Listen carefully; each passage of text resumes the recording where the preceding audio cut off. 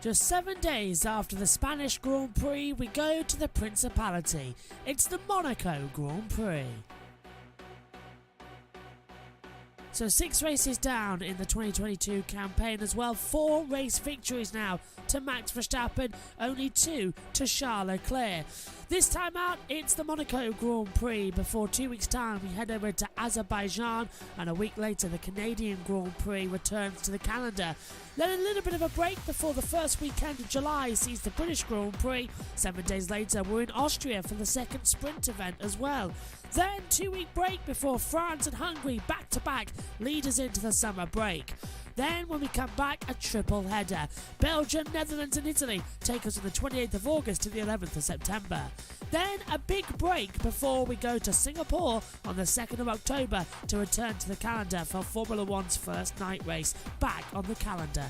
Fantastic to see. A week later, it's the Japanese Grand Prix before a 2-week break. Then we head stateside for the United States Grand Prix in Austin, Texas. A week later, we're in Mexico as well. Then a 2-week break before the season rounds out with a double header. Brazil on the 13th of November and the 20th of November in Abu Dhabi. In terms of the drivers' standings, Max Verstappen now leads the way by just 6 points to Charles Leclerc after his retirement last time out at the Spanish Grand Prix. Sergio Perez still third with George Russell fourth. Carlo Sainz has dropped down to 5th position. Lewis Hamilton moves slightly up into 6th, just ahead of Lando Norris. Valtteri Bottas, Esteban Ocon and Kevin Magnussen round out the top 10. Further down, Yuki Tsunoda and Daniel Ricciardo now level on points with 11. Pierre Gasly has 6 points. Sebastian Vettel and Fernando Alonso both level on 4. Alexander Albon has 3. Lance Stroll 2. Zhou Guanyu, the last driver, with points on 1. Mick Schumacher, Nico Hulkenberg and Nicholas Latifi still no points this season. In terms of the Constructors Championship, Red Bull now take the lead on 195 points to Ferrari on 169. Mercedes secure third on 120. Then McLaren are fourth, just a few points ahead of Alfa Romeo, who in turn are battling Alpine. AlphaTauri are 7th, ahead by 2 points to Haas. Aston Martin 9th on 6 points, and Williams 10th on 3. All constructors having points. Anticipation is high. It's the 2022 Monaco Grand Prix.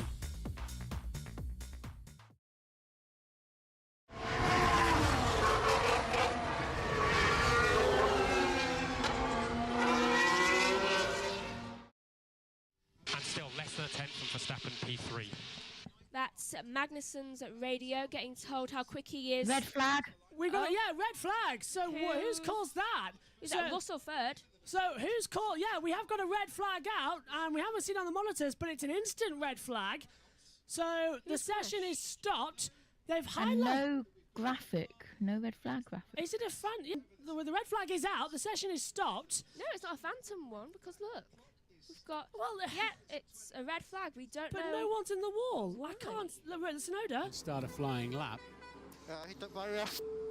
Is it Tsunoda? So where's Tsunoda on the track map? Can't see him moving out there.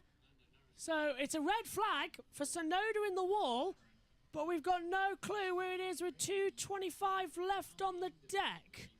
20 seconds to go of qualifying number 1. Everybody has been on their out laps. Now they've got their one flying lap, but the entire field is still massively split up together as well. So this is going to be a major issue as they come forward, Megs.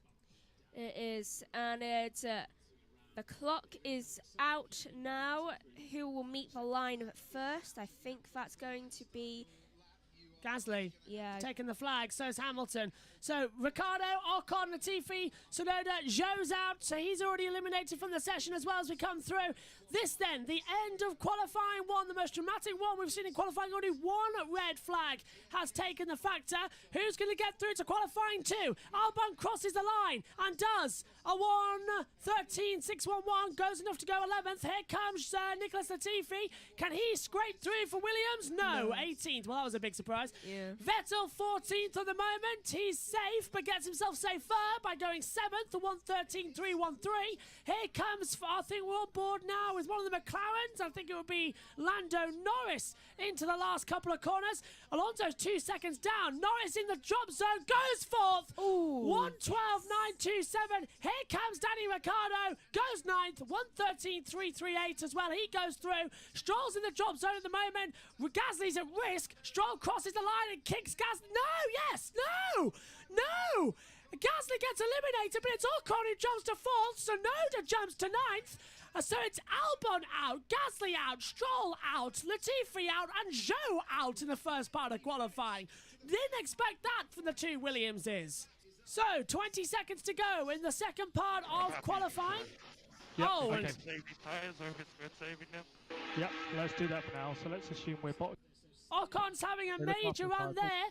Down to the line then, checkered flag will be out. Who's going to get through to the next part? Ocon goes 6th, gets himself safely through, but now Hamilton's at risk at Monaco. Cross the line comes the 7-time champion. He goes P7. That puts Tsunoda in trouble. The checkered flag is out. Now Vettel is 14th fastest at the moment. Can he find a way through? Into Anthony Nogues we go. Down the start-finish curve. Can he get anything up there? Takes the checkered flag. And he's kicked out Tsunoda. 8th for Vettel. 1:12.613. Bottas next across the line. As Russell comes into the pit, Sainz has gone 3rd. Norris 4th. Bottas 15th. 12th. The early predictor for a podium here in Monaco will start 12th. Tsunoda's 11th. No one's improving out there. Verstappen goes 4th. 1:12.117. Perez takes the line. Magnussen backed out of it, and I think Ricciardo has backed out of it. Wow. He shouldn't have. So what a boring end to qualifying number 2. It's Tsunoda out, Bottas, Magnussen, Ricciardo and Schumacher all eliminated from Monaco. And the green light is on at the end of the pit lane, and out we go onto the circuit as well. Charles Leclerc, the first out there, followed by his teammates as well of Carlos Sainz. The Monegasque straight out there takes off part of his bridge as well. And to tell you what, this is going to be it. The tension begins to rise. The nerves begin to get felt in the atmosphere. Who is going to be on pole position? So, coming through, Abby says, I don't know why. Okay, well, thanks for that, Abby. We'll keep an eye on that one as well. If there is an investigation, F1 TV seems to think there will be, so we'll go with that. That Leclerc could be under investigation, but from our point of view, it was fine. Here's Sainz. Okay, we are not doing prep. Try to push, not doing prep. I know, but if they are doing prep, I'm going to be but okay. Yeah, so eventually one out lap, then go for it. Otherwise, it's just going to be constant carnage because cars going to be on fast laps and slow laps. Sainz could get pole. He has been saying some fast sector times, but it's incredibly tight now. It is quite tight, and if Leclerc can make it through this qualifying without crashing at the end like last year, was it? Yeah. Then I think he'll be lucky. Carlos Sainz in 6 minutes here in Monaco as well. He's never failed to score a point as well. Started from the pit lane in 2015, still managed to score as well. And he was 4th on the grid back in 2021 as well. It was also the first time he out-qualified his teammate. And also, I'd like to point out, he has never missed a qualifying 3 at this circuit, and his best qualifying was 4th. So again, he keeps that 100% record of qualifying 3 appearances at this track going as well. 36 different pole sitters here at Monaco. Can there be a 37th in the way of Carlos Sainz or Charles Leclerc, who was number 36 here at Monaco, take that advantage away from him? The first sector time is an 18.872, and it's looking mighty good as things stand as they head out of the tunnel. Your eyes adjust to the light into the heavy braking zone of the Nouvelle Chicane. Flick the car towards the left, then 2 rights and a quick left again as you head towards to back. Full speed, 5th gear, around about 120 miles an hour as you blast through the swimming pool section as well. Into the braking zone. This is where it all went wrong last year, and it nearly went wrong again. Took too much entry curb as well for Leclerc. Just kept it out of the barriers. He's okay through Anthony Noakes. Into Rascasse we go. All good now. Now, is this the provisional pole time for Charles Leclerc? It's a 1:11.376. He has tuck up the fastest time for this weekend, and he's batted it out of the park. I'm not sure that's going to be beat. I don't. That is amazing. Lap record here, pole time from last year, a 1:10.346. He's a second slower, but this is with a car that's supposed to be a second slower. Sainz is at best 2/10 off it on a 1:11.601. Great time for the two Ferraris. They want to lock out the front rows. Yellow flag and now a green flag. It was a yellow, now it's a green, so it's in sector 2, but we have gone green. Verstappen third fastest, 1:11.666. Sign of the beast. Perez goes third. Perez third. You heard me right there. 1:11.629. Yellow was at the hairpin. Yellow was at the hairpin, and who would have gone wide there? If you go wide there, you're usually in the wall. Was it Leclerc? Very bizarre situation. 1:11. FIA official document published. Go on, Josh. That'll probably be investigation. No, it is. 2 seconds, Zogon Vettel. New. Tyres are pretty good now. Tyres are pretty good. Just keep them where they are. Hamilton's on a lap time now as well. Russell, Ocon, and Alonso, no time set, but it's all looking good right now for Ferrari 1-2. Josh, what's in that document? Unnecessarily feed-in car 1 by car 24 in turns 15 and 16 for practice 3. A formal warning for Zogon U, and €10,000 fine for Alfa Romeo F1 team. And here comes Hamilton across the line, then goes P6, 1 second off. It was a 1:12.560. Well, tell you what, Megan, Russell looks on business here, doesn't he? He Out really the last does. corner. I think he's really looking to beat that time set by Leclerc. The onboard cameras seem to be like a second behind the timings, because Russell jumped to 7th before he even got to the line. So, telling weird. Monte Carlo, everybody. Anyway, so Leclerc 6/10 down his own best lap time. So that time, I don't think will be beaten. It will be go. One tyres are good, brakes are good. That's Vettel. We're on board with the 4-time world champion now. Out of Anthony Noakes, down the start line, and he goes 8th on a 1:12.732. So it's only Ocon and Alonso, 9th and 10th at the moment. And here comes Alonso, blasting against the barriers, jumping up. He's giving everything he needs to, doesn't he? He really is. I really hope he can get very close to Leclerc's. Though, I think he's going to do a 1:12 though. It goes into fifth with a 1:12.247. And Ocon stays 10th with a 1:13.047. So after the first runs here in Monaco, it's Leclerc, Sainz 1-2, Perez, Verstappen, Alonso, Norris, Hamilton, Russell, Vettel, Ocon, the top 5 rows. And it's all action now, isn't it, going forward? 6 minutes 30 to go. You don't know where to look next. I think Perez is going to box this lap, though. I think they're all going to box this lap, but they're all pushing. So, get their in-laps. Leclerc 11, just under 11.4. Sainz 11.6. Checo 300ths behind that, and you were 300ths behind Checo. So half a tenth between yourself and P2. Thoughts for the final run? It's either a push, slow push, or push.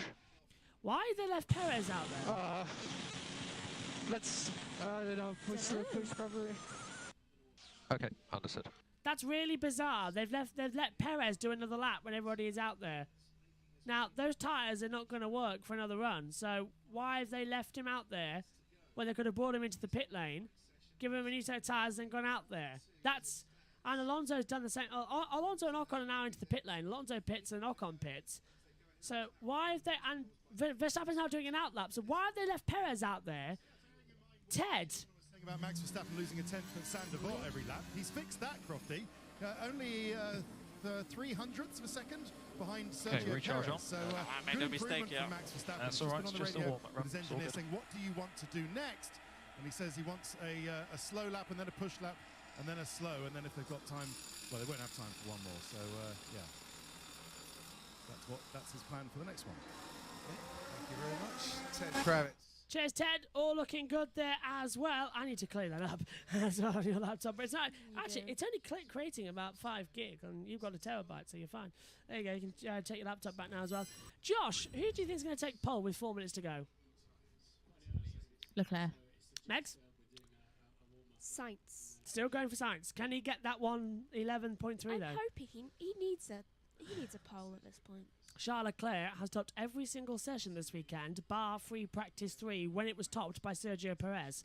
Is today going to be the day that the Monegasque can start to believe that Monaco curse is over, but it's a wet race tomorrow? And then he crashes out. First into time his lap, what do you need? teammates. Turn 1. Yeah. Can have a bit of flap in it. Let me one click. That's Perez on the radio One then. click, copy that.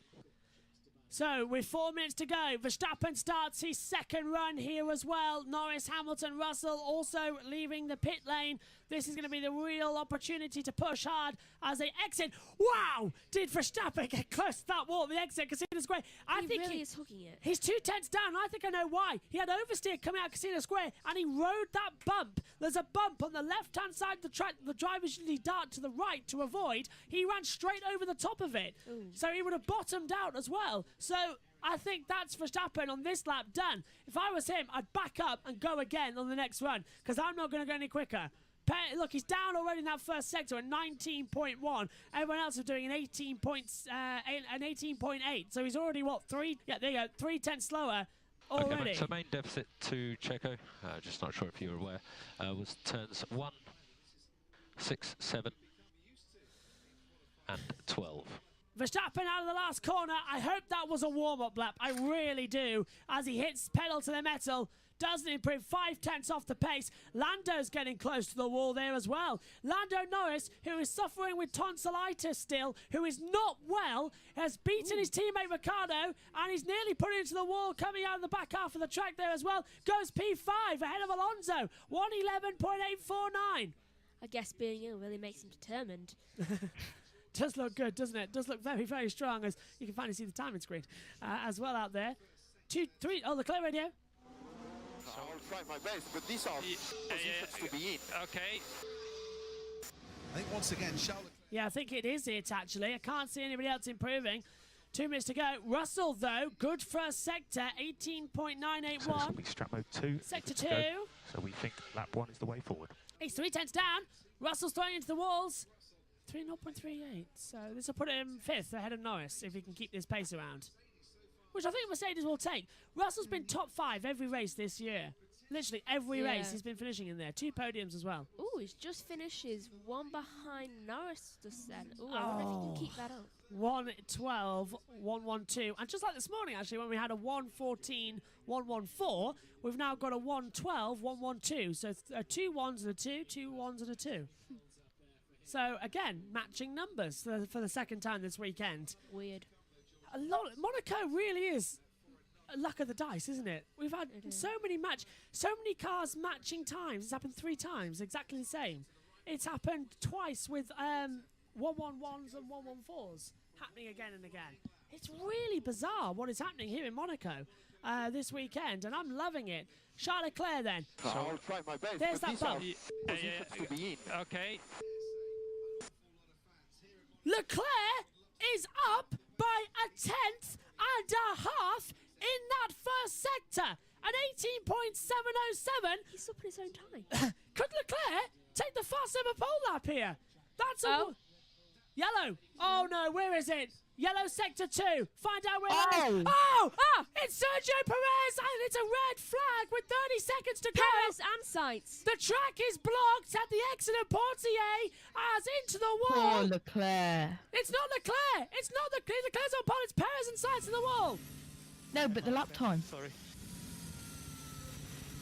It's Perez in the wall with 30 seconds to go. For 2 years running, it's a red flag in the last 30 seconds. This time out, it's not Leclerc. The track is blocked. Perez has put it into the wall down at Ponte. And Alonso's off at the at Mirabeau. Alonso's in the wall at Mirabeau. It's a car park in Monaco. Portier. Yeah, I saw the yellow flag late. Sainz saw the yellow flag too late. I think because they were so close together, Megan. Perez must have gone in backwards and hit the wall. Sainz came round the corner, saw Perez across the track and had to jolt to avoid the track. We've got a red flag. The session's not going to be restarted. We've got a track blocked with half the field stuck. Charles Leclerc takes pole position. I think he's the only one who got out of it. Is Sainz's car damaged? It's last year again. Alonso's in the wall at the top of the hill. Don't remind me. And this is madness. It's Leclerc on pole, Sainz second, Perez third, Verstappen fourth, Norris fifth, Russell sixth, Alonso seventh, Hamilton eighth, Vettel ninth, and Ocon 10th. Let's take a look around the Monte Carlo circuit, a 2.074 mile circuit, 19 corners, just one DRS zone, maximum elevation change right at the top of the hill. This is a demanding circuit. Start the lap out of Anthony Noakes, down the start-finish straight that's on a slight curve, and start the lap. Into turn one, brake hard down to third gear for Saint-Devant. Rise up Beau Rivage. The track narrows in on both sides, like threading the eye of a needle. Into the top, and Massenet. Now, Casino Square. Let the car drift wide before catching it up.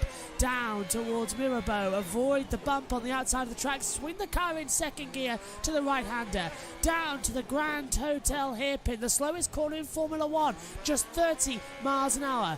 Into Portier 1 as well. The car often wants to drift out before Portier 2, where Senna threw into the wall back in 1988. Through the tunnel now, as you head down towards the Nouvelle Chicane, your eyes adjust to the flash of the light, downhill into the brakes. Very hard to get this part of the track right as well. A quick flick to the right twice before left. Right, left into back. Fifth gear corner, flat out. Avoid the barrier. Martin Brundle did it back in 1984. Through the swimming pool section as well, where Leclerc crashed in qualifying last year. Try not to avoid the barriers to see how easy it is for the rear to lock. Into Rascasse, second gear, uphill part of the track as well. Big drift on the overside. Into Anthony Noakes, downhill, open up the DRS, fly towards the line. And that is the lap of the Monaco Grand Prix circuit.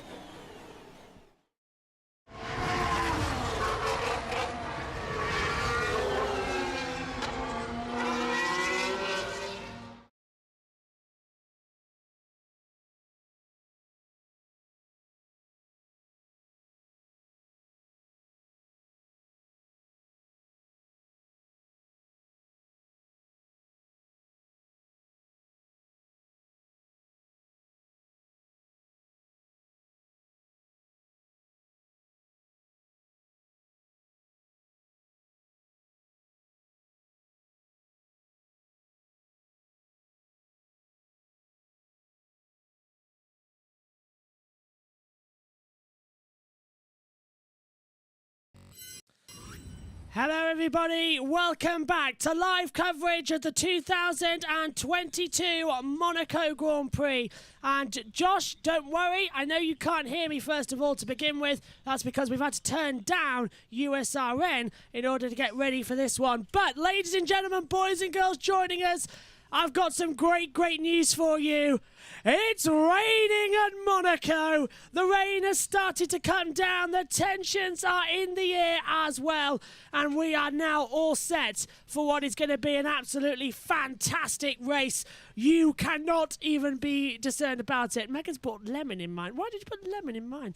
Anyway, we are moments away from the start of this race as well. And I still need your laptop, by the way, Megan, for the next few races. As well, I hope you know. But the tension is high. The anticipation is like Megan Birch with me at this current moment in time. I put lemon in it because it's fancy and it's Monaco. Fair dues, I'll accept that. Like I did before. There's only enough Diet Coke for you, so I had lemonade. I put a lemon in it. Okay, fair dues. I thought you might have had it as well. Lemon and lemonade. That's ultra lemon, you do realise, don't you? Yeah, can't wait to try it. Fair point. Right, we are moments away. We are about a minute away from USRN joining us as well for the Monaco Grand Prix. It's lemony. It's lemony, is it, Megan? Nice. Yeah, I still need that. Go to TSL, please, on that monitor. Weird because I don't like lemon. No, I know. Now, it is starting to rain, and at the moment, the way it is, it'll be an intermediate start. Good morning, Matthewans. All welcome to the greatest day of motorsport. Yes, it is. We are moments away, then, from the 2022 Monaco Grand Prix. Is that joining? Should be. Don't know where he is, though. It's been a season like no other so far. So many different winners, so many different confusions as well. Leclerc versus Verstappen as well. All looking good. As the action comes to, Megs. I can go get him. Yeah, go grab him. As well, I can handle things here. 30 seconds away from USON joining us as well. Let us know if, first of all, we're doing all right, because I think we're having a few issues out there. Hello to M as well. We'll get in touch with you in a moment. The tension begins to rise. The anticipation is here. A wet Monaco Grand Prix. It came out of nowhere, and it's going to leave just as quickly, but it's going to be enough to give us a wet start to the Monaco Grand Prix. In the pit lane, it's Josh Plays. Up in the commentary box alongside myself, Joshua Birch, will be Megan Birch and Ian Birch as well. Tension rises. Welcome to Monaco. Rosberg takes the checkered flag and a magnificent victory. But not your streets. The streets your mom walked you to school. The streets you watched from afar as they came to life. Listen to the crowd! You fell in love with Formula One. Dreaming one day that it could be you. You know that these streets are tough. Tension. There goes Prost. Narrow. Unforgiving. Charles Leclerc has gone into the barriers. To succeed here requires Tension precision rises. and courage. No room for error. Keep your focus. And for nearly a century, they've tested the very best. You've watched so many before you, legends of the past. Legends of the present. Winning here is a chance to write yourself in history. Nico Rosberg, once, twice, 3 times in a row in Monaco. To fulfill a childhood dream. Well, of course, I dream of winning here in Monaco. We are starting on pole, and that's the best place to start. This is the Monaco Grand Prix.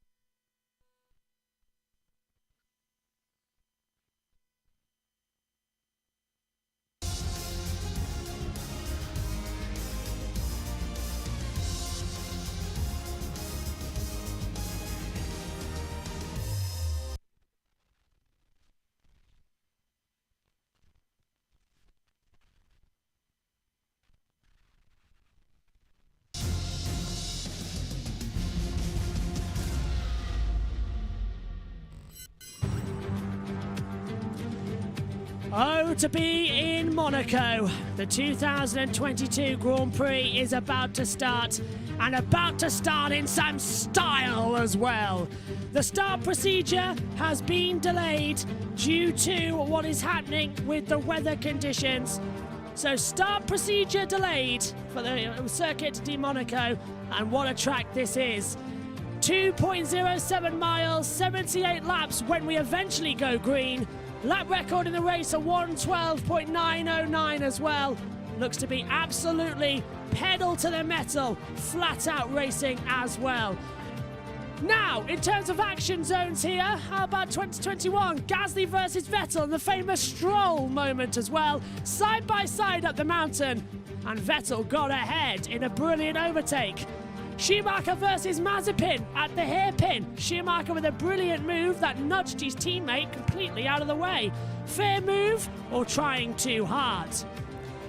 And in terms of the tyre compounds, it is the Pirelli hard white C3, medium soft C4 and soft C5 red as well. And here's the starting grid then for the Monaco Grand Prix. From the back to front, row 10 sees Nicholas Latifi alongside Zhou Guanyu. And then on the row 9, Lance Stroll is 18th, Pierre Gasly starts in 17th. Row 7, Alexander Albon is 16th, Mick Schumacher in 15th. Then on row 7, we see Daniel Ricciardo alongside Kevin Magnussen. Row 6, Valtteri Bottas 12th, Yuki Tsunoda starting out the top 10. And now, further down, row 5, Esteban Ocon alongside Sebastian Vettel, so happy to get into qualifying 3. He did a little whoop at the end of Q2. Lewis Hamilton has won his worst qualifying here in Monaco, done in 8th alongside Fernando Alonso, a good qualifying for him in turns. George Russell starts 6th, Lando Norris battling tonsillitis and is still in P5. Then it's the Red Bulls on row 2, Max Verstappen and Sergio Perez, who brought out the red flag yesterday when he crashed at Portier. Carlo Sainz started 2nd, crashed in response, but Charles Leclerc lines up on pole position, and this year he's not starting from the pits, but what he is starting from, Ian Birch alongside me, is this: a sudden downpour of water, and the start procedure has been suspended. Anybody for a Spa 2021 vibe? Me. I'm also hoping for a lot of crashes, so not crashes that will bring out the red flag. I don't remember Charles even starting the race last year. He didn't. He crashed into the wall in qualifying, and then his gearbox failed, and that's why. So it is a wet Grand Prix. Air temperature 22 degrees, and I'm glad the start procedure's been suspended because we had a power cut up here in the comments box again. And Megan, look how greasy it is coming out the tunnel. It's rained heavy. I never had a power cut. That's going to be we lost our things. Bottas Radio. There is heavy rain coming in the next couple of minutes. Heavy rain coming. So we wanted a wet Monaco Grand Prix. We got it. What we didn't want is to maybe go through. Formation lap will start at 3:09 local time, so it's a 10-minute delay. Michael Mower says rain should spice things up. At Monaco, dry spices things up. Rain makes it chaotic. I can't wait. This is going to be a great race as well to Hope watch. you enjoy it, Michael. I know this is a weird thing to wonder. So why are there so many boats out if there's heavy rain coming? Maybe they're coming into the harbour to dock as well. I hope they're like coastal know this. boats. 189 boats applied more than they're full. Yeah. And there was 189 boats that applied for a berth and didn't get one. So there's a lot of this. A lot of them. There's just off the coast there, isn't there? Like there usually is. Yes. One of these cruise ships that is acting as a hotel for most of the press and the teams. There is indeed out there as well. The floater homes as well. In fact, good business. in fact. Sorry, 2 seconds down to 10. Chaos does not. It's not a strong enough word. It's pandemonium because this is so irregular. All the teams were expecting the race to start on time. At the time they needed to put the tyres on, it was going to be an intermediate start. But had it not rained again, and there is no sign of it raining again, it's just the radar that says that there's heavy rain on the way, maybe it would have been just on the border of slick tyres perhaps. But anyway, everyone had made their choice and we would have started the race. Now nobody really knows why we've got a delayed start. Yes, safety car start. Yeah, Checo, so expect rain a few laps into the race, 3 or 4 laps into the race. So we're expecting rain 3 or 4 laps into the race. The formation lap will be started behind the safety car. So if you remember back to Spa, what this means is that they'll go round and each lap that they do behind the safety car will come off the race distance. So this could end up being like a 75 lap race or something like that. But will we have a standing start or will we have a rolling start? Everybody goes out to those boats on little like dinghy-like things. And guess who was on a dinghy yesterday? Who? In the harbour, waving away? Who? EJ. EJ's back. Nice. Megan. I think I know that a certain Monegasque driver just got very nervous. This one? Charles Leclerc as well. Right, power cut over, which is great. And that means we can say hello. But I think the only other really famous Monegasque is that rugby player, isn't he? Yes, and there we go. There's Josh Plays, suited and booted for the 500 later. I'm going to change into mine after this race because I feel like I might need it as well. But well, they've got Coke and lemon with a dice of lemon. I think Josh has got the same. Yeah. I've got lemonade. Yeah, Josh got the same. Well, we're in Monaco and it's posh. And right. Josh has got it as well. Right, Josh. I set a theme. 2 seconds. Yeah, Josh, we're in a really strange situation right now where the start's going to be behind the safety car, but do you reckon it'll be standing start or will it be a rolling start as well? I think what they might do is start because they said around lap 3/lap 4 more heavy rain, so they might wait until the heavy rain comes. If the heavy rain is severe enough, they might do a rolling start. But if it isn't I think standing start, it looks like Mercedes are going full wets, maybe getting the full wets prepared. I think. Okay, Max, I can confirm. The formation lap will start under the safety car.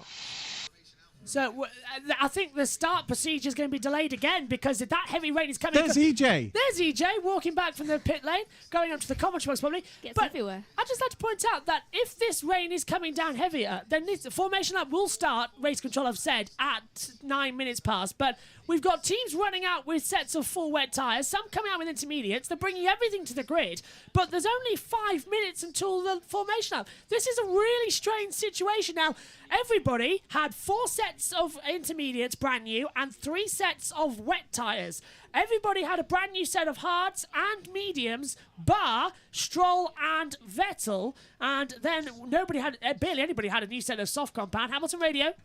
So because the track so basically, wet, Daniel, it's going to be formation lap behind safety car, so that means X wets to start. So that's then right. Delayed again. Yeah, delayed start again. And that's why, because we are starting behind the safety car, they must use the extreme wet weather tyres. And look at that, Tsunoda and Gasly are not on those tyres. They're on intermediate. So now... He's got that helmet again. Yeah, he's got the race helmet. So everybody has now got to go to the extreme wet. So we are in a delayed start procedure for the... 89th running, down to Ted. Yeah, we're not going anywhere for the next 5 minutes. So as you say, Crofty, it's a mandatory start. If the race starts behind the safety cars because it's too wet, then it's a mandatory start on the full wets, isn't it? But it's not full wet weather. It's barely spitting with rain down here. Oh, this is ridiculous. I just don't get it. What is going on with these calls from race control at the start of this race? It's barely spitting with rain. I don't need an umbrella standing here in the pit lane. Team Radio. Verstappen. Further delayed start, Max. What are we waiting for? For it to dry or? Yeah, join the club, Max. This is not extreme wet, full wet tyre weather. It's not. It's really not. And Megan just gave us a note as well that I'm going to let her read out now. AlphaTauri have not changed to full wets yet. They seem to be the only sensible team on the grid. Which is a mandatory start. They have to be. Yeah, though they don't think they should. I reckon, this is going to change. I reckon... by the way, the race director is Eduardo Freitas, so he's a very experienced race director in World Endurance Championship. I reckon, as well, we're going to have that... The race won't start behind the safety car. I reckon we're going to have a situation where they're going to retcon it. Meg. Yeah, I reckon they're going to retcon it, and they're going to say... Well, they've got 15 minutes of me left. Yes, because you've got to go in at 20 past to start recording, then come back in, then come back out again, then come back in again. Rain. Yes. Yeah. Tells me that, looking at that. More heavy rain is expected soon. We're going for the full wets. For a start behind the safety car, you have to be on full wets. Extremes. Guessing that's the AlphaTauris. It looks like it. Now, where is that delayed start And graphic look at the we rain. had? You can actually see the rain coming down faster. They Oh, were here right. it goes. Yeah, The race director was completely right. I had complete faith in Eduardo Freitas because, look, here comes the heavier rain. Now, this would have been lap 4 of the race as well. So this heavy rain is coming down. We are into unknown territory here for the Grand Prix. Got the weather. Good. Megan's got the weather. Josh got the weather. And look how hard it's raining into turn 1 at Saint Devant. Now, that's going to have spins. Are they going to wait for this rain to do That is the main overtaking part of the track. There's only the swimming pool in there that you can overtake, really. Formation lap will start at 16 minutes past the hour. That's 10 minutes from now Where's behind the Josh gone? safety car. Josh is typing out some things on race control. Why did that happen to that camera? Checo, can you just confirm your entire one? How heavy was that rain? That's Perez. Just confirm, tire 1. Tyre 1 for wets. And look now, that's heavy rain now. And that's 2016 Giving levels. me Belgian vibes. Yeah, and... Well, we were promised no rain, and now the rain started coming down again. This is great. Something tells me a few statues are about to go bye-bye. I'm looking... Isn't that a picture... Isn't that a statue of the princess? Because she was an Olympic swimmer like Tiffany. Well, she's about to go swimming just now. Somebody give Joe Bauer an umbrella, please, because he's going to get absolutely soaked up there. Let's go down to Ted, not Ted quickly, the YouTube chat. So there is rain after rain. And don't worry, SHT, I know it's you. I wonder if the princess knows Tiffany well, because they're both Australian swimmers. Possibly, yeah. I think... No, it's really raining heavily now. So this rain that was supposed to be nowhere near has come down, Megan. This is giving me Belgian vibes from last year. As long as DC's not driving in it, we're okay. Yeah, let's hear from the player. You can fire up the engine. So this intensity will be like this for 10 minutes and then lighter for another 3 minutes. This rain intensity. When DC had that hotel in just off the square, and him and was it Trudy crashed? Oh, hang on a minute, that's Josh. I forgot about that. Yeah, was it him and Trudy crashed, and they had a disagreement over whose fault it was? So they went upstairs and rewound his videotape at the hotel. They did, yeah, and they found out that it was neither of their faults. It was actually Bernaldi's, wasn't it? Or something like that. It was something ridiculous like that. Enrico Bernaldi. Yeah, poor old Bernaldi. We do miss Bernaldi here as well, as they all come through for the Monaco Grand Prix. Okay, so I tried to do something clever there, but I remember the screen we used at Spa, but it's not the same anymore. So there was a lady holding drinks there, climbing the stage, and she lifted her dress up to actually stop getting caught in the steps of the thing. That was amazing. That was. F1 Race Control just wants to redo. I missed that bit. I thought she was going to fall. So this intensity will be like this for 10 minutes and then lighter for another 3 minutes. Yeah, this rain intensity. Yeah, the race. F1 broadcaster said the F1 race director just wants to retro and start the Monaco Grand Prix at 3:30 local time, like it used to be, because it used to be at 1:30. Formation lap will start, we're being told, at 3:16 behind the safety car. Extreme wet weather tyres must be fitted. For viewers, remember that the IndyCar will start on 4:07. Not 4:06 F1. This is Monaco's weather. It starts, all the build-up to the race will be on 4:07. And the race start, by the way, is at 5:45 UK time. So we have got a grace period to get this race in. But ideally... So Sky don't not have to leave their coverage of Formula One early. Yeah. To go on to IndyCar, because it's been simulcast on a different channel. Yeah. Sky Action, I think. Yeah, Sky Action, yeah. The one directly below Sky F1. 4:07 is the number there for the UK viewers. That's about 3:45, the coverage? Yes, 3:45 it starts. Or it's also available on Sky Sports F1 red button. Oh, wow, yeah. Do you know, I forgot about the red button, even though I've got to use the red button on BT Sport in a minute. Okay, so formation lap in fact, 10 minutes. At 15:16 local time behind the safety car on extreme wet tyres. And I have just seen the I'm track, very crackly. And it was me too. It was heavily raining. It was really giving me Belgian vibes. And is it good? Brazilian flag, they were happy earlier when their guy won in F2. Right, USRN have now just started their pre-show again. This delay has enabled us to get back connection. Let's go down to Ted. If you're wearing white shirts, which is his team gear, then it gives away a bit of. Well, you get the picture. Anyway, if this was the what's going on, you can hear the mechanics shouting in the background. If this was a normal grid, it would be chaos enough. The fact it's Monaco, Crofty, where the only ways you can get grid trolleys onto and off are up a ramp that would actually trouble you if you're actually trying to run off it, makes the panic even worse. But things are starting to calm down now on the grid. For those who've got an umbrella are using it. The drivers, you're absolutely spot on, Martin, are calling for different crash helmets. I've seen Lance Stroll, Sebastian Vettel, the Williams drivers come on with new helmets. Some physios who look after the helmets are quickly having to screw on new visors onto existing helmets. They weren't prepared for this enough. The other physios who've got wet weather helmets prepared are taking it a bit easier. They've all got their full wet tyres on, and they're ready to go. Ish. Yeah, ish here being the optimum word as well. So we're still waiting in the procedure here as well. Track temperature is quite a 32 few degrees. English footballers around, and their wives and their kids.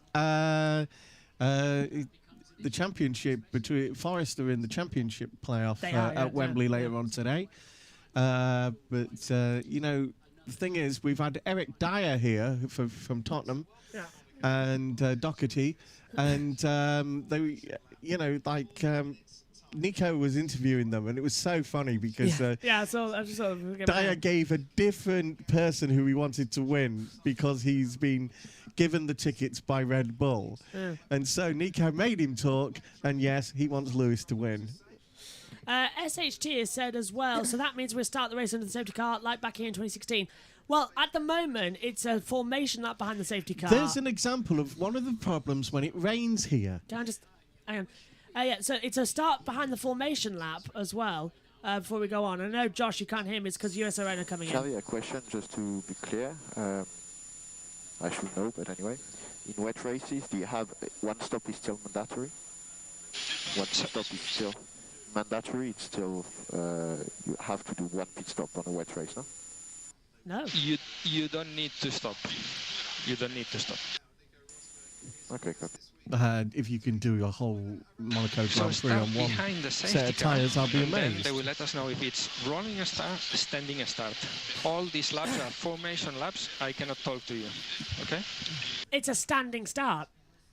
They're going to start behind. They're going to do a standing start. My goodness me. Well, I don't think I'll see it unless it's in the next 7 minutes, but I'll catch up. Has the safety car ever crashed? Yes, it has. Oh, yeah, in might happen IndyCar.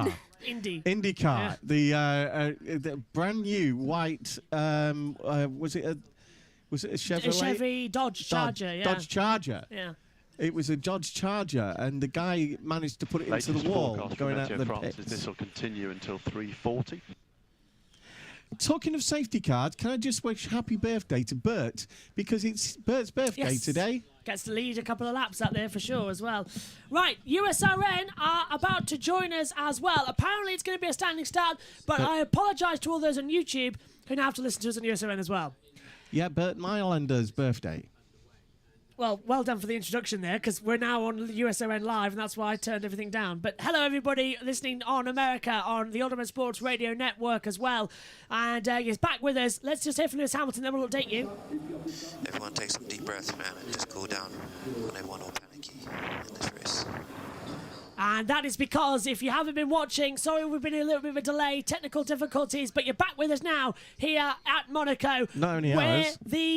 There's two. Where the heavens have opened here at Monaco.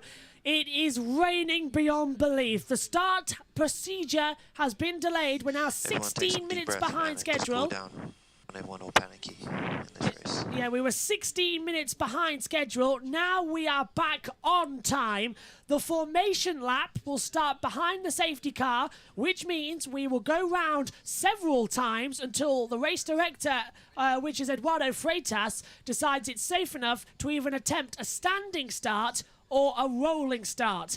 I'm Joshua Birch. Alongside me in the commentary box is Josh Plays in the pit lane, and alongside me is Megan Birch and Ian Birch as well. First of all, to you as well, Dad, Ian Birch.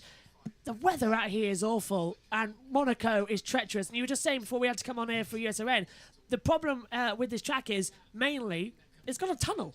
It's got a tunnel, and in the wet, the tunnel is almost dry.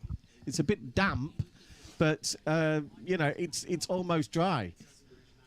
And that means that the wet tyres, right, cool down when they're going into the tunnel. Exit of the tunnel. So the other way around. There when you do the formation laps, just watch for this. Didn't they do formation lap behind the safety car back in 2016 as well? No. This procedure came in back in 2018. So, the green lights go on, and the formation lap begins right here, right now. So the safety car is out, but officially, this is not the start of the race. This is a formation lap, which means we will now go round backwards. Let's take you through the starting grid quickly, though, and then we'll go to Megan, because she desperately wants to say something. Charles Leclerc starts on pole position. Alongside him is Carlos Sainz. The second row, Sergio Perez alongside Max Verstappen. Row 3, Lando Norris and George Russell. Row 4, Fernando Alonso and Lewis Hamilton. And row 5 sees Sebastian Vettel alongside Esteban Ocon. Row 6 sees Yuki Tsunoda alongside Valtteri Bottas. Row 7 sees... Switch on pit lane speed limiter. Yeah, row 7, Kevin Magnussen, Danny Ricciardo. Row 8, Mick Schumacher and Alexander Albon. Row 9, Pierre Gasly and Lance Stroll. And row 10 sees us Nicholas Latifi and Joe Guan Yu. Megan. There are serious problems on the right-hand side of the track, especially on the on the line, because I saw two of the starting on the first two of the grid. Leclerc and Sainz. Who's on the right side? It would be Leclerc and Perez on the right side of the grid. They both ended up wiggling like that. And not even a slight wiggle, it was like that. They had to control the car. They need to be careful. Yeah, the brake bias has to be moved forward for a wet start, doesn't it? Because it needs you need more grip. I have a feeling that this is going to be a rolling start to this Grand Prix. We're not going to see the 5 lights. With that rain coming down, it's pretty much ruled it out. I would suggest it. Yeah, so we'll see what the teams are saying. Josh is down in the pits as well. What are you making of the conditions? Because it looks quite bad. They might even go red flag again. Yeah, it is quite treacherous. Josh, you missed a row 0, Bert Mylander. Oh, good point. Yeah. Bert Mylander on his birthday leads him out. It's getting heavier out there, guys. Now look at that into Anthony Noakes. The rain's coming down really bad now. That's third sector. They might throw a red flag because this is abysmal. And if it is a red flag procedure, we'll follow what we did in Spa. And at this point, there's no chance that the race can start. They might just also say it's lights out and away we go, and the race starts whilst it's under the safety car. Let's have Vettel. It's Vettel's radio. Heavy rain now. And a lot of water generally. Copy. They might go red flag here, Megs. Okay, it's formation lap, not formation laps. Why has Bert Mylander decided to go another? Because excuse me, Meg. Under the safety car. I'm thinking it's going to almost be better to not use the brakes and keep them on the edge of that cold bite, like we had in Miami. It's multiple. Using the engine for braking. Yeah. The gearbox to brake. It's multiple formation laps. They need to get this done quickly, though, because it might get worse. Yeah, it's multiple formation laps, so we take one off the race for everything they've done. It's another. It's just you know, it's going to give the Spice Boy whiter hair. You know, his grey hair is getting really bad. Doesn't he know about Grecian 2000 or Clairol, whatever it is? Yeah, so it's now 77 lap Monaco Grand Prix. No more rain for the rest of the season. Yeah, that's not. I don't want any more rain, but it's not. Obviously, so you can see how dry it is in the tunnel. As you come out and you go down that thing, it is. Ricardo. You get swamped. Yeah, to be honest, wetter than I thought it would be. So yeah, very, very wet at the moment. Well, that's Danny. They might red flag this, you know. I really think we're going to see a red flag. Well, I'll see this later. Bye. Ian Birch will be back in shortly. We might be under a red flag. Yes, we might be in a red flag anyway. So away you go, Dad. It's going to be like a river out there. Yeah, if you wonder where. Yeah, by the key. If you wonder where he's going, is to do the Moto E. But look how hard it's raining now, Megan, at this part of this swimming pool. That is a river at this point. I would look at the camera. Red flag, race stopped. It's raining like crazy, says Leclerc. Says Charles Leclerc, red flag. Yeah, and the red flag has come out, so it's the first red flag of the season here. The cars are coming back into the pit lane. That's because Monaco has turned into a lake. The red flag is out. The 2022 Monaco Grand Prix has been stopped. And what this now means is because the red flag has come out before the start of the official race, the start procedure has been suspended. We now will have a rolling start. There actually is a river. Yeah, there's actually a river at the exit of the track. It's raining really hard now. So it is a red flag situation. The cars will come back into the pit lane. They'll form up in grid order. And we will go again when the weather continues. Now, we know this is not going to be around forever, but this is giving me Monaco, this is giving me Spa vibes all over again. Yeah. And, oh, hang on, there's a track block in the pit lane here, as several cars can't get through. As they got pushed, so someone's gone wide, one of the Alpine drivers, I think. As, the Alfa Romeo, that's a safety car, okay, so that's not the end of the pit lane. So, officially, E2 tents may be used. It is a red flag, so this is the first red flag of 2022. The race has been stopped, and now we go into the waiting procedure.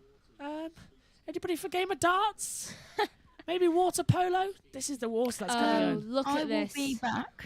Yeah, no worries. Okay, umbrella quickly and new pair of gloves. Yeah, and Sainz already is drenched, Megan. And it goes into a next second. Hour yeah. Oh, this is just waiting around now for nothing. Red flag, the call. And let's go quickly then over to the YouTube chat, where I think we're going to be spending most of our day. Half points could be given here like last season. No, they can't, because they have actually changed that procedure. Let's go down. Yeah, Christian Horner to Sky. I mean, look, it's the right thing to have stopped it now. I'm not quite sure why we didn't get going, but yeah, you know, now obviously it's too wet to be having a race out there. So for a while, we were quite glad that we had a little bit of rain, no one's won in the dry here from outside the top 3 since 1985. Maybe Max Verstappen was doing rain dances last night. Did you want a little bit of the wet stuff today? Well, we were neutral to it, to be honest with you. I think, you know, we definitely needed something, you know, whether it be a safety car or something like that. You need a bit of an unknown. So Probably, you know, if we were sitting on pole position, we'd be a lot less happy with the weather than being on the second row, because it does create more opportunities. But you know, as we're in Monaco, it's a bit of a lottery now. So with that in mind, race control have the option, don't they, to go for a rolling start or a standing start.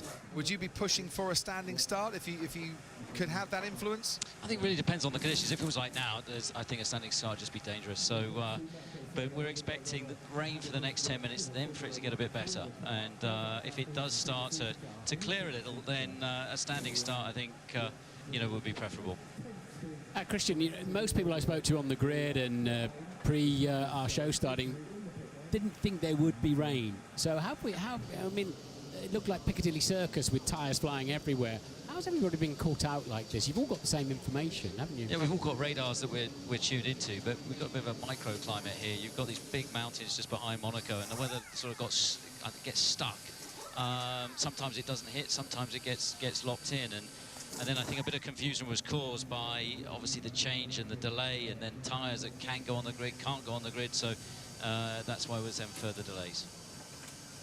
Christian, thanks ever so much. Okay, so let's just come back up to the Combox camera for a sec, as well as Megan sat down. I may as well be sat down as well. But from what, do you remember in Spa when we had this red flag and the procedure, and we were on about as well the situation of, well, if we do go racing, it's going to have to be a rolling start, because the race clock hasn't actually started, by the way, so they didn't even start the 2 hours. Yeah. What the deal is, remember, is the race hasn't actually completed a lap. So it looks like they've finalised that format from last year. Maybe they've changed the rules, but from my understanding of the rules is, once and Schumacher? I think I've never got this wet in a Formula car, ever. Was he not in Spa last year? I think he crashed. Oh, he didn't he? Yeah, on the way to the grid, not sure. It is very wet out there. Oh, he had an umbrella. One of the two. It is very heavy. I think that's heavier rain than we saw in Spa, I actually. could have sworn Schumacher crashed last Look year. at the level of water coming down there at the start. That's really bad. And no wonder we were in a red flag situation now. Yeah, now, according to my understandings of the rules, because we've attempted the formation laps, and we completed 2 of them before the red flag came out, we're now down to a 76-lap race. But because they've had to suspend the start procedure, there is now no choice. It must be a rolling start when this race resumes. It takes that equivalent. If it's too dangerous to start it, then you can't have a 5-light start straight after. So I think we're going to go through. Ted down there, though. Old Jumbo would have done as good a job as I am now. Was your comment about people who haven't brought their raincoats directly aimed at me, Crofty? Because you know I haven't brought my raincoat here, and now I wish I had. Well, you should stop travelling hand luggage and bring a suitcase like the rest of us. The discipline of international travel. Okay, right. I did not just Okay, so see all the drivers one are of going Red back to Bulls their garages, and eating an I think ice all of water. them are going to change their fire suits exactly like poor Mick Schumacher. They're just giving the drivers an opportunity to reset themselves, to make sure they've got the visors they need. Some teams are choosing to put these gazebos up, these easy ups, some aren't. There's a lot of them. There's one at Mercedes which is proving, if you look out the commentary box, Croft, you can probably see it, is proving rather harder to put up. It's massive. You could get a wedding party under that gazebo, but they can't really get it. They don't have the space to get it on top of Lewis Hamilton's car. So, and then procedure-wise, you see, always cool Carlos Sainz Sr., isn't he?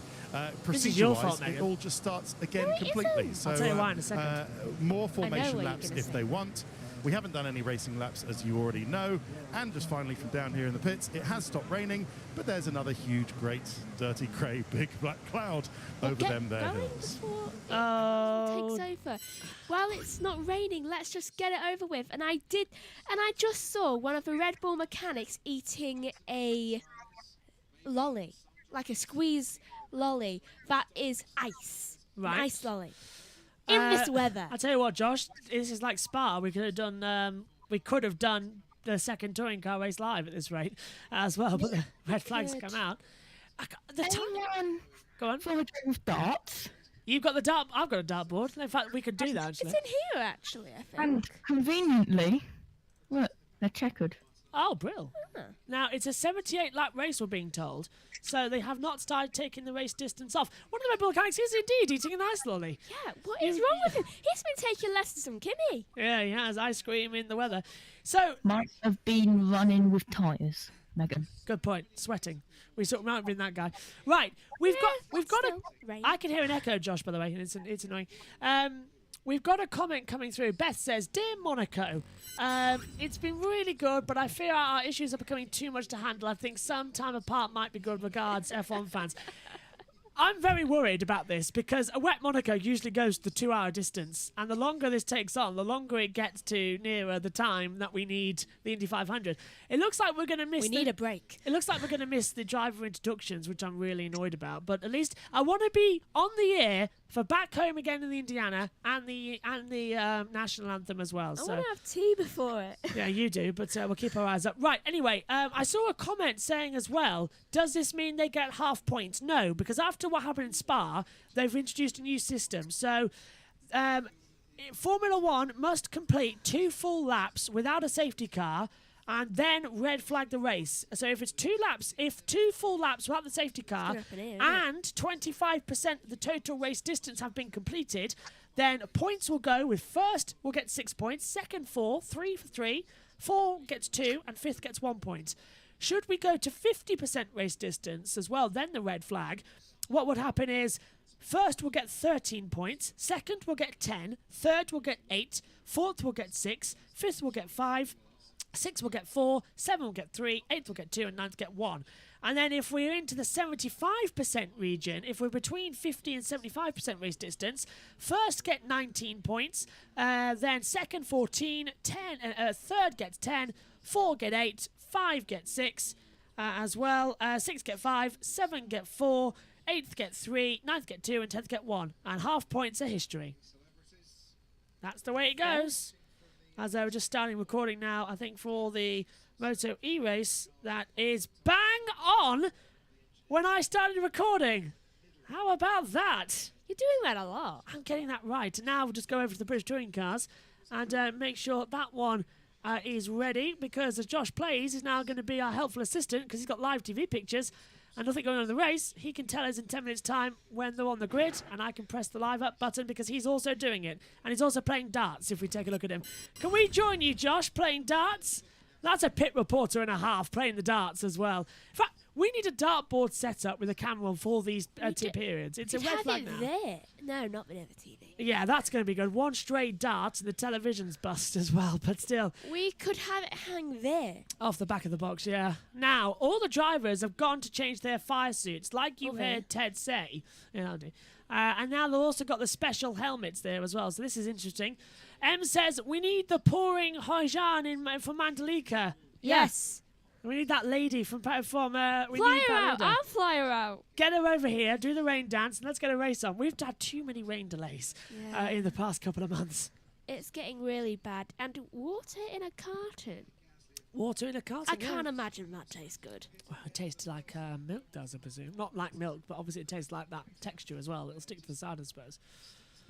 I don't imagine that would I don't know. I've just finished my other drink, actually. I haven't finished the other one. At least we can tell you as well, as Josh stopped playing darts, can't he? As it comes through, let's go over to the YouTube chat, where I've got a feeling we're going to have some of our timing as well. And actually, with the red flag being out, we can tell you how many times this race has actually been red flagged in the past. You can also play Wordle. Yeah, you can play Wordle. There have been 11 rain-affected Monaco Grand Prix since 1950. This is the 12th. And we have seen the red flag only 6 times. 101. Nice done. Actually, yeah, look at that from Josh. Nicely done, 101. We have seen only 6 red flags in the Monaco Grand Prix in history. This is the 7th and quite historic red flag here in Monaco. And that is Nicholas Latifi just getting ready now as well. We're in for, when this race starts, Megan, we are in for an action-packed race. Like, bang on action. I cannot wait. We really are. And it's... Okay, so I've done Lions first. Okay. And I've got... There's a O in it somewhere. 2 seconds. Let's hear from Kevin Magnussen from Haas. Radio check. Yep, loud and clear, Kev. Okay, so his radio's still working. Friday. Sync. We've still got some radio. Let me just check with the guys. Okay, so... Yes, we will. We're the only one with no blankets. No tyre blankets, it seems, down there. Are they finished? Yes, they have. Right, Grid Network is giving us an interesting game from, thanks, Joe, saying, good morning. Did you have a pick-a-winner picks? We didn't place them, but my pick-a-winner is Charles Leclerc. I think he could do a really good job today. Megan, who's your pick-a-winner? Hold on. Well, we've got time, so... Take it. Josh, who's your pick-a-winner? Leclerc. Hang on, let me get you on the camera. Go on. Leclerc. This is a very awkward camera angle. Yeah, but it's a red flag, but for who, Chris Kamara? As I count down. So, Megan, who are you picking for a pick-a-winner for this round? Well, I feel obligated to say Leclerc, but I want Sainz. Fair dues. If you want Sainz, I'm sure it will be Sainz as well. Who could take it. Josh is playing darts out there as well. Hello to Abby Plays, who says, I'm back. You've not missed anything. We're under a red flag here in Monaco. The first red flag of the season, and it is because of the wet weather that has surrounded the circuit. Also, I have to love the environment so much, but they don't race in wet at all for safety reasons. Can't create tyres to handle it as well. But there's a lot of tweets you can hear coming through now as well. Will Buxton, rain has pretty much stopped. Track obviously very wet still, but 20 F1 cars will hoover it up nicely. So we are just waiting for the race to be resumed, and we're waiting for the information from Eduardo Freitas, the race director. Abby says, I already know it's a red flag. I turned on my TV 2 hours earlier than the race. Like, oh my word. Did you watch the build-up coverage then from your TV providers? I do apologise. Ted! Let me tell you about who's looking forward to this race and who isn't. Mattia Binotto has just passed me, looking like he's got to go in for root canal surgery in the tomorrow morning.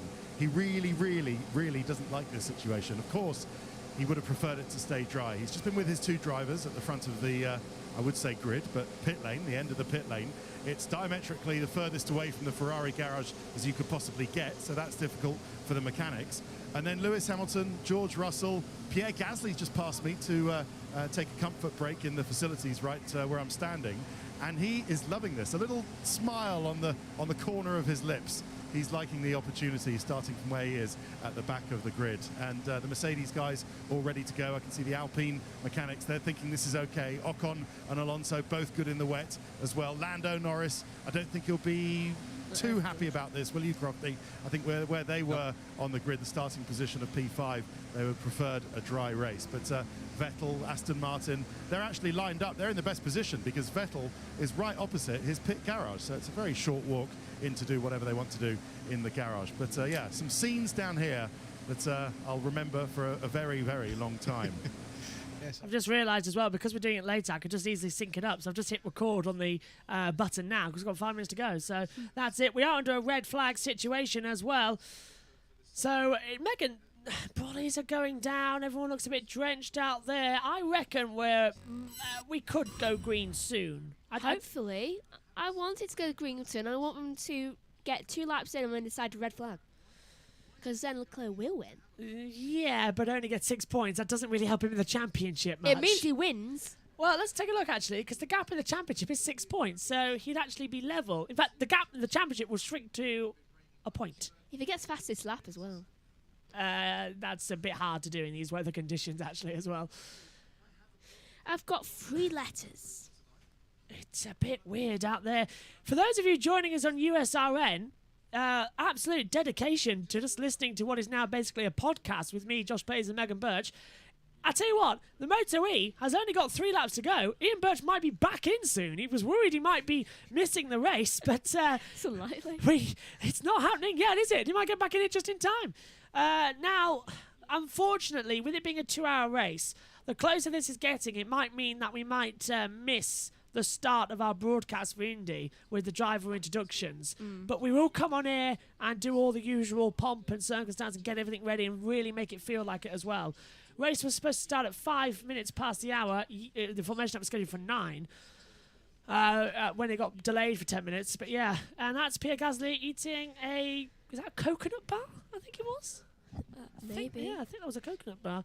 The things these drivers eat. The things that we're talking about under this red flag. Megan. Everyone in Red Bull apparently are having push ice pops. Yeah, looks like it. Can we have some for the voice? Could do with it. Oh, Megan's bought some lemon and Coke, which is nice. So Lemon's refreshing. Lemon is refreshing, yeah. Let's take a look at the radar. It looks like the worst of the rain is blowing through now. Thank goodness. With a few other little spots coming throughout the race. I reckon... look, the track is wet. We know that. But it can easily dry up. So get the cars out there, circulate for a couple of laps, then find out. We've got no idea how many laps this Grand Prix is going to be. The clock hasn't started. So remember back in Belgium last year, we were thinking, oh no, the clock started, it's ticking down, we've only got an hour left. The clock has not started. Which is worse. Yeah, the 2 hours is still there. Now, it's a 2-hour race inside a 3-hour window. I'd rather the clock be ticking. Yeah, so it's not that long. It used to be 4 hours, but then they reduced it because they thought, why would it? And then all this started happening. This is one of the reasons.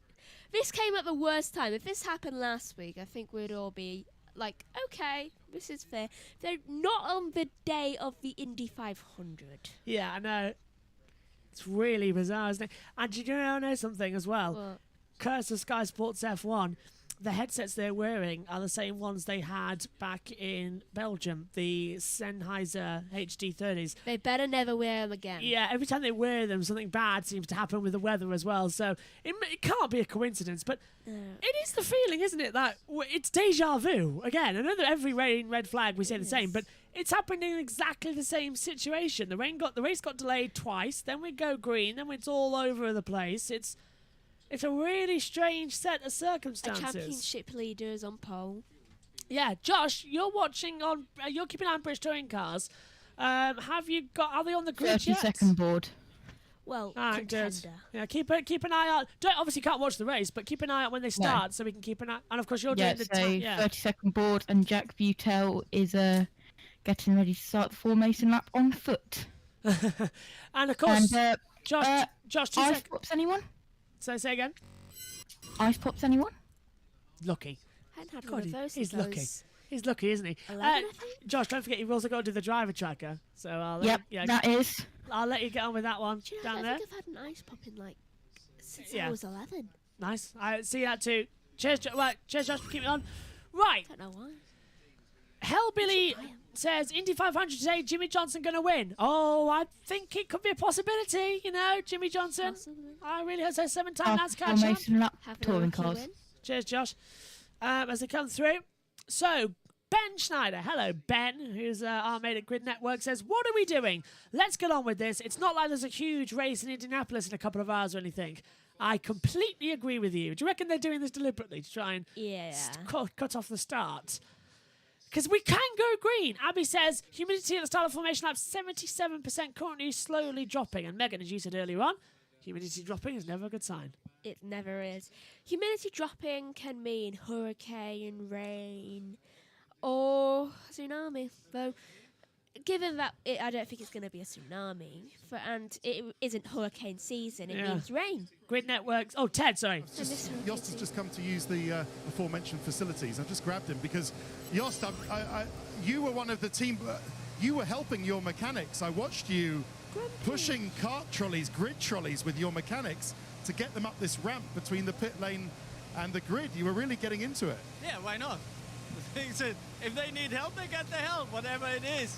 Let me paint a picture for you, Crofty. That's It was Yost, absolutely Yost heroic. Capito. What Yost, I'm glad he came out because he was actually pushing these cars and these grid trolleys and the tyres. But tell us, what was that time like on the grid? Was it a little bit of confusion for you, or were you clear of what was happening? No, I think you play with what is happening, and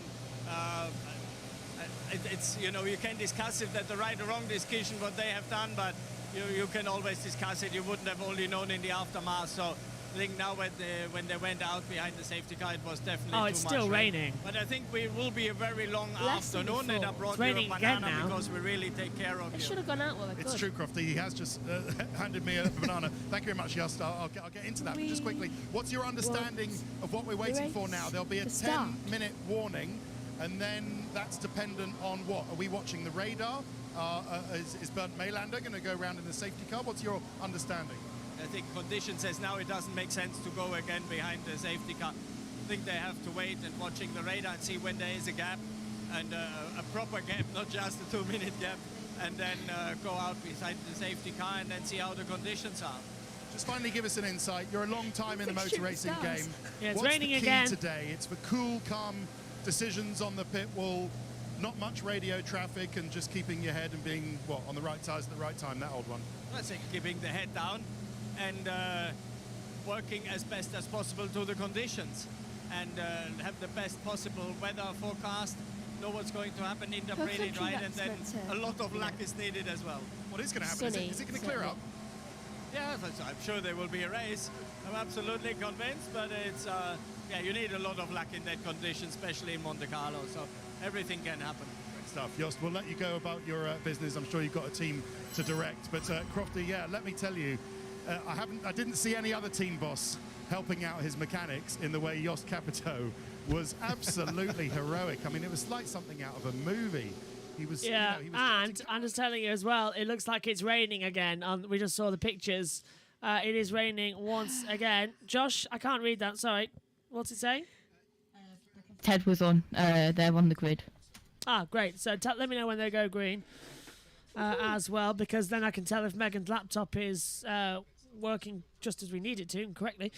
But no sign of the red flag coming in, I'm afraid. And apparently... green flag at the back. All right, 2 seconds, Josh. 2007, I think it was. Wasn't it? That's the one where Lewis Lewis got cranked back onto the circuit. That's the one. Yeah, I just about managed to get out of the gravel trap. But yeah, during all of that drama, I do remember, clocking the press officer carrying a wheel to the car and thought, we're in trouble. Martin Brundle, former pit stops where someone arrived at your car that you weren't expecting? Well, the earliest one I had of that was the first professional drive I had, and my car had a problem. I pulled into the pits and got out and lifted the bonnet and started to help the mechanic. So my team boss, Tom Walkinshaw, wrote me a letter banning me from ever going near the bonnet again. Yeah, not surprised, Martin. He's a car killer, is Brundle. Right, let's go to the chat then quickly as well. Adam says, I had a glass of milk and breakfast. Let's go. Let's get going. And of course, me and Megan have got the milk later on, with who can finish the pint of milk first. As well, at the end. It's going to be me. But I think Megan, I won't be able to breathe as well. Megan, you inhale it. You inhale milk. I'll have to point out. I drink it every day. I multiple times. Beth says, Josh, is this channel part of the Grid Network? I'm a part of the Grid Network. The channel's sort of involved in it as well. It's like Ben's channel is also involved in it as well. We're all sort of merging together. Grid Network is its own separate entity. As well, and then we joined the Grid. We joined Grid Network as well, so we all just sort of amalgamate together and help each other out. So yeah, but Grid Network is the big channel as well. We're just our own channel at the side doing the watch-alongs, but we joined together, and I really love it. Say again. Oh no, I can't say that. I just said that as well before, and I can't say that. Anyway, Abby says, why does Megan sound so young? I don't know why. I'm 17. Yeah. Yeah, but your voice can sound angry when it needs to, like when you're commentating. Yeah. I'm 17 years old. I'm in college. I'm literally having to write personal statements for uni. So we're only 6 years difference. Yeah. Then again, my voice always gets said about it as well. My voice has always sounded a little bit younger than it is. Mine too. Everybody's always saying about that as well, but it gives me the good thing as well. Everyone in our family looks younger than the actual age too, so it doesn't help. Grid Networks has put it best there. We collaborate. Teamwork. That's the word I was looking for. That should be the slogan. Yeah, we collaborate. Grid Network. No, it's the art of racing, I think, is the Grid Network. That should be the second slogan. Yeah. Anyway, red flag is out, and we don't know when this race is going to stop. Or start, I should say. But either way. I feel like when I was younger, my voice sounded like Minnie Mouse when I was doing commentary. It did sound like Minnie Mouse. Yeah. 2012 as well was... I was 7. Your first year commentating sounded really strange. Oh my God, that was a decade ago. Yes, I know. As it comes through. Anyway, we've opened up the radio once again. We're going to hear from Mick Schumacher, I believe. I think on a radio message we've already heard. It is a 77-lap race, so 1 lap has now been taken off. That's all I can tell you. Let's hear from Mick. Can I get up? Yeah, you can jump out. There's no restart time yet. You can jump out.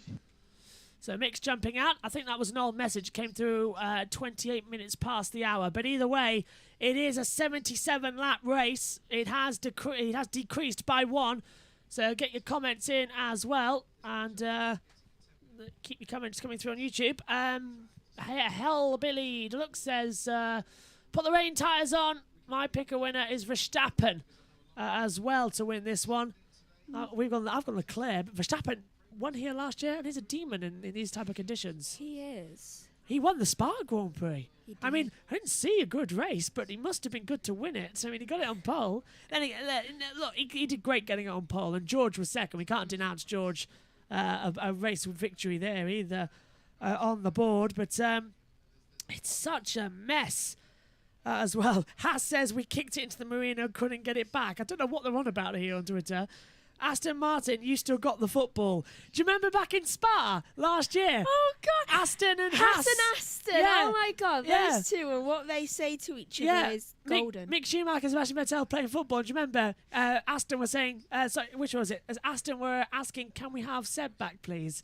And they said, no, he's come to stay at ours for tonight. We'll promise we'll feed him, wasn't it? Or something like that. It's like, we'll feed him. Yeah, and now Aston have said, have you still got that football? We kicked it into the marina as well. By another. And we can't get it back. Weather update from Valtteri Bottas. Oh, Valtteri. What? Valtteri's just tweeted an image. Now, you know that photo of him naked with his bottom out?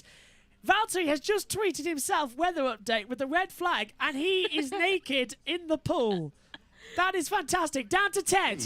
Which is there's a huge rain cloud coming. A huge? But yeah, they do. The engineers are guilty of radar watching in Formula One, and it looks like I'm looking from our commentary box at the moment, which is opposite the pits. We're in between Rascasse and the exit of the swimming pool chicane. I am looking at lighter, brighter skies. Above the castle. Above the castle, and that's where the weather's coming from. Yeah. Now, if you can see something beyond that castle, yeah, fair enough. above Casino and down towards Portier and the new sort of mini Monaco village that they're building out on the sea on reclaimed land, there is a massive black shower rain cell clouds. Yeah, but Ted, that's not where the track is. That's where the weather's going. That's the stuff that's already been and gone. I'm looking at where the weather's coming from. And it's bright. And if we're going to spend all day looking at weather radars, then I might have to top and tail with Martin that is tonight. What's going on, I fear. They are radar watching. In any case, I'm spending a little bit of time watching a poor Williams mechanic who's doing the impossible task of trying to clear the water on their Williams pit box with one of those slim gyms that professional window cleaners use to do your windows. Unfortunately, it's not really working because the tiny hole in which he's trying to funnel all this water has a gradient draining back into the pit lane. So as soon as he does it, it drains back into the pit lane and then eventually into his pit box. But he's Oh, that's always the way, isn't it? I've brought Josh back in as well for a sec, although I don't know if he was listening. I think he must have been because he's put his ice lolly down that he was eating. We saw you.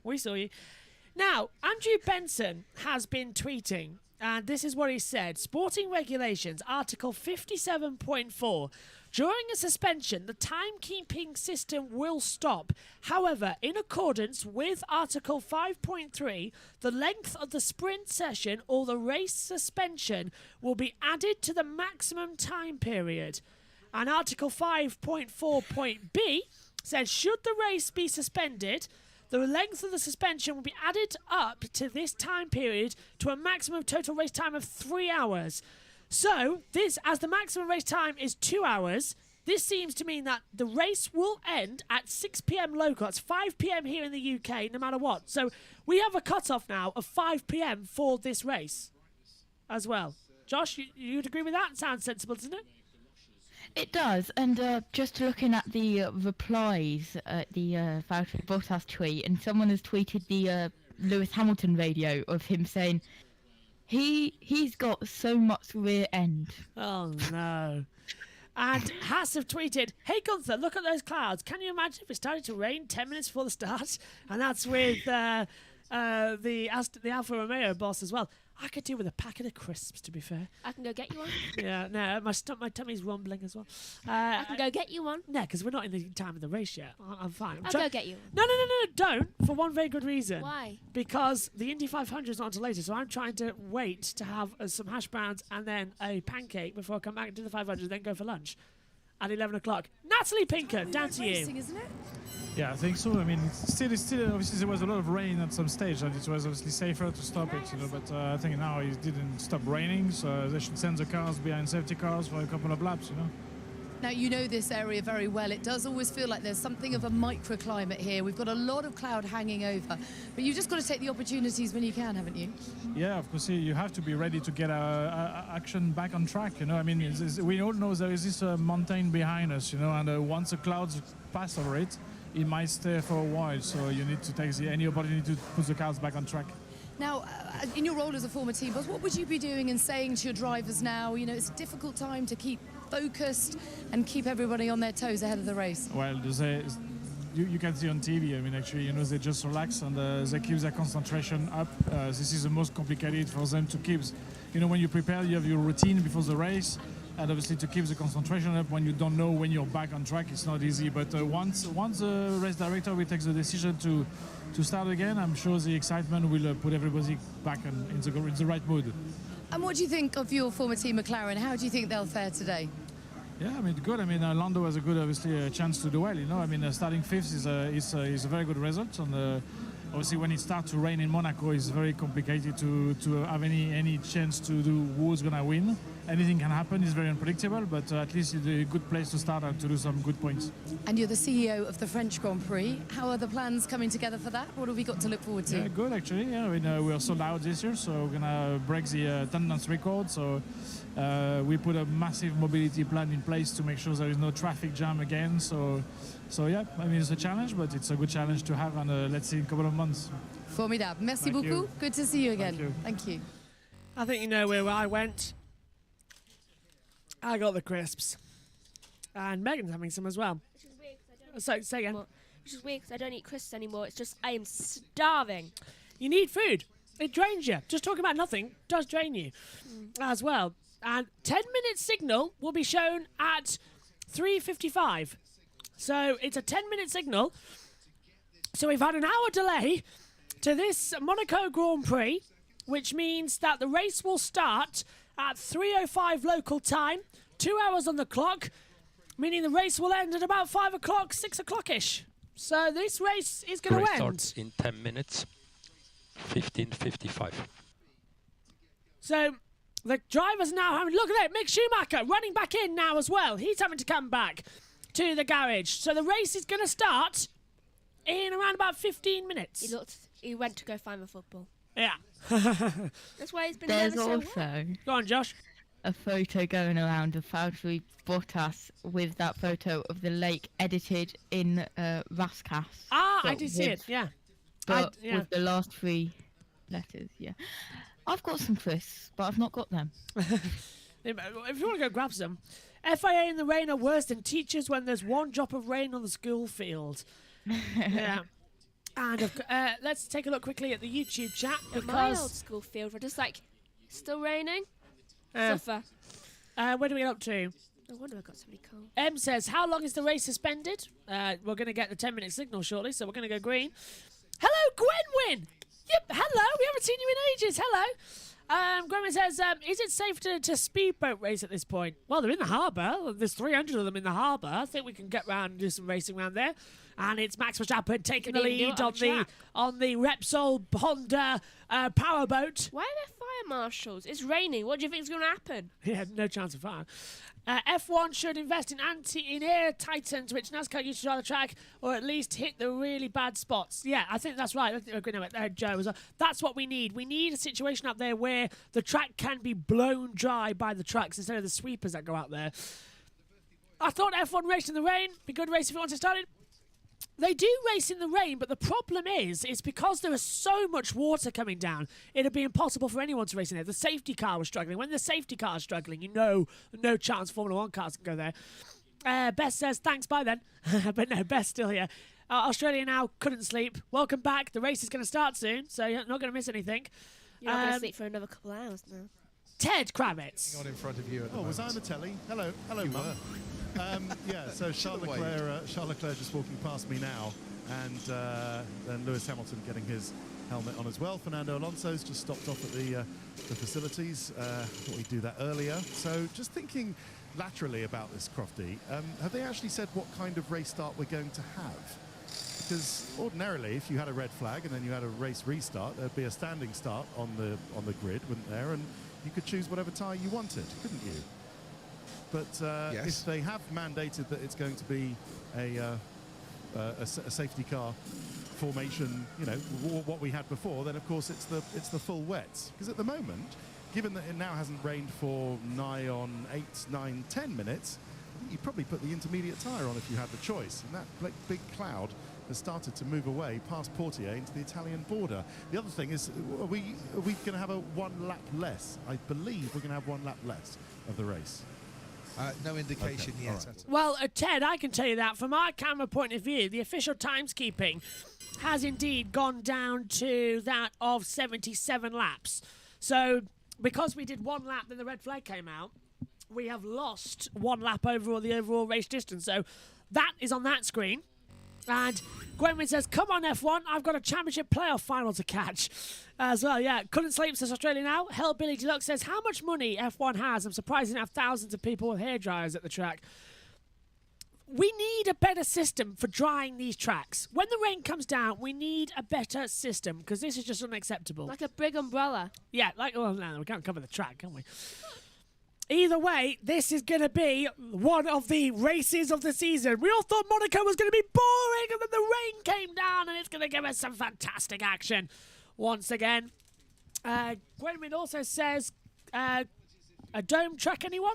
So responding to you, Megan, as well. She's nodding in agreement for those of you on the radio. 10-minute signal was supposed to be given at 55. It's now 59, and we've got no signal. It did get, there was a 10-minute ball shown in the pit lane. Right. But we've got no idea whether or not this race will be a rolling start or that of a standing start. My understanding of the rules would mean that as soon as the safety car leaves the pit lane, it will be the start of the Monaco Grand Prix for 77 laps. And the reason for that is because you remember at Spa, as soon as they left the pit lane, the race began. So that's my understanding of the rules. I've got 5 Twitter notifications, I'm being told, as well. So I'm getting messages everywhere as well as we keep coming through. Andrew Benson as well from F1.com. 10-minute signal will be shown. So the race is going to start. It will be cut off at 5 o'clock. So we will be joining the 500 on time, we hope. I hope Sky F1 don't... Oh, on. Behind. So we're in a bit of a clear band now. It does look like there could be some rain later on. Resume. Tasty. The race will resume behind the safety car at 4:05. So an hour delay. That now means to me that the race is going to start behind the safety car. So it's going to be a rolling start. So the race will resume behind the safety car. So the Monaco Grand Prix has begun, and then the red flag has come out. So this means that when we leave the pit lane, the green lights, and away we go. It will not be a 5 red light procedure today, folks, because that red flag came out. So race will resume at 16:05 local time behind the safety car. Megan. Very good. So we're in a bit of a clear band now. It does look like there could be some rain later on. I'm going to go get a glass of milk because I need it. Oh, off you go. You may as well... Josh, have you got any news for us as well from the pits on starting tyres? No, it's just that I just got a crisp start. Ooh. Oh dear, be careful. As well. London fog circuit, says Australia now. That could be something. It's raining here. It's been sunshine. Megan's telling me that it's raining here in the UK outside our commentary box. Have fun, Megan, trying to get back. Yeah, but there's 0 clouds in the sky and it's raining. That suggests to me that someone's hose might be going off, Megan, instead of an actual situation. But 3 minutes until the race starts. All right, well, 3 minutes to go until the race starts, so hurry up with what you are doing, Megan. The race has started. 77 laps. The clock has started. 1 hour and 57 minutes to go. So we are now into the race procedure, and when they leave the pit lane, the Monaco Grand Prix will be go. Graham says less chances of accidents at turn 1 then. Yes, but disappointed we don't get the 5 red lights. I am. Ted? Please get out of the way, because it's really annoying to everybody, this klaxon that we're having. Oh, thank heavens, someone's got out of the way. That could have become the most annoying sound in your ears, Ted, since Billy, the guy with the megaphone who used to sit on the rock. Oh, I haven't seen Billy for a while. God bless him. Hope he's well.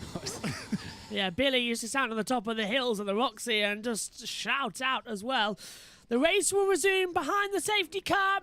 That's the official announcement. The clock has started. The 2-hour clock has started up here in the comms box. So this is it then. It's a 77-lap Grand Prix. We've already completed it. The 2-hour race clock has started. So to give you an indication, that's 2 hours to complete this race in a 3-hour window.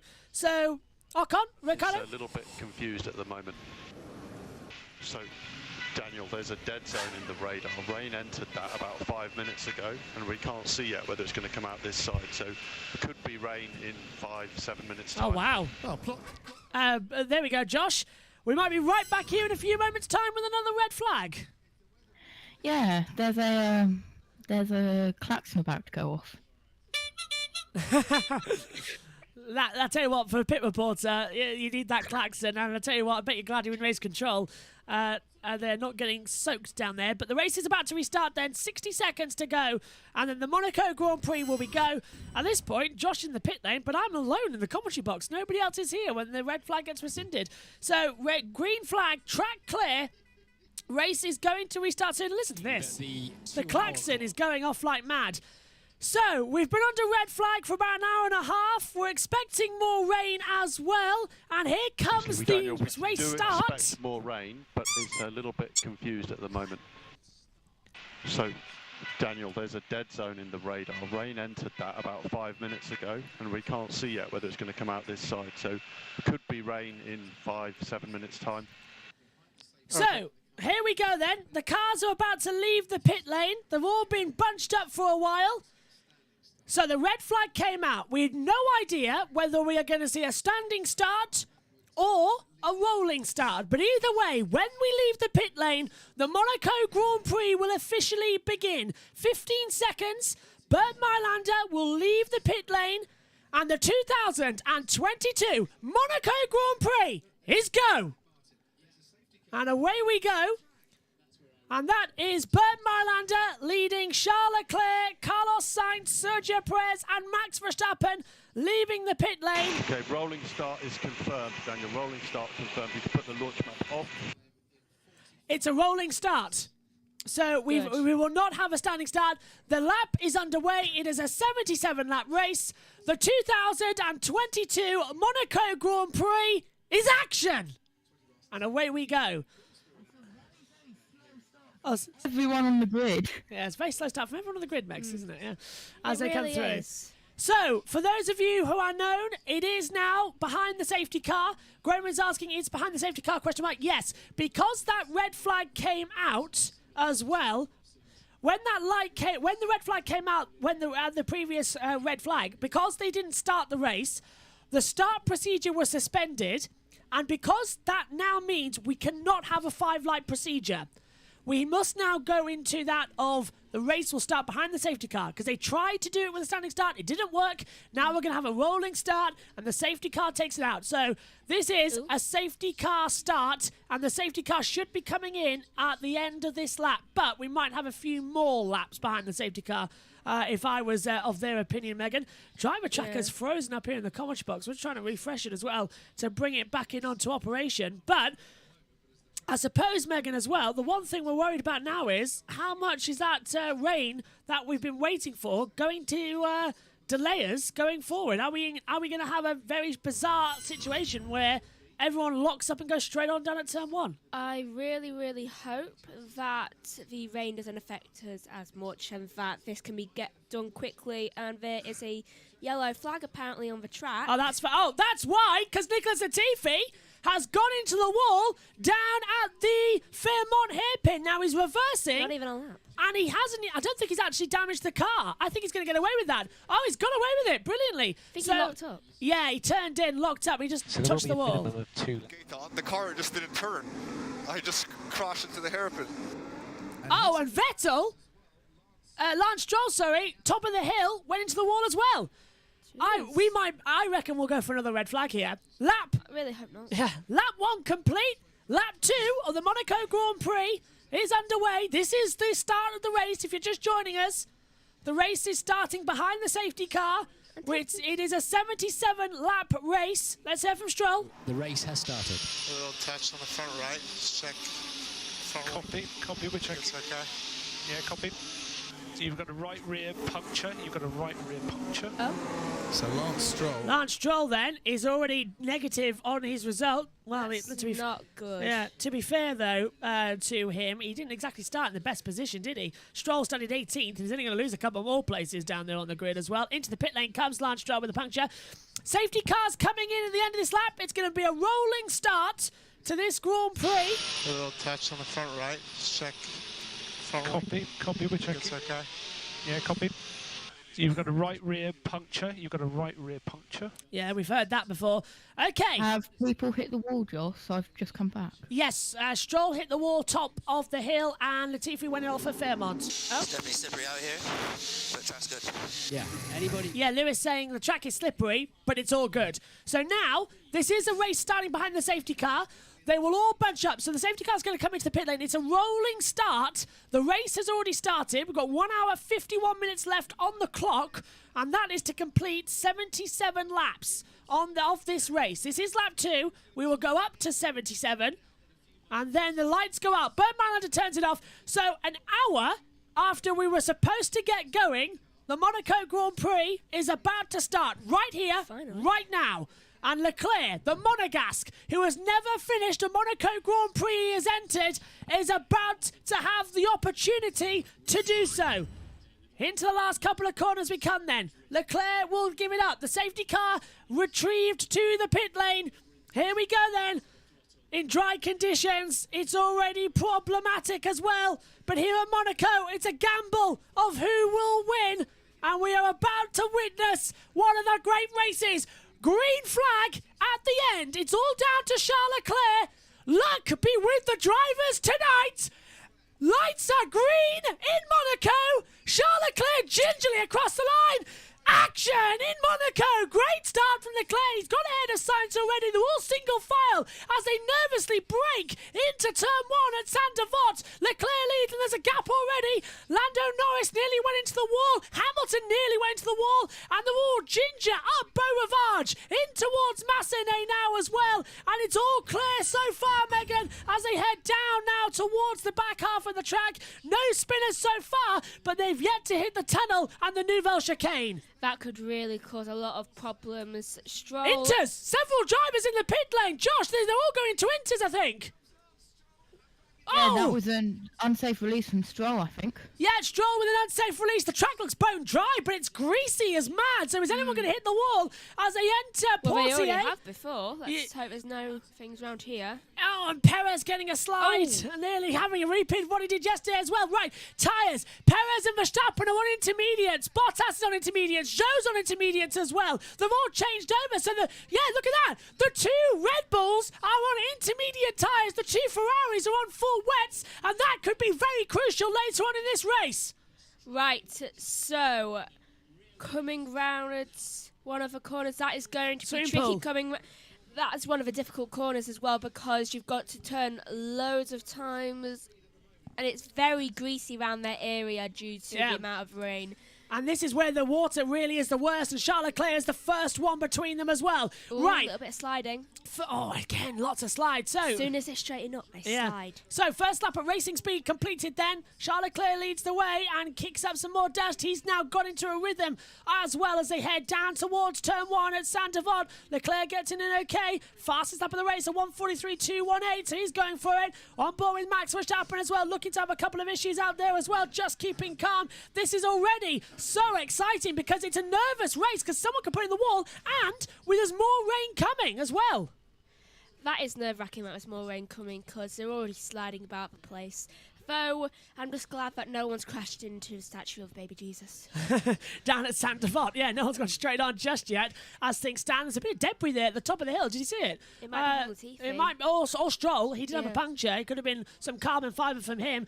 Still, it's Okay, everything can still happen. Everything can still happen. Gasly and Stroll has done the same. Watch out, white light on exit. Watch out, white line could be slippery.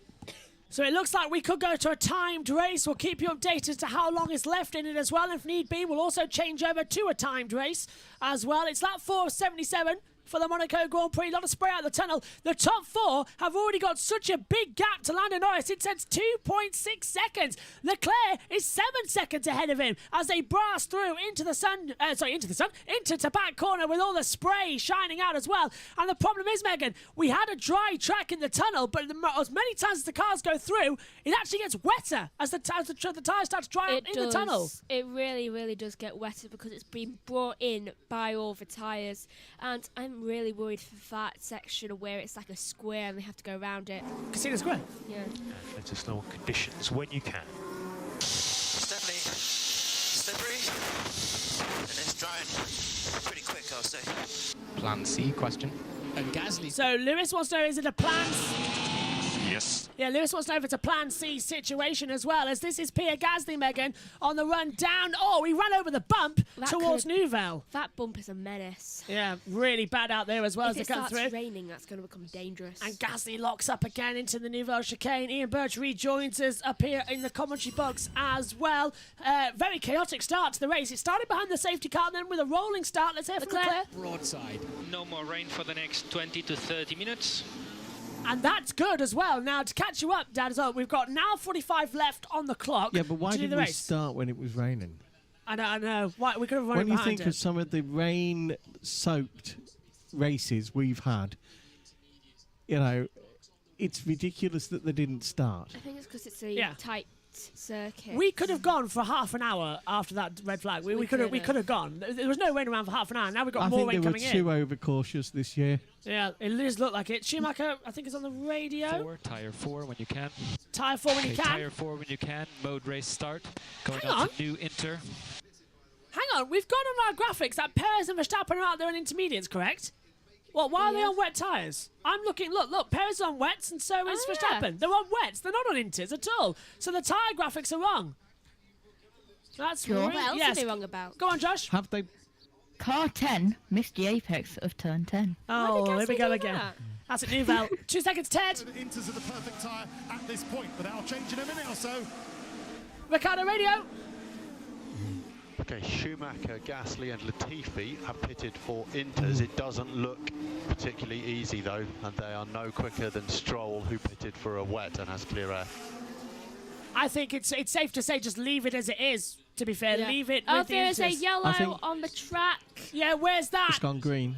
So who It went wasn't someone sector just- 1, Santa Gasly Vaughn? looks like he's Yeah, struggling to someone keep it on must have track at just the gone moment. wide. It's very slippery.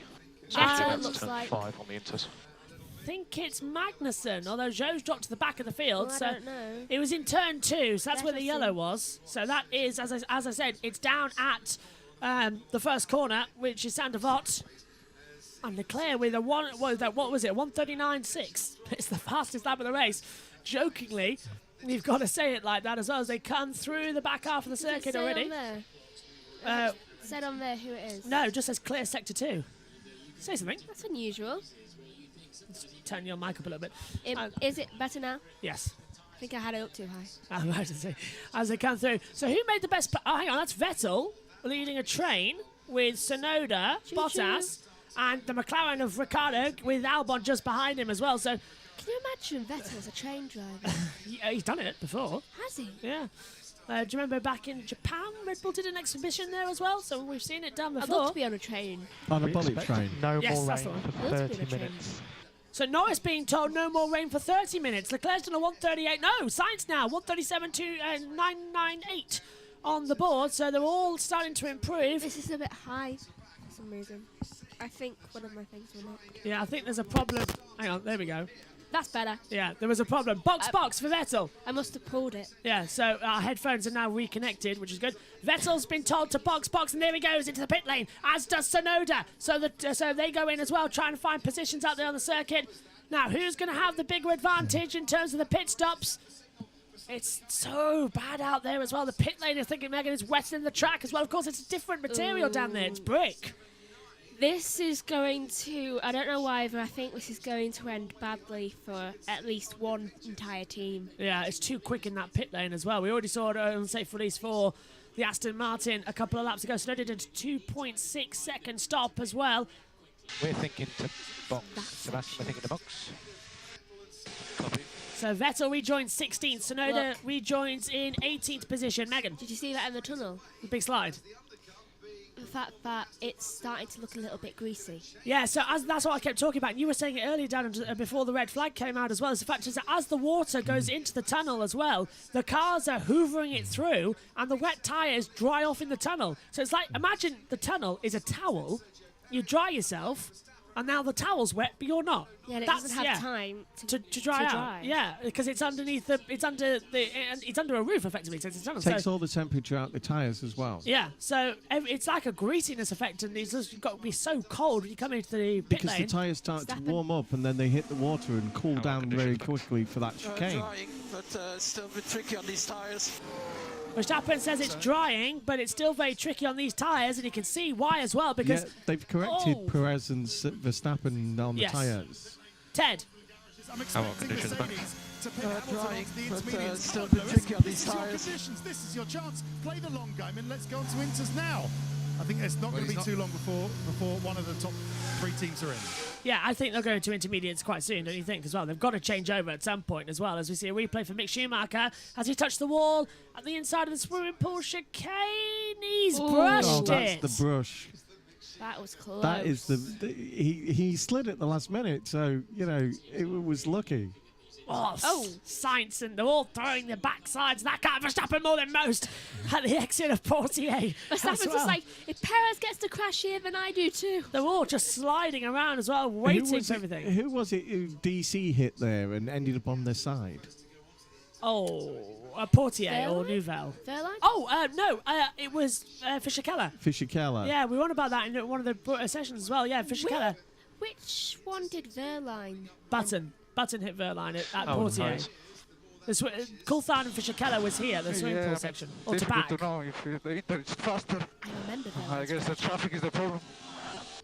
Yeah, it was directly in front of the commentary boxes as well, and James Allen was going mad because he could actually see through the smoke, whereas the TV pictures couldn't. So James Allen knew what was going on down there as well. It's lap 9 of 77 then here in the Monaco Grand Prix. We've had a race taken off of a lap as well, so there's 70 to go. No, actually less than that, I think. I don't know how many laps to go because that timing tower's wrong. Could be 70, but maybe a bit less. So the timing tower's wrong, graphics are right, but let's go down to Anthony Davidson.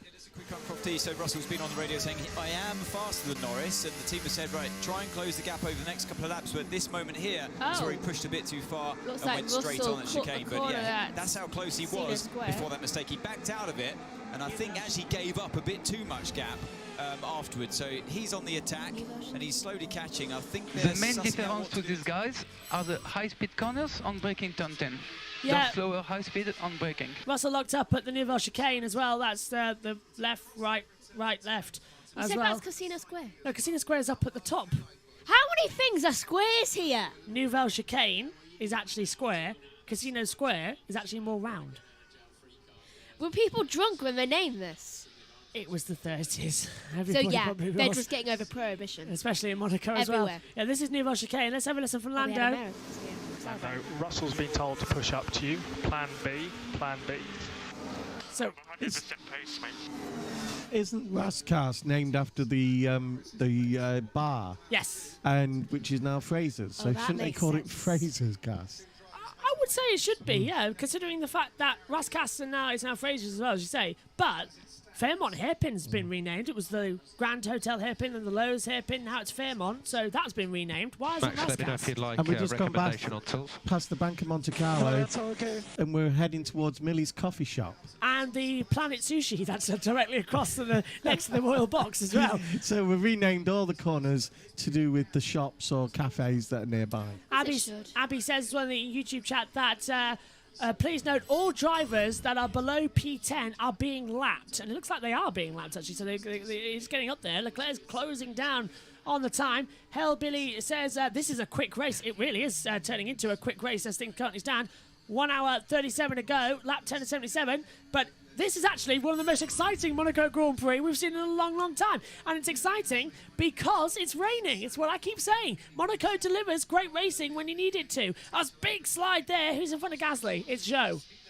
You get that feeling if you want someone to crash, you also don't. Yeah, Leclerc, I'm just keeping my fingers crossed. Actually, my toes Formula crossed. E, they go straight on here and round the other corner. Casino Square. Casino, what? Is that one? Casino That's Nouvelle. Which one is it? Yellow. Okay, it's back. It's back. Oh, Same great. as what we had initially. Oh, is Same that? as what we had. It's back already. Sector 1. Latifi is down there. Has he gone wide? Where is this yellow? We're now down at the hairpin at Fairmont. I think Latifi, your green flag now. I think Latifi went off the track at Sandoval's. Yeah. And just before you get to the swimming pool is the trampoline park that Nico Rosberg takes his kids to. Yeah, next to the hotels. It's a lovely part of the track as well. Still, it's lap 11. We've had a red flag here in Monaco due to the weather conditions. We're now on lap 11 of 77. It's 1 hour 36 minutes to go. That's to complete the race. It'll either be a timed race or lapped race as well as they hurl down. And look at this. The rain bucketed it down earlier.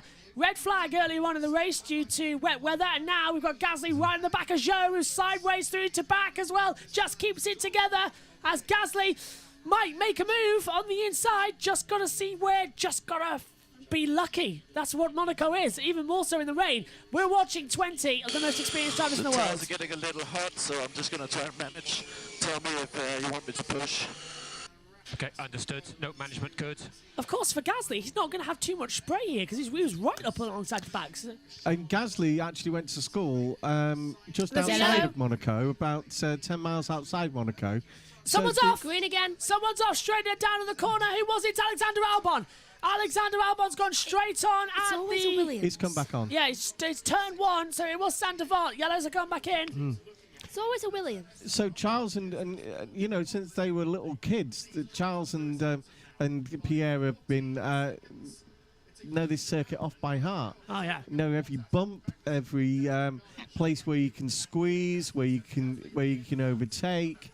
You know, and it's going to show today, I think, because I think this is Leclerc to lose. What? I just saw one of the photographers get onto the part of the track where there's no barrier. That's part of the corner. Get back behind. There's 2 there. Why are they there? Unless you think there's rain on the way. Hold this until please. Where was it? Was it in Singapore where we... Look up! Zhou, straight on in the Nouvelle chicane. Where we had someone walking home from work who took a shortcut over the track. Yeah, Singapore, the wild man on the track. And, we've had man on track several times, haven't we, as well, with the computer coming up. What's his name? Talks about priest. the mad monk, the priest that suddenly appeared in front of him. At Silverstone, yeah, David Coulthard at Silverstone, yeah. DC. And then, of course, you might remember the disgruntled Mercedes-Benz employee in 2000 who changed the complexion of the race because he came up the track, safety car came out, and it started raining. And everyone dived into the pit lane, bar David Coulthard, and that cost Coulthard, and it gave the victory to Rubens Barrichello, who won his first ever race that day. Rumour is he brought that man a beer. And, you know, in Canada we have the... I'm just called up by Carlo. Yeah, copy, Checo. The little, what do you call them, groundhogs. In Canada. In Canada. Yeah. You have the dogs in Turkey. Yeah, and the dogs in Turkey. Bruno Senna remembers it slightly more, and so does Sam Bird. And this is now going to possibly an overtaking manoeuvre at the inside. Gasly finally gets ahead of Zhou Guanyu with a fantastic move at Mirabeau. Not often you see a move there. Well done. Mirabeau or the Quartz watch shop. Yeah, because that's where it is, just behind that section of trees. Let's take a look at it off board. So Zhou went defensive. At Cartier's. Yeah, Gasly got through. There's the watch up, actually. There's a bar just there as well, actually. It's one of the most famous bars where Steve, as well, from NBC coverage days, has an outstanding bill of over €1,000. How haven't they just tracked him down? Well, he hasn't been back to Monaco since 2017. And he's not going to. Yeah, and he had I would if I was £1,000. him. £1,000 Good lap time, debts. last lap. Cars in front, only a couple of tenths quicker. So not bad there as well. So this race is going to end in 1 hour and 30 minutes time regardless. Now that takes us to 5 o'clock, which means our IndyCar coverage is going to be slightly delayed, but at least we're actually going to be on air for it in time. As, lock up there from Ricciardo, and that really affected Pierre Gasly through Rascasse, because Gasly had to sort of check himself. He's on the intermediate tyres, Ricciardo's on full wets, Gasly intermediates, Vettel intermediates, and they're all closing up, so the wet tyres might be now starting to lose time. That's going to cause for a very complicated tunnel route. Yeah. Because you're going to get all 4 of them trying to overtake each other in a tunnel that's becoming very greasy. Oh, look how much faster Gasly is, and it's starting to dry line, look, appearing. And we would like to just say that it was allegedly that he had £1,000 debt. Oh, no, it's true, because... Oh, no, it's allegedly. Why? I was going to say, because Will Buxton knew it. Yeah, well, Will can go with that one. Look after this tyres now. Look for wet patches. Let's hear from Paris. He's definitely there now. Yeah, we suppose we should say allegedly thinking about it, but then again, Will Buxton told us it, so if you think it's Will, yeah, it's Will. There was one driver who at the Cartier hairpin. 2 seconds, okay, Gasly, he's going to be on the slipstream. Ricciardo might go defensive into Nouvelle. Doesn't. Gasly's looking so much faster now. He actually went out the race roundabout there and popped into the shop. That was about 20 years ago. If he popped into the shop to pick up his watch. Ricciardo's gone wide at the back, and Gasly goes through the swimming pool section. So Ricciardo, did he touch the wall? Because look how slow he's going. Did Ricciardo actually touch the wall, the exit to back? I think he did. Gasly's really going for everyone. Look, so Gasly's through, and look, is that a move going now from the Alfa Romeo? He thought about it. Did Joe? Vettel's behind him. Now, where's Gasly? Yeah, look, Gasly got an oversteer. He's definitely there now. Okay, copy, Checo. Gasly went to the inside line, and Ricciardo drifted wide. Look, he gets an oversteer moment through to back. Gasly senses the opportunity and dive bombs him up the inside. Brilliant. And we have got a dry line appearing, bar this last sector. He really is trying to go for everyone today. I think Gasly really wants to get into the top 10 at least. Josh, if we do go to intermediate tyres, everyone does have a brand new set, but can they run those for the rest of the race? Is it possible? I don't know, to be honest. It's a hard one. Yeah, I don't think it would be. I can't work out why it would be, but Leclerc, do you remember, Josh and Megan, during the red flag period, Leclerc asked, does this now mean we don't have to do the one stop? We're going to go straight to dry. Wow. Okay, understood. Sainz is going to go straight to dry tyres, and presumably it'll be the softs, but interestingly enough, they'll have to be old because nobody's got a brand new set of soft tyres. Where that causes a problem, though, is when he wants to overtake, he has to go onto the wet line. Does this boy... We're going to go straight to dry. Okay, understood. Does this boy not remember that there's rain coming very soon? Oh, Charles, you Well, just... all depends whether you're Ted, right, or you're Crofty, because Crofty says that the wind's going that way. Ted says the wind going that way, so we're just stuck in the middle. It's somewhere in the middle. Yeah, left, right, somewhere in the middle. Ted? Made your mind up, then changed it again. Carlos Sainz agreed with you first time that it's going to go straight to slicks. So everyone being told to cool their tyres wherever they can. George Russell being told on the team radio, just try to cool your tyres, get some sort of heat out of them. Hamilton. Lewis. No rear for some reason. That time is still not looking too bad. Let's just do everything we can.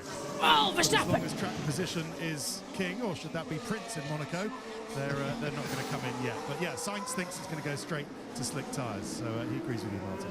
So Martin says it's going to go straight to slick. I agree, actually. No rear for some reason. No rear. That time's still not looking too bad. Let's just do everything we can. Obviously, Lewis wasn't looking at Valtteri Bottas's Twitter during the red flag period. That there was no rear as they came through as well. I don't know if you saw that, but Bottas tweeted a picture of himself, that naked photo of him, in the water at the exit of Rascasse when the rain was coming down as the cars going to the pit lane. He superimposed himself onto that. So that looked quite funny. Hamilton, box. Here we go. That sounds like something Tiffany has done while she's been bored. Sounds like it. Yeah. Allegedly. Yeah. Although Valtteri does like to tweet these things now. Lewis, yeah, no, he does. Right, Lewis is going to intermediates. That's an interesting call. So Lewis Hamilton not straight to slick tyres. He's going straight to inters. But that's going to drop him down, deeper and down the order. As now we've got a traffic jam between Bottas in 10th, Magnussen 11th, and Gasly 12th, all running together. Gasly's on the inters. Gasly has... Albon's on a worse tyre. If you can keep the pressure on, he'll make a mistake. Gasly on those intermediates has just gained 12 seconds between himself and Ricciardo. In qualifying, did Leclerc break Hamilton's record? Leclerc's qualifying time was a 1:11.376. Hamilton's pole time was a 1:12.909. So, yeah. Yeah, so thank you to the one of the contributors there. I hadn't noticed that because I hadn't done qualifying. Oh, yes. From Abby there as well. Yeah. This is coming through on the YouTube chat. Abby. As we come through. This is getting a very entertaining race as well. Perez, box. So here we go. Perez comes into the pit lane and he's going to change over presumably to inters. He does. So Red Bull and Mercedes are going the way that it seems to be inters the way to go. Ferrari want to go the way that it's dry tyre straight away. Who's right? I think that Red Bull are right because it's like Ferrari forget. It keeps being It's a gamble, isn't it? Because the inters can go very, very close to the end of the race. Hamilton. Go on, Josh. Yeah. Josh? Only lost one position in the pit lane. And that was to Ocon. And Perez comes out and loses only two positions to Verstappen and Norris. Comes out 5th. But look at this, there's a dry line. Whereas those slicks are not going to last till the end of the race, and they'd have to pit round about lap 52 to 54. Round about that, yeah. So these inters are not going to last. Turn 10 is involving Albon and Schumacher. Push in lap. Perez in for inters. Box in lap. So I'm not sure it's the right call. It's nearly ready for dry, yeah? Okay, come back to you. I don't think it's the right thing to do. So Carlo Sainz So Sainz says he wants to go to dry tyres, not straight to inters as well. And Josh, we've got an instant down in the race control chat that came up. If you got hold of it, and Sainz box. Ferrari are boxing with Sainz. Yep. So we'll check on that in a second. Down to you, Josh. Sainz radio. Down. Stay out. Ah. Just about to say. So it was box. Now it's stay out because the weather might change. Look at that. Yeah. Yellow. So where's this one now? Can't tell. Norris. Sector 2, track sector 7. No, Norris got box. Pits. So he was sector 7. Where's that on the driver tracker? That really looks like a drying track. Magnussen? I think that's sector 7 is Portier, and as into inters come Norris. Do you think they're going to try and use these inters to wear out so that they're like slicks? Yeah. Yeah. That Schumacher has been done before. I think my front wing's broken. Oh, sorry, Schumacher. Schumacher must have damaged his front wing down at Lowe's hairpin, or the Fairmont hairpin, whichever it was. But he's struggling in, and presumably we're not going to see it thanks to Telly Monte Carlo, although I must admit they're doing an okay job today. But yeah, and that's Hamilton making contact with the back of Esteban Ocon. Ocon chops off some of the front wing on Lewis Hamilton's car down at turn 1. Hamilton went to the inside line, and Ocon just turned in on him. What was Esteban thinking there? Contact. I don't think it is Lewis. No, I saw something fly off. I think that was an end plate. I think you've just an end plate has gone. Saying that, I think Leclerc box, Ocon just being Ocon. Yeah, it does actually. It could be a bit of the rear wing of Ocon. Yeah, because there's nothing off the front of Lewis's car. Into the pit lane comes Charles Leclerc. The race leader pits. So Carlos Sainz takes the lead. Verstappen coming in. Now they're coming in together. It's up to the mechanics now to do a really super stop. And they're done. So yes, Ferrari get out ahead of Verstappen. 2.7 second stop. Schumacher's in 2. Let's see what Verstappen can do. Can he get that time down? Sainz leads. Perez second. Schumacher comes out just in between them as well, but a lap down. Schumacher's a 14.4, so they've changed the front wing. Verstappen still in the pit lane, but we need to see Max Verstappen stop. He's out now, but what tyres has he got on to? We don't know. Nothing's updating up here in the comms box. Intermediates. Inters. Black and white flag for Russell, track limits. How at Monaco? How do you have black and white flag at Monaco? Well, there's only 2 places you can do that at Monaco. Yeah, so Nouvelle and to back. Albon black and white flag track limits. Well, Sandevot and Nouvelle chicane, At you the can run chicane, wide. at the chicane, if you go straight ahead more than twice, you're going to get a black and white flag warning. Yeah. So Russell, we've seen him do that once. He must have done it twice.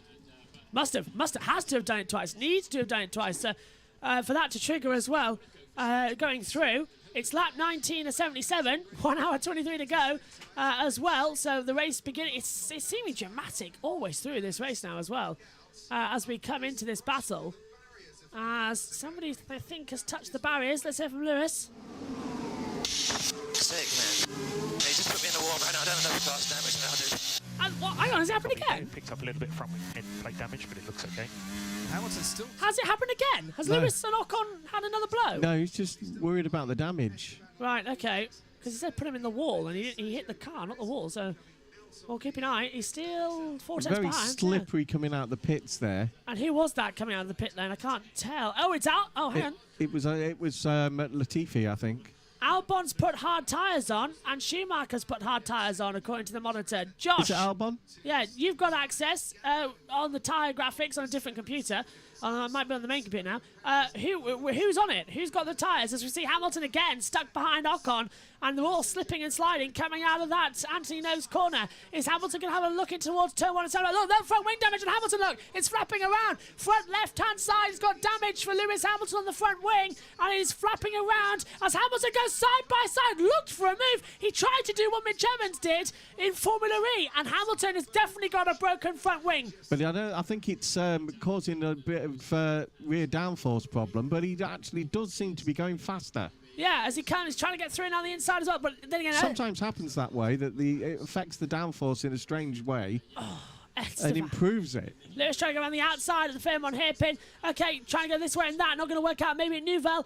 Into the pit lane comes Ricciardo and Zhou. And Latifi. What I think Lewis is doing there is he's trying to make him make a mistake. Oh, he's going to the inside! I know he's going for it, but he's not going to do that because he's going to hit the Nouvelle chicane really fast. Yeah, and there goes the front wing end plate. It's blown off in the tunnel.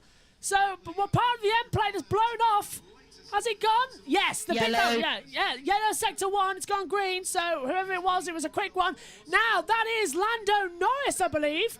Or is it? No, it's Ricciardo coming out on hard tyres. So 16 down is on hard tyres. Ricciardo, Zhou, Albon, Latifi, Schumacher, all on the dry tyres. As Lewis Hamilton now trying to go around the outside into Rascasse as they go side by side. That's not a way to go.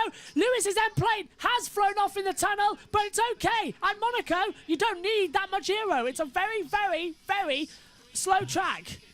Has any of his moves been investigated? Nothing at the moment, Lewis. And again, Esteban defending the line. I'm surprised it hasn't been investigated, actually. I think it's because of the fact that he did turn in, but Lewis actually at the same time lost his back rear wheels under braking. So I think that's why it was. Just towed the line a bit too much. What about now? Out of Casino Square, down towards Mirabeau. Hamilton looks to the outside line. This is Lewis. Angry. Best chance going around the outside there. Can't get through because it becomes the inside for the hairpin. Yeah. Sainz has been told box, so Perez is going to take the lead of the race. Sainz going to lose it then. Perez has pitted for Inters. He did it first, and he's going to take the lead. Leclerc box as well. What? The Ferrari are double stacking for dries. Ferrari are double stacking. Now Sainz comes in, changes over to hard tyres, and now here comes that of Leclerc. He boxes 2, puts on dry tyres, and is this a tactical move from Ferrari? They double stop. It was a slow stop for Leclerc, but is that going to gain them track position later on as Magnussen pits? If Lewis goes in, do you think they'll change the front wing? I think they may as well leave it. It's not creating that much problem at Monaco, is it? Don't. Yeah, I'd leave it. As that's Leclerc coming out side by side with Latifi. Latifi doesn't have to give him room, but Latifi is a lap down. Let's hear from Leclerc. And hang on, is that was Sainz? Here's Leclerc. And Charles Leclerc is furious because Leclerc went off the track. Leclerc went off the track. That's why he came out so far behind Sainz. Leclerc went wide at the turn 1, and he is furious now that he came in for dries. But now he's got Norris in 5th. But then again, if it is drying out, Ferrari might have played the tactical game. But now Sainz is ahead of Leclerc. We'll need 5 laps for this to all pan out. because I don't think some of the others will go in yet. Oh no, that's the reason for the slow stop. Ferrari called Sainz in and they called Leclerc in, but then in the last moment they told Leclerc to stay out. They weren't ready for him. That's the slow stopper. Perez coming into the pit lane again to change tyres. They've got 21 seconds between Perez and Sainz. Verstappen, box.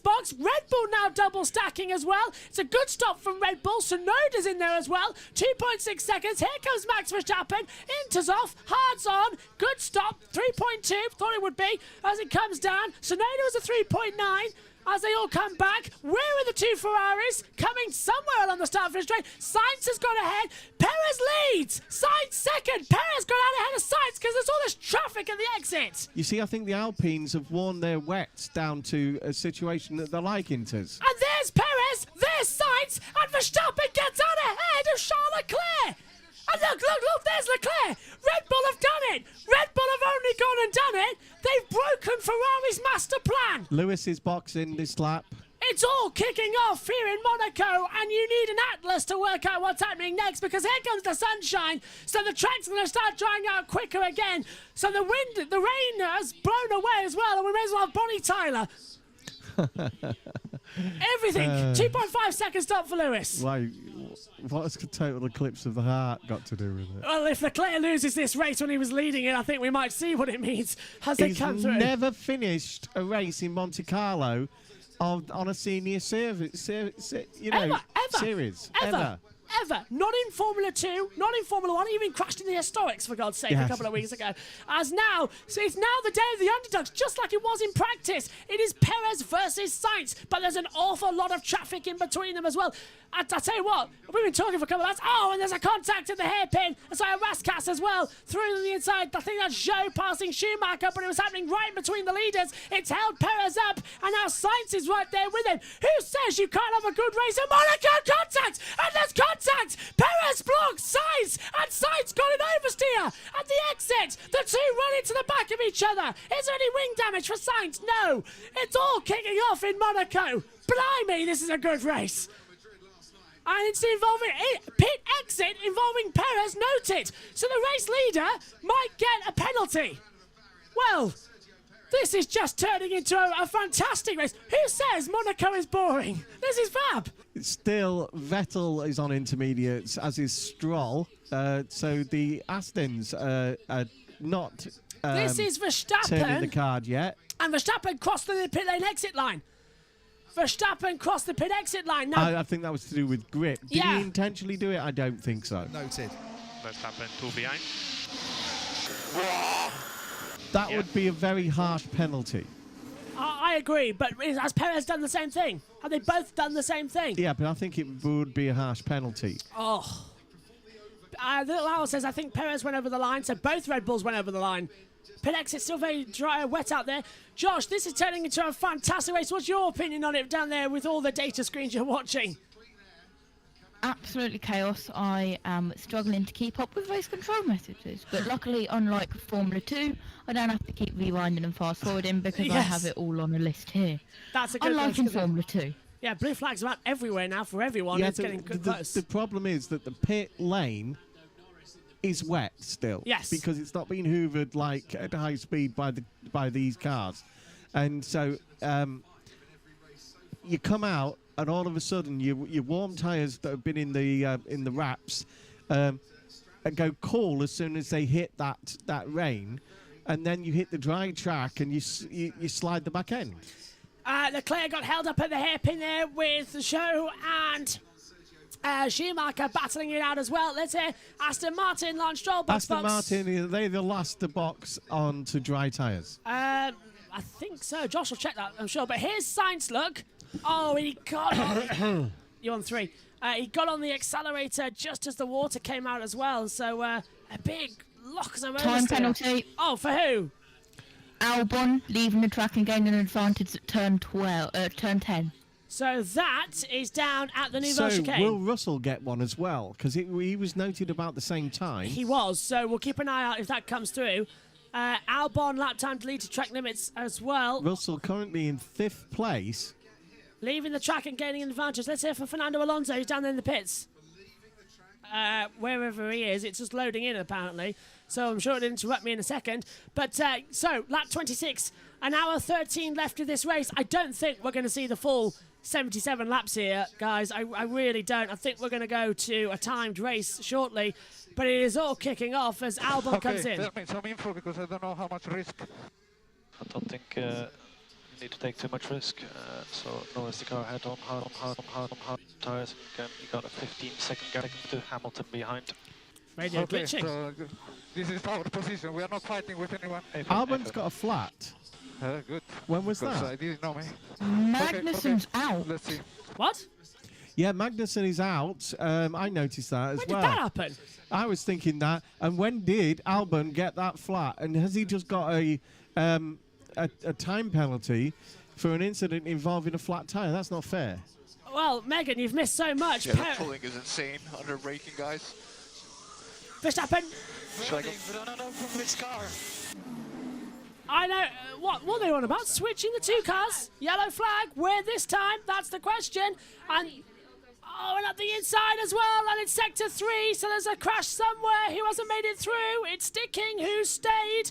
Alonso, Schumacher, Norris. Can't tell. Virtual safety car. That's a big one. The back end of that Haas. It's Mick. It's Mick Schumacher. Look, Kevin Magnussen's just gone out. So there's Magnussen seeing it out. And Mick Schumacher has gone heavy into the wall down at the swimming pool chicane. That looks like he's hit hard at the back, and that's broken the back end off as he swung round. Kevin looks really concerned. Yeah. Yeah, both of the Haas. This will be a red. Yeah, the Haas is split in half. This will be another red flag for sure because the track is damaged as well. But Mick Schumacher is in a big accident there. The virtual safety car's out. Mick's okay. But we'll have a full safety car. He's gone in, so he must have clipped the barrier at the top of the swimming pool chicane. He's barrel rolled. Yeah, not barrel rolled, spun round. Like and now see that reminds me of the footwork. Mick, he's okay. He's okay. That's the main thing. The car can be repaired. Yeah. The reason the car splits in half like that is that the whole of the back end comes away from the front things. The car is done in 3 sections for safety. Right, the monocoque in the middle, the front end, and the back end with the engine. Yeah, so the Haas it's broken away. So that must have been a frightening. You're right. This is going to be a red flag. Now he's out. Can we have a replay so we can actually know? Here we go. So he's lost it. He's lost it in the dries. He's hit the inside wall. The car's barrel rolled back, and he's gone into that barrier sideways, and it's spun. And he's moved it. And it's a red flag. That's got to be a red flag because he's moved it. Yeah, you can see behind Meg. Yeah, it is. Apparently it is a red flag for my screen, as I'm seeing red. But they've gone back to VSC. I think they're having trouble throwing it. But the tyre barrier is damaged as well. The car needs to get out of the way. There's oil on the track. For my screen, I think it's another car, full safety car. So it's a safety car. So they must have tried to go to red flag, but can't. Megan, talk us through on board. Right, so loses it, I think, from the grease on the track, and then the camera goes all haywire. And it's when did Kevin retire? I think Kevin retired for mechanical reasons. Yeah. So safety car is out here at Monaco. Mick is perfectly okay, but that car, so it drifted into the wall. And it ripped it off. When he was walking away from the car, he did look like he was limping a little bit. So I think he's got a bit of a knock on his hip. And with so much damage, it's destroyed the Tech Pro barrier. It's also damaged the actual barrier behind. This will be a red flag, but the question is, can we get the race restarted or not? You're going to need all that sweeping. Yeah. So you're going to need that barrier moving in. So how can you do that under a safety car? Megan. At least, if it rains again, he won't get any wetter. That's it from Ricardo. It goes for Schumacher, who's had an accident. Joe. Is he okay? Yeah, he's okay. Driver, okay. They'll have to red flag this. We've got debris everywhere. At least it's not small bits of debris. Yeah, they'll have to stop this one as because you've got to remember Bottas that goes through. Even those small bits of carbon fibre can actually rip a tyre apart. Yeah, so it's getting dangerous out there, Megs. Talk us through the order. Right, so right now we have Perez in first, second Sainz, third Verstappen, fourth Leclerc, fifth Russell, sixth Norris, seventh Alonso, Hamilton is eighth, ninth Ocon, 10th Bottas. They're now pulling away the back of the gearbox. separately, the two That'd wheels. make a great trike if you put a bike on the front of it. That'd be a great trike, wouldn't it? Yeah, I think they might keep a that. has trike. 11th Vettel, 12th Gasly, 13th Ricciardo, 14th Stroll, 15th Tsunoda, 16th Zhou, 17th Latifi, 18th Albon, and out you is need a Schumacher bigger and brush than Magnussen. that. Oh, this car. How is it ripped? Why is it always the Haas cars?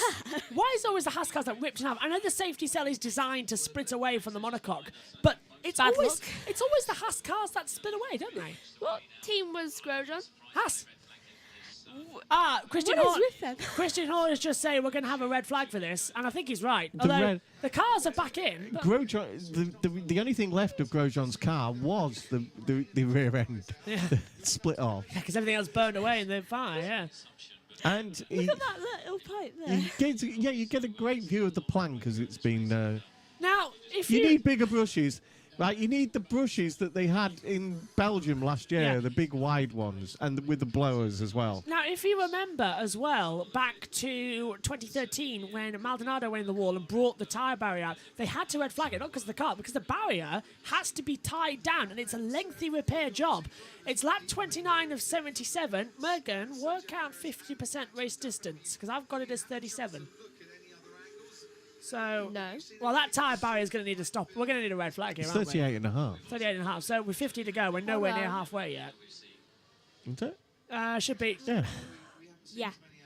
The field is not properly backed up yet, but there's no sign of the red flag. Now, they did try and throw the red flag because, as it always happens, our system showed a phantom red flag, but nothing's come up on the monitor at the moment. It's still yellow on the safety car. It looks like Leclerc is getting further than he has before. I've never had my eyes on the timing screen more than now because this is...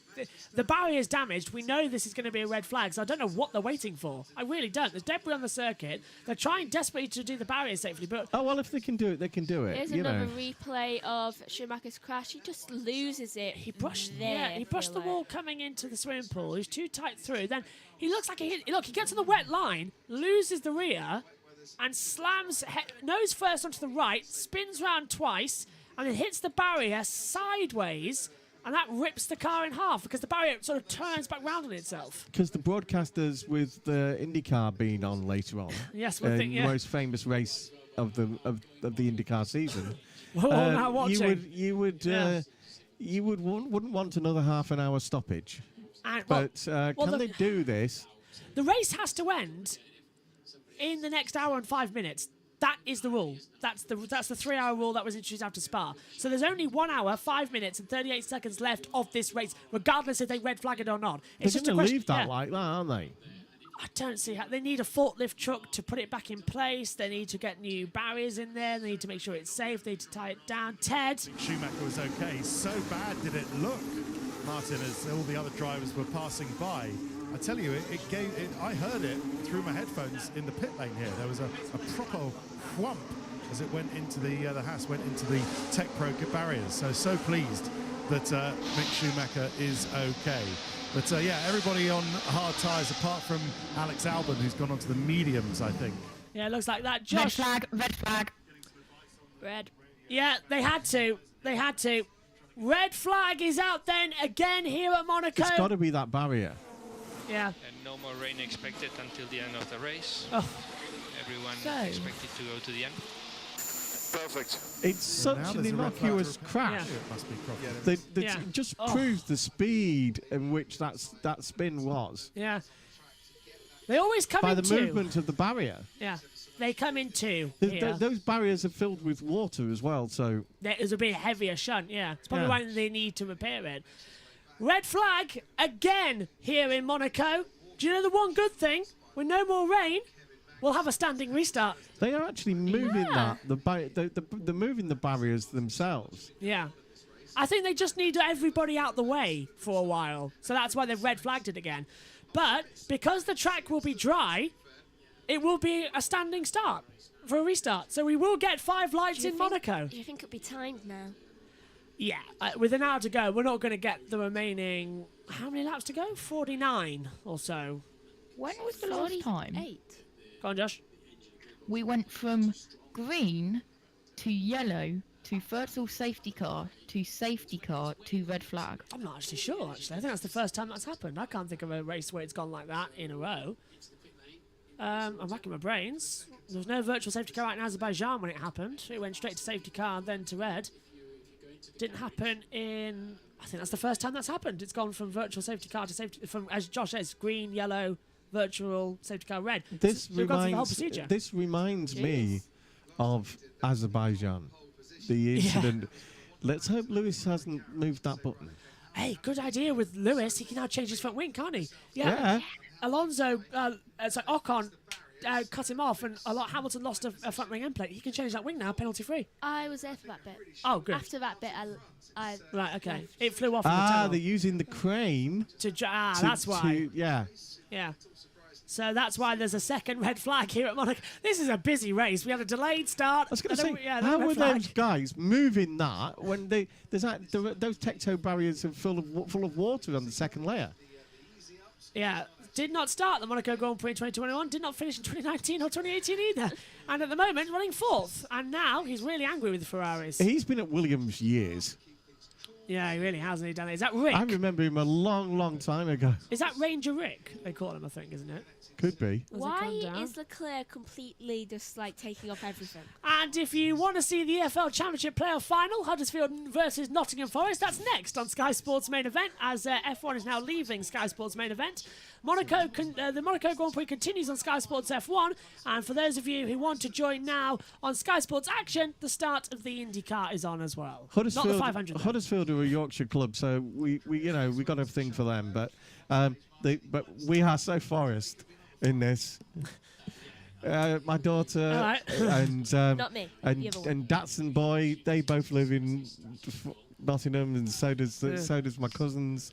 You know. So this is the pit stop infraction that Verstappen was under investigation for. So I bet Kia's there, don't you? Yeah, probably is. Yeah. Kia, who is an ardent fan, her cousin used to play for Forest. Look, Verstappen. So go Forest. Verstappen at the exit of the pit lane, look, did actually touch. Go over the line. Yeah, look, so it's more evident that he did go all four wheels off the line. So I reckon that could be an idea. No idea when this race is going to restart, but regardless, there's an hour, 1 minute to go. The beautiful thing this year is that they can't actually get on the phone and go, excuse me, he went over the line. Yeah, they can't. There's no haggling. It's up to the lads in Switzerland to go, oh, he went over the line there. And then you look at, did he do it on purpose? Was the acceleration too much there? And there was the things. If it was just a slip because of the wetness, then you've got to give him the benefit of the doubt. And which is what I was saying earlier. Ted. The supply to my eyes hasn't failed, so I can tell you what's happening in the pit lane. Actually, when the Red Bulls and the Ferraris came in, there was a real rush to get some cooling fans down to their cars because, again, they're diametrically opposite. They've stopped outside the Haas garage leading the race. Checo Perez, Max Verstappen, the two Ferraris, of course, in that order. Well, not in that order, but you know what I mean. And then the Red Bull and the Ferrari mechanics had to sprint down with some cooling fans to get the temperatures under control, and then with a load of tyre blankets to get the temperatures back up. The clock stopped. Crofty, are you okay? Have you got your pictures back? Yes, no, carry on, Ted. We were listening to you. It's not a problem. And then we've got the rest of the drivers now coming out. They've got the opportunity to say what they thought about how that phase of the race went. And it really was some touch and go as to how if on the inters you would gain, or going straight to the slicks you would gain more. George Russell, I think it's fair to say, was probably one of the big winners out of that. But it wasn't too bad for Lando Norris as well, who only dropped one place in amongst all of that. Daniel Ricciardo went straight from full wets to slicks, but it didn't really make much difference, did it, Crofty, to his position? No, it didn't. Still P13, I believe. And of course, under red flag conditions, they can put any tyres on they want now. So we have to assume they'll put some mediums on to get to the end of the Grand Prix. And if they've got a brand new set, they'll be putting those on. I think that's correct, don't you, Megan? In that instance of things, I think that will be it. But there's only 59 minutes to go of this race before the red flag comes out again. So regardless, we are now going to a timed event, and this is the second time today we've had the red flag out. It is, and it's why is Carlos looking like he wants to murder people? Doesn't he? Ted? Just going now to to get checked over. His physio has just come to see him. And I tell you, that is a sight for sore eyes. That's great, isn't it? That Mick Schumacher, after that hefty wallop into the barrier, is now, well, unscathed, I would actually say, completely unscathed. So, yeah, excellent that the safety measures have worked. There he's just discussing with his physio where he's going to go and get checked over by the doctor. That's the guy in the green overalls. Yes. Yeah, there he is, down there on the track as well on RTV pictures. Right, 58 minutes to go in the race, and we've got, how many laps to go, Megan? We've done 30 out of 77, so that is 38 to go in an hour. No, 48. 48 to go in an hour. Possible. It's possible, but they'll have to restart in 10 minutes, which is then 48 for 48, so it's not possible. So this will be a timed race now here.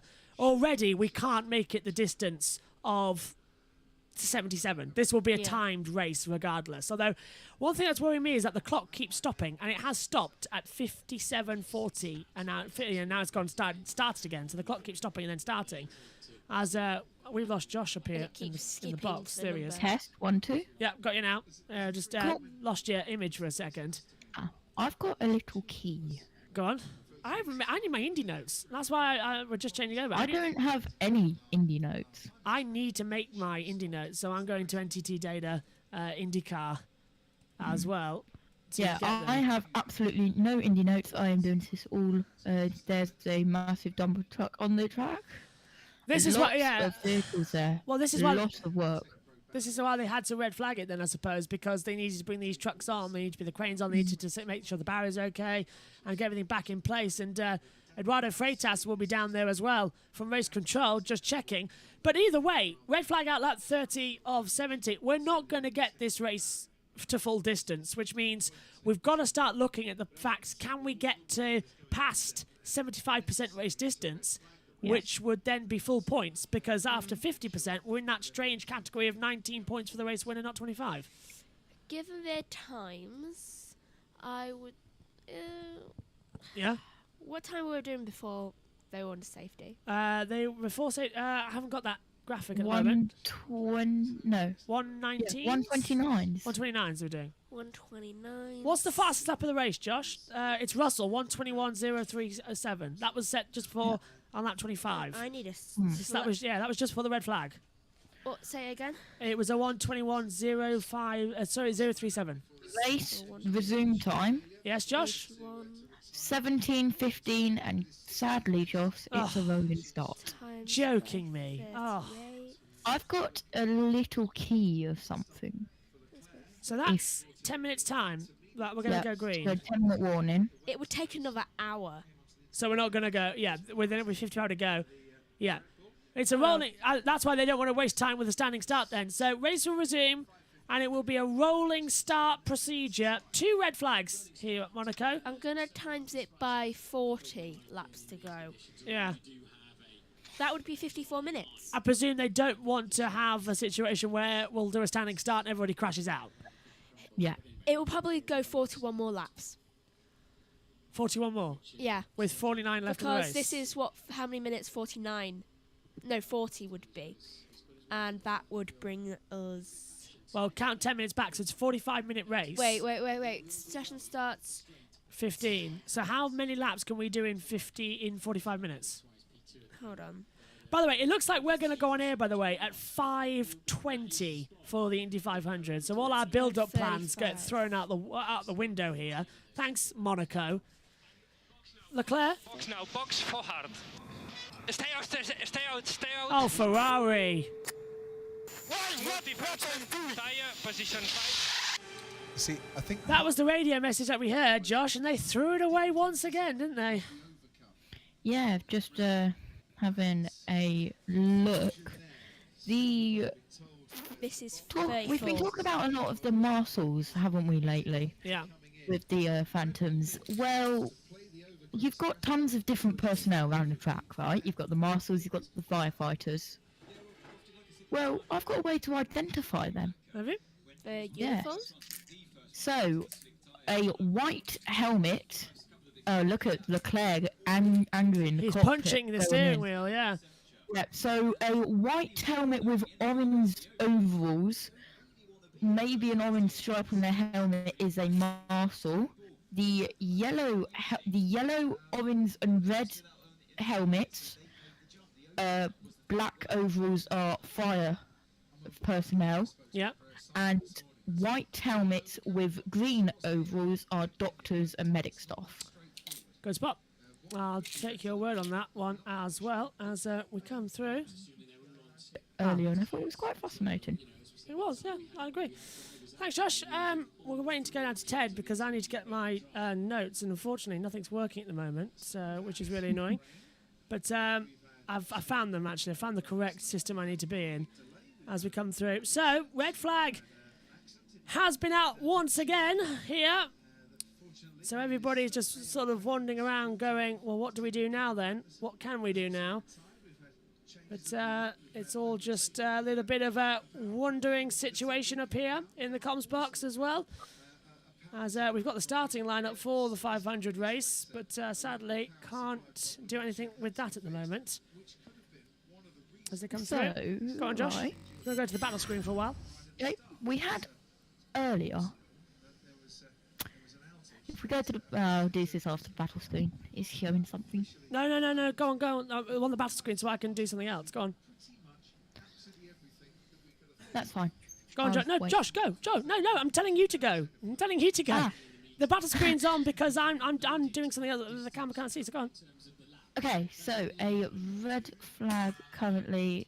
Perez, Sainz, Verstappen, Leclerc, Russell, Norris, Alonso, Hamilton, Bottas, Vettel, Gasly, Ricciardo, Stroll, Tsunoda, so Latifi, Albon, and Schumacher and Magnussen. Okay, now we're showing something. Ted. Lots of new tyres going on. I would imagine they'd be hard, given that we've got who knows how many laps left to go, but there could be some new mediums if anyone's got them. Lando Norris, haven't spoken too much about him. P6, I believe, at the moment, Crofty. He is just climbing up into his car. Seems fine. George Russell right in front of him. There's a lapped car, Zhou Guanyu, in front of them. And as well the AlphaTauri before we get to the two Ferraris. We'll see what happens there. But yeah, just the points situation. You've been through it, haven't you, Crofty? If we're only between 50% to 75%, it's not going to be 25 points for a win, is it? It's going to be 19. Yeah, there you go. After the World Council changed their... Well, not only, Ted, can I tell you, all the points permutations that you may or may please not do, need Crofty. You knock them down. I'm going to tell you that if we get to the end of lap 58, then we can award full points. 75% takes us up to the end of lap 58. So anything beyond that, full points in this race. After 58, it's full points. I think it's around We've already gone past the 25%. Laps. Right. Do That was more the end if of there lap isn't any more interruptions. So that would take us to 63. Yeah, round about that. Round about 63, yeah. So full points will be awarded. Kind of 75% distance is the end of lap 58, and there are various points, permutations and tallies that we'll go through should they become necessary at that time. This is brand new, Martin, after the glory that... Yeah, it's brand new after what happened last year and the utter mess that was the Grand Prix of Spa. So let's just hope it's going to be a little bit easier to get a running order in it as well. So keep your fingers crossed. I've got a message about lapped cars. Go on, Josh. Lapped cars may overtake once the race has resumed. That is Stroll, Tsunoda, Zhou, Latifi and Albon.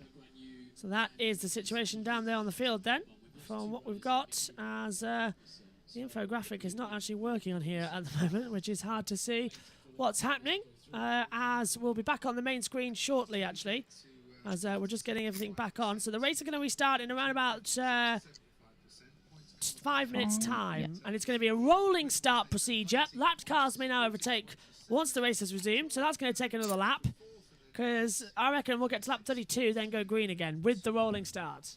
That's my understanding of the rule regulations.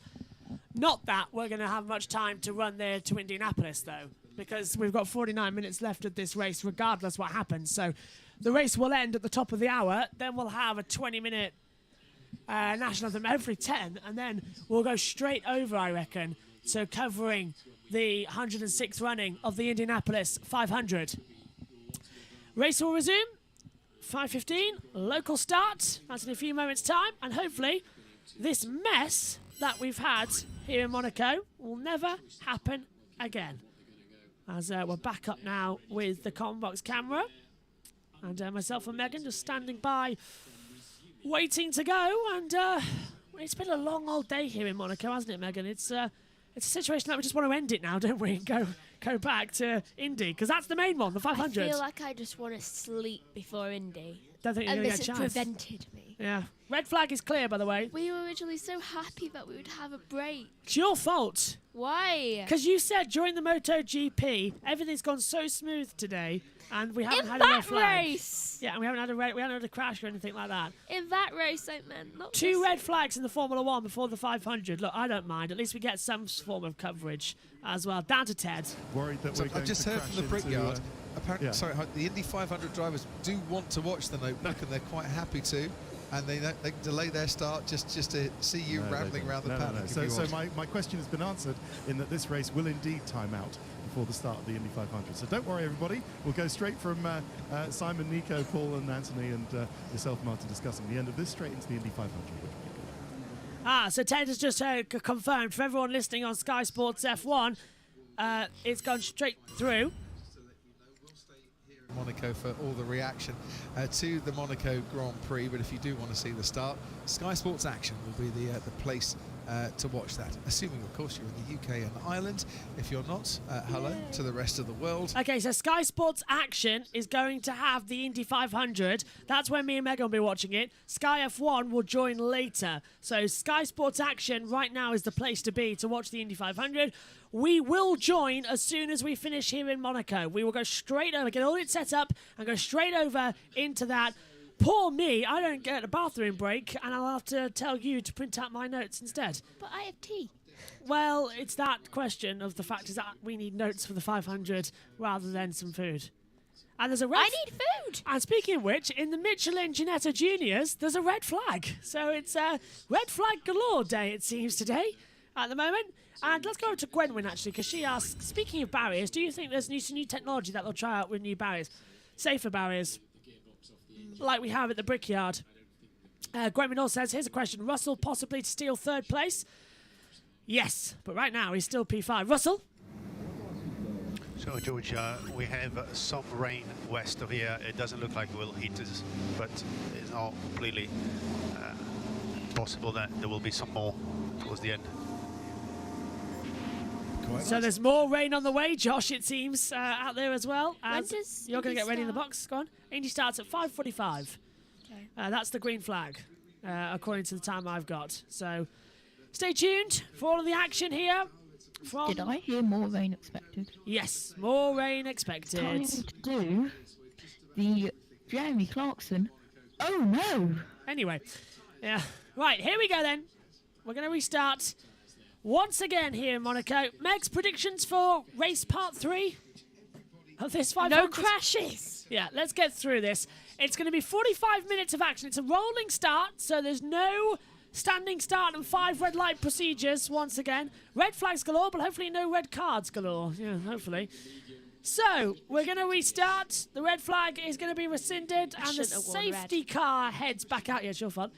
Red flag gets rescinded. Safety car will lead them around. And the Monaco Grand Prix, for the 2nd time today, green light, and away we go now!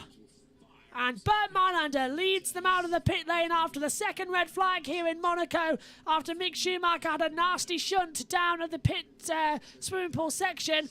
And now Perez leads the race, from Sainz in 2nd, Verstappen 3rd, Leclerc 4th, Russell 5th, Norris is 6th, 7th for Alonso, 8th for Hamilton, 9th Ocon, Bottas rounds out the top 10, Vettel 11th, Gasly 12th, Ricciardo 13th, Stroll 14th, Tsunoda 15th, then we get Latifi and Albon 17th, 18th, Joe 16th, Schumacher out, Magnussen out. When Magnussen retired, I don't know. It's saying on my computer lap 20. Didn't see him retire. And he must have stopped on the track. It was like Phantom. Yeah, it must have stopped on the track as well, but we never saw it. There's the lap cars getting out of the way. We have 45 minutes left of the race, so this race is going to go to time, not to laps. Lap cars may now overtake, so it's a good day to be Latifi or Albon. Yeah, away they go, out there on the back of the track.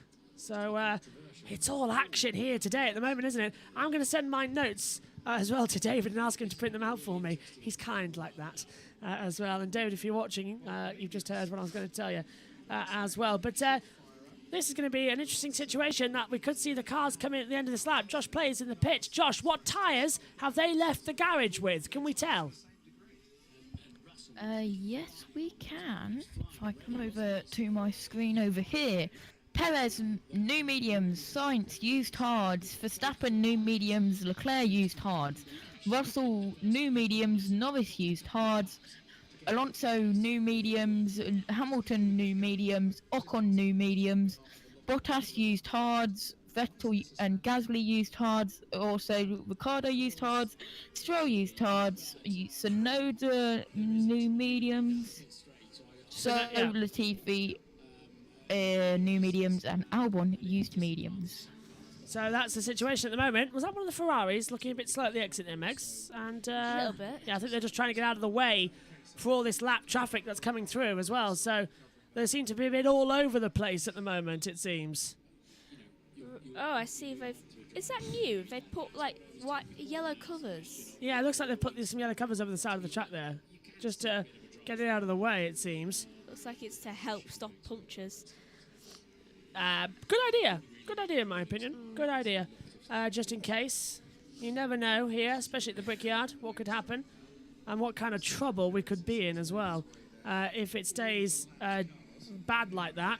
But for those of you on USRN who are listening, Matthew and Matt are starting their coverage now of the Great American Race on USRN as well. We'll be starting ours shortly. I mean, we should have been on air in around about 45 minutes' time.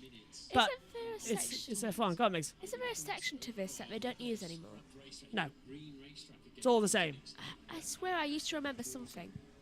There's something else. Don't know what's happening with your headset today. It's a bit quiet. Yeah, there's something else. I remember this section of... Where is it where it goes like this? Nouvelle. Oh, no, that part. Yeah, Nouvelle's still there. I have not seen that at all. Safety car will enter the pits. Rolling start is coming. So here we go. Where's that on here? Apparently Magnussen retired into the pit lane. It's the part where you've been on about earlier thinking it was a square. No. It's got like really high buildings on either side of it. Not at this track. No, which track is that? Singapore.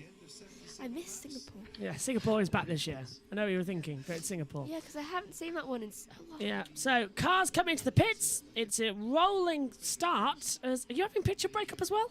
Yeah. Yeah, so am I. This is worrying as the cars try and get some temperature to the tyres, but it's a rolling start. It's not a standing start. So the tunnel. Yeah, but Lewis is backing them up, thinking it's a standing start. Lewis has got to go and catch up to the field now because Perez is going to lead them to the green. They're doing it wrong out there. Once again, they're doing it wrong. I don't think he realises. No, I don't think he does. They're doing it wrong again out there on the circuit. Someone should tell him. Yeah, and they've really got to pay attention now. This could get treacherous. 2 seconds. We're coming to the green flag then here for the Monaco Grand Prix. Safety car coming in. And we are going to have Sergio Perez lead them away. So, third times of asking for the 500 out of the last corner. Sergio Perez brings us back. Green flag, and away we go. Perez leads the way. Sainz is second. Verstappen third. Leclerc fourth. Now, where's the breaking point for turn one? It's not that greasy. It looks okay to me. And the Ferraris have got through. Russell's there too. But they're out there now, and the race is back on. Now, with a drying track and nearly a dry track, Megan, the question is, where are we going to go? Where are we going to see all the drama? Where are we going to see all the action? Probably... Lock up, Perez! Oh. Perez, lock up, inside left, coming into the mirror bow. I think it's kind of the part that he saw a bird go front of him. Also, I think that Casino Square is going to cause quite a bit of problems due to how it sounds. And look at this as well. Danny Ricciardo tried to look behind Pierre Gasly at the Fairmont hairpin. Didn't make a move there. Couldn't get through. It's all sorts of drama. 39 minutes left in this race. It's lap 33 of 77. We are not going to go the distance of this race. Not at all. As we come through as well. Perez looking quick. The sector times are not really matching it. But this is fast action once again here at Monaco. Right. So Russell has the fastest lap time so far. And I'm not liking the midfield right now. I think they're way too far away from the top fielders. Looks like it as well. And this is Hamilton again, trying to get through on Fernando Alonso this time. Not Esteban Ocon. It's the other Alpine, Fernando Alonso, ex-teammate, of course, as he comes through. And the question now is, Josh, can he actually get that position? Can Hamilton find a way through at other parts of the track? I think he could. Just had a message, very interesting. Normal grip conditions, and if every single lap the leader does a 1 minute 22, there will be 24 laps available. So we are going to go to the time, there's no doubt about that, but the question is, can we get past that lap 58, which we're all always on about, to get past 75% race distance? So I'm not sure. Going to be tight. It's going to be very tight indeed. Can they get it? It is plus 1 lap though, remember, so it's now 37 minutes plus 1 lap left of this race out of it, but we haven't gone to time just yet. So until it goes to time, we'll find out. But it could be that the point system might change because we can't complete the full time of the race because it got delayed at the start and everything as well. It's a 3-hour race window as to get this race done. But it will end in 5 minutes. It will end at 5 o'clock as well. Which is really confusing to why they have not gone to time yet, because it's It's making everyone confused. We're past the point of no return. We cannot get the remaining laps in the time given. So Perez crosses the line and does a 1:20.677.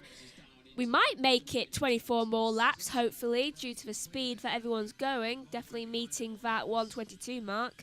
For Verstappen Radio. 9 laps expected, Max, from here. 29 laps. So we get 29 laps. Okay, so that's about the same as what you've all been predicting up here in the comms box, which I suppose is reassuring to hear, considering the problems that we were expecting this to be. But the Monaco Grand Prix once again providing us with the excitement and the drama that there needs to be. Very lemony, that. Yeah, lemonade with lemon in is going to be very lemony indeed. And it's been sitting around for a couple of hours. The Sainz and Perez now gap. So, is this it then? Leclerc's lost the Grand Prix because of Ferrari strategy call? Yeah. Yeah. I think we can all agree on At that least now. he's going to finish for the first time. Oh, Josh got news in the pitch. Josh? 5-second time penalty for Ocon causing a collision. And that was with Lewis Hamilton.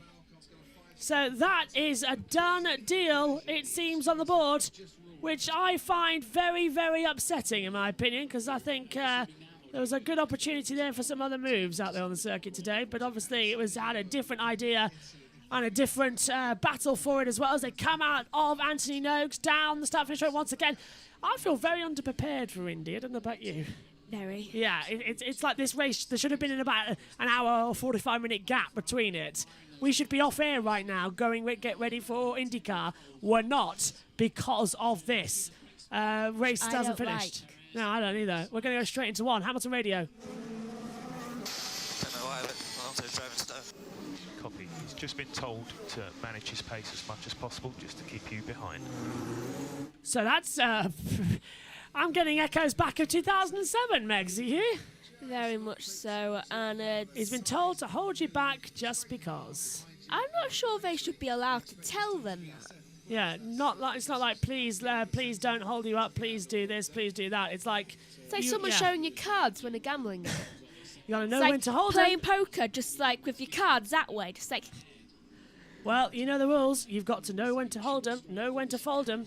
Know when to walk away, and in this case for Fernando Alonso, when Lewis Hamilton's chasing you, know when to run. Kenny Rogers would approve of that message as they come through into Rascasse once again. Sainz and Perez, the gap now 9/10. Oh, correction, over a second now. But the DRS hasn't been enabled yet. But everyone's out there on dry tyres, as far as I can tell. So no one's out there on different ones. Megan? We have made it into the 118. Sainz has just done the fastest lap of a 118.962. Could this race be finished even earlier? It's gone to a timed race. Yeah, thank you. So 34 minutes and 28 seconds to go. It has now gone to a timed race. It had to. There was no way, shape or form we were getting that race done inside the time. So I'll make the adjustments as well. Megan, take the comms. Sorry, 10th. Because the Mercedes pace is very good. You look at Russell able to do the 19s, low 19s, and is just dropping away slightly from Charles Leclerc, but is keeping up with him. So that probably explains Hamilton's frustration, going 3 seconds a lap slower behind Fernando Alonso. By the way, Crofty, that's got to be a trivia question, F1 trivia question, about when has a driver changed his helmet design mid-race? And the answer is Lewis Hamilton, 2022 Monaco. He's gone back to the old yellow after starting the race with the new amethyst white and purple. Good spot, Crofty. He has indeed, yeah, and he's changed the helmet mid-race, so he's gone from the pink helmet to the purple and yellow helmet. So David Croft has noticed that one perfectly. We're just getting the timer up as well. It'll end at 5 o'clock precisely, so we're just getting it set up here with the race. And Megan, Sainz closing in now, the gap 0.8 of a second. Right, so Sainz is really going for it. My prediction might be right of Sainz winning, because he is very, very close to the 117s, and he just done another fastest lap of a 1:18.150. So we've opened up the graphic now. There is officially, we are into a timed race, 32 minutes to go of this race, 33 actually coming up, before we will go to the red flag conditions. Well, the checkered flag will come out, so it's +1 lap added onto that. But there's the session, look, race. How for an hour for race. petty will Leclerc feel if his teammate wins?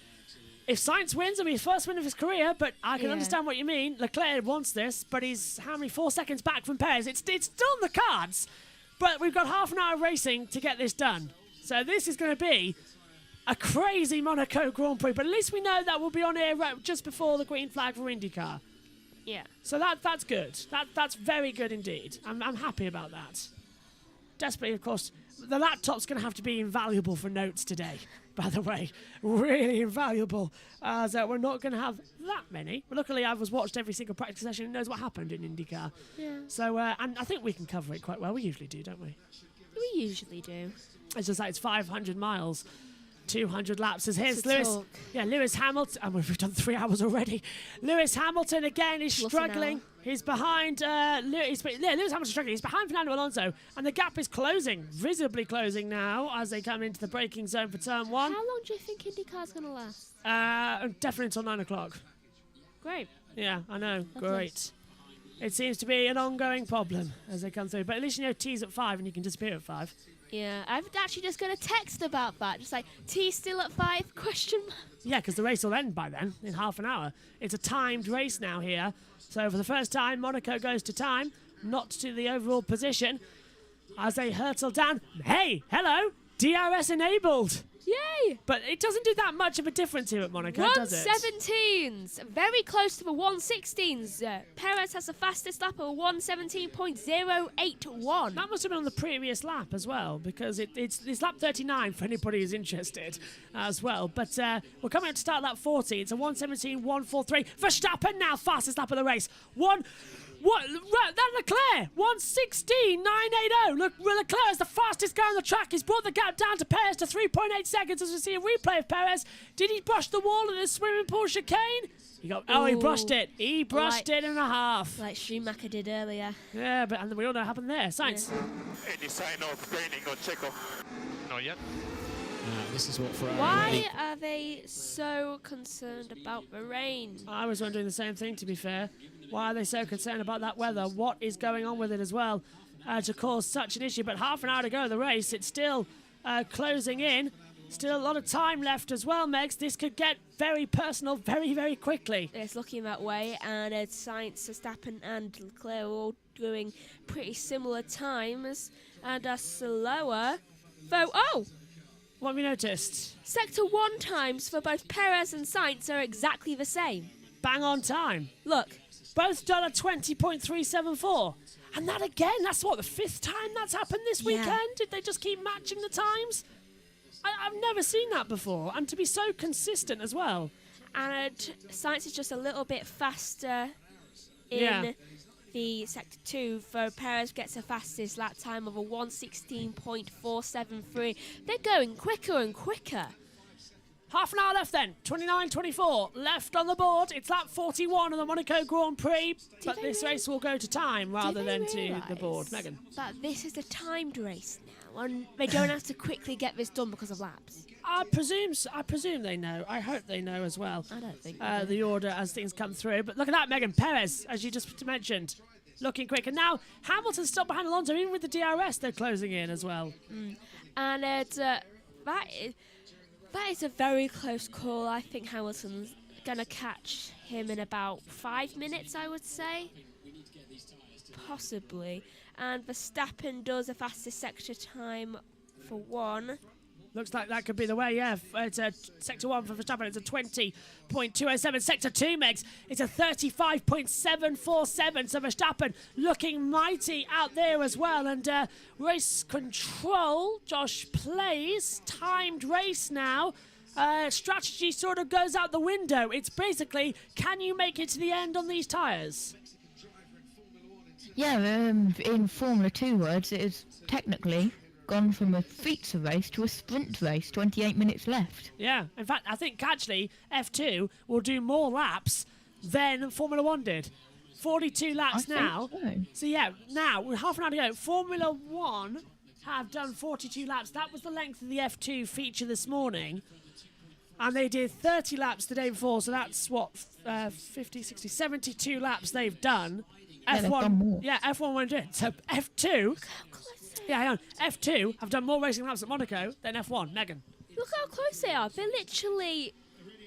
Oh, Ted. Yeah, saying, look, Valtteri, we understand what Alonso's doing, just backing up the pack for whatever reason, managing his tyres. They're 3 seconds off. The Alpines, Alonso and Ocon, are running 3 seconds off what they could do in dry running, and it's ruining Bottas's race as well as Hamilton's and Vettel's. I think his teammate. Thanks, Ted. Down there as well, as we'll fly back up to the Combox camera. So look at that, Perez second sector, 35.735. Leclerc was the fastest first sector, 20.206 as well. So he was closing in. Who uses their DRS first? Max or Sainz? Says Gwenwyn. I reckon neither of them, because they're both outside the DRS zone actually at the moment. They are, and only Ricardo has it, I getting think. faster and faster, these lot, because they're now on a 120. They're now on a 116.260. Yeah, so that it's getting faster. And there is. Go on, Josh. A bit of a DRS train forming. If we look at the intervals all the way down from Ricardo to Tsunoda, has it? Norris. But I was under no threat from behind, right? So surely I can just push now and try and make a mistake ahead. If you don't want me to push, what the hell am I meant to do if I just sit here? Okay, Lando, so we are happy to push, as you said. We think there might be 23 laps remaining. The key thing would be, if rain came towards the end, that we had some rubber left on the tyres to deal with it. So Lando wants to push and go try and put pressure on George Russell, but he doesn't just want to sit there doing nothing. So he wants to push, but nobody else is letting him push. So Lando's there with tonsillitis, just sort of standing around going, well, you want me to have a go, but you're not letting me have a go. He's racing with one arm tied behind his back. And the other arm on his throat coughing. Yes, actually, good point. As it comes through, it's been a mad old race. Right, so this is... I still can't remember what the corner that is. Tabac. Chicane. That was the Nouvelle chicane, and this is the Tabac. This is swimming pool chicane. Into, again, this is where Schumacher crashed earlier, and Ocon's closing down Hamilton, and Hamilton's closing down Alonso. Uh-oh. I've seen this happen before, and it's not pretty when it does. Let's hope they do not crash into each other, and they've got... Right, so... They just crossed the line now onto a new lap round Sector 1. Ted. And for those who've been with us all the time, I can tell you that Charles Leclerc is just dropping a little bit further, 10th by 10th, behind the front battle. Perez, Sainz and Verstappen. It's all quite close, but Leclerc just running out of ideas, a bit like Lando Norris. What can he do? Just running out of ideas, running out of time. I hope he's not just resigned to fourth, but that's the way it's looking at the moment. And he will be gutted, and he wants to win his home Grand Prix, and if he's not even on the podium, that will be salt in the wounds for him.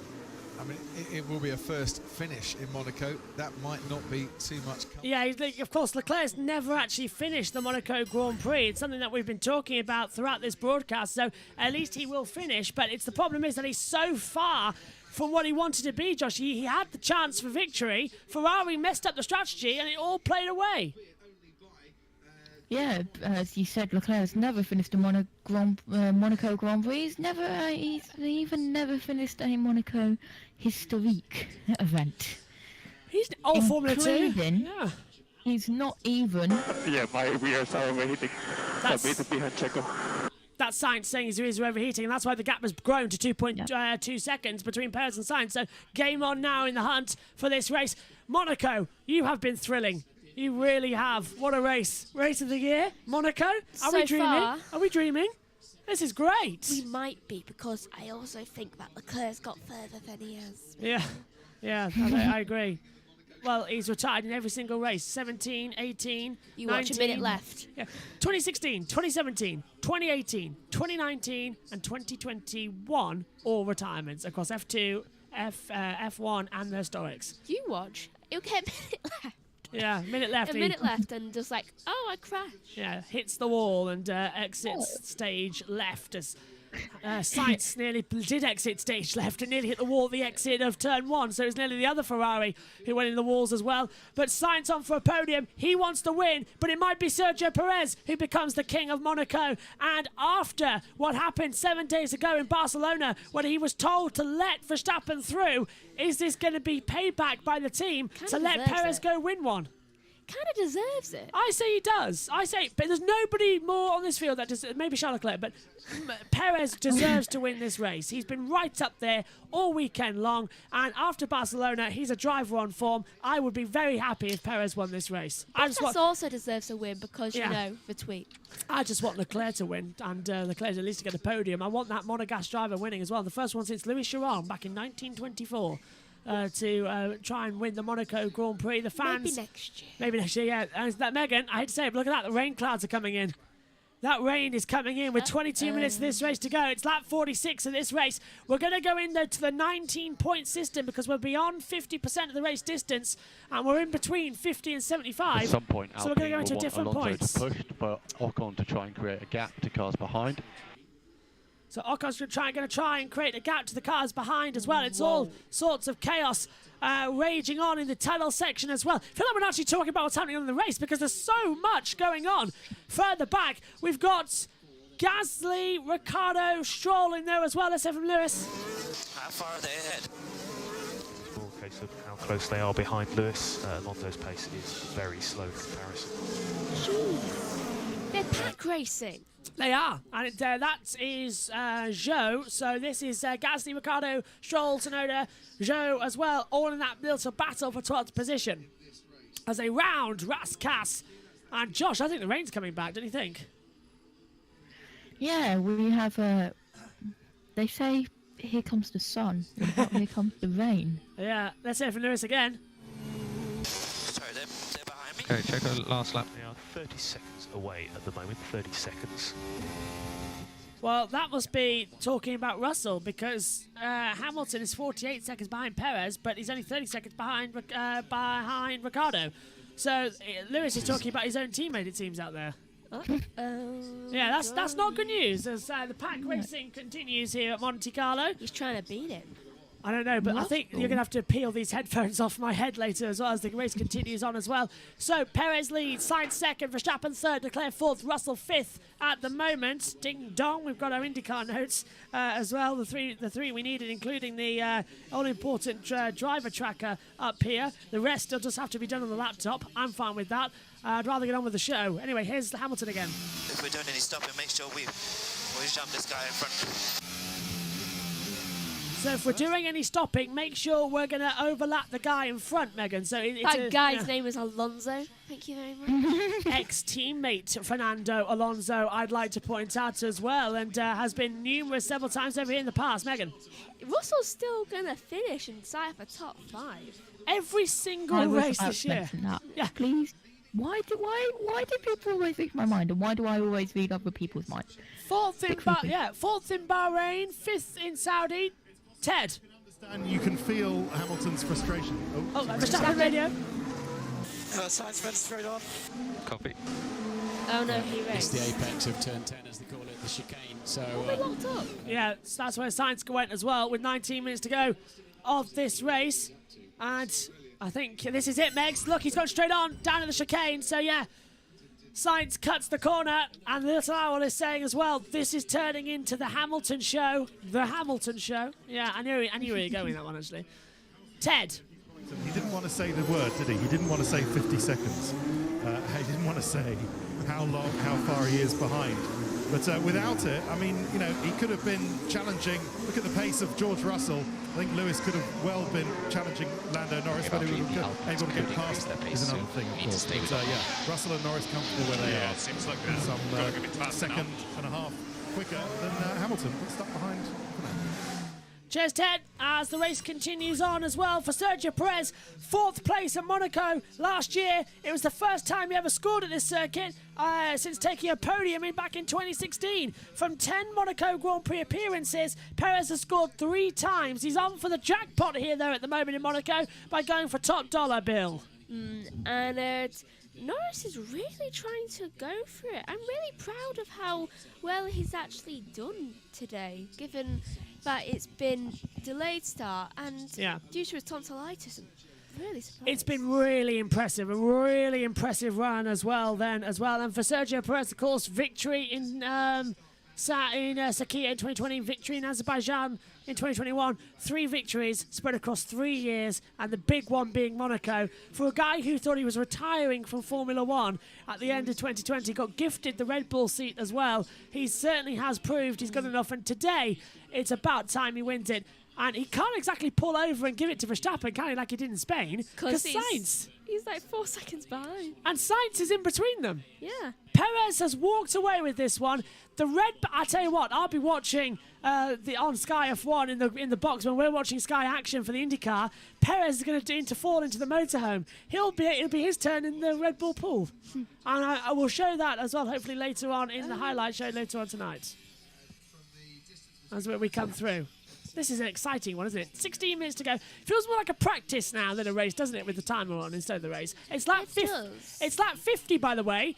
And remember, we need to get to lap 58 for this to be a full points race. So we've got 8 laps in 16 minutes. It was tight. I think we might do it, which means we might get a full points race. It might be my prediction. What we need now is probably a safety car to come out to stop that from happening. But right now, it might be a full points race here in Monaco. And knowing our luck, it'll be Leclerc. Yes, probably will be, yeah. And it was a 77-lap race, remember, not 78. So it takes that average down on the percentage of what is 50, what is 60, what is 75. And Alonso, fastest second sector, 35.650. And this is Zhou Guanyu getting all out of shape and going straight through the Nouvelle chicane. And how he saved that. And that was a brilliant save because he almost went to the side of Yuki Tsunoda. That was almost like what Leclerc did to Brendan Hartley back in 2018. That was massive. Drama-filled. Yeah. He's also going to have to give a place. No, he'll be fine. He'll be fine. He would have to give that place back. Oh, Albon's out. Albono's out. That's not good. That's sad. Well, that's 3 retirements. Joe's now last. Go on, Josh. Is his hair his red hair fading? Yes, it's gone. Ah, so that's why then. He'll be back in the next race in Baku in 2 weeks' time. He's going to be dying like forever. Shame he won't be with us in Baku, Megs, as you're doing Le Mans during that time. Myself and Ian Burge will be commentating that. But we'll miss you in Baku by your doing Le Mans. You'll be back with us, though, for the next race after Baku, which is Canada, I believe. I presume so. Yeah. Have I ever actually done a Canadian? No. Yes, actually. No. Yes. I tried. I need a new pet after that. I need a new pet, and out of that, as into the pits comes Ricciardo to change over to medium. Norris. No, it's Norris. Thanks, Josh. It's Norris changing over tyres, but he's got the room. You did the last Canadian Grand Prix in 2019. Vettel went across the grass, got and hit the wall, and got the penalty, and Hamilton got the win because the FIA gave him the penalty. Don't you remember? Yeah, so you have done a Canadian Grand Prix. It's just it feels so long ago. Yeah, well, it was 2019. 3 years ago. Yeah, but maybe 4, 2021, 3 years ago. Yeah. But yeah, Canada back soon. Looking forward to that. But next time out in Baku, it'll be lit. Now, Friday will be normal coverage. Saturday, Megan will take you for qualifying, as I will be doing the start of the 500. And for the race, Megan will be doing the 24 hours, and I'll be doing I'll be doing the Le Mans 24. I'll be doing the race. Megan will be doing Le Mans. Yeah, that's how it goes. And I'll be doing the. So I missed qualifying for Baku. So that's all yours.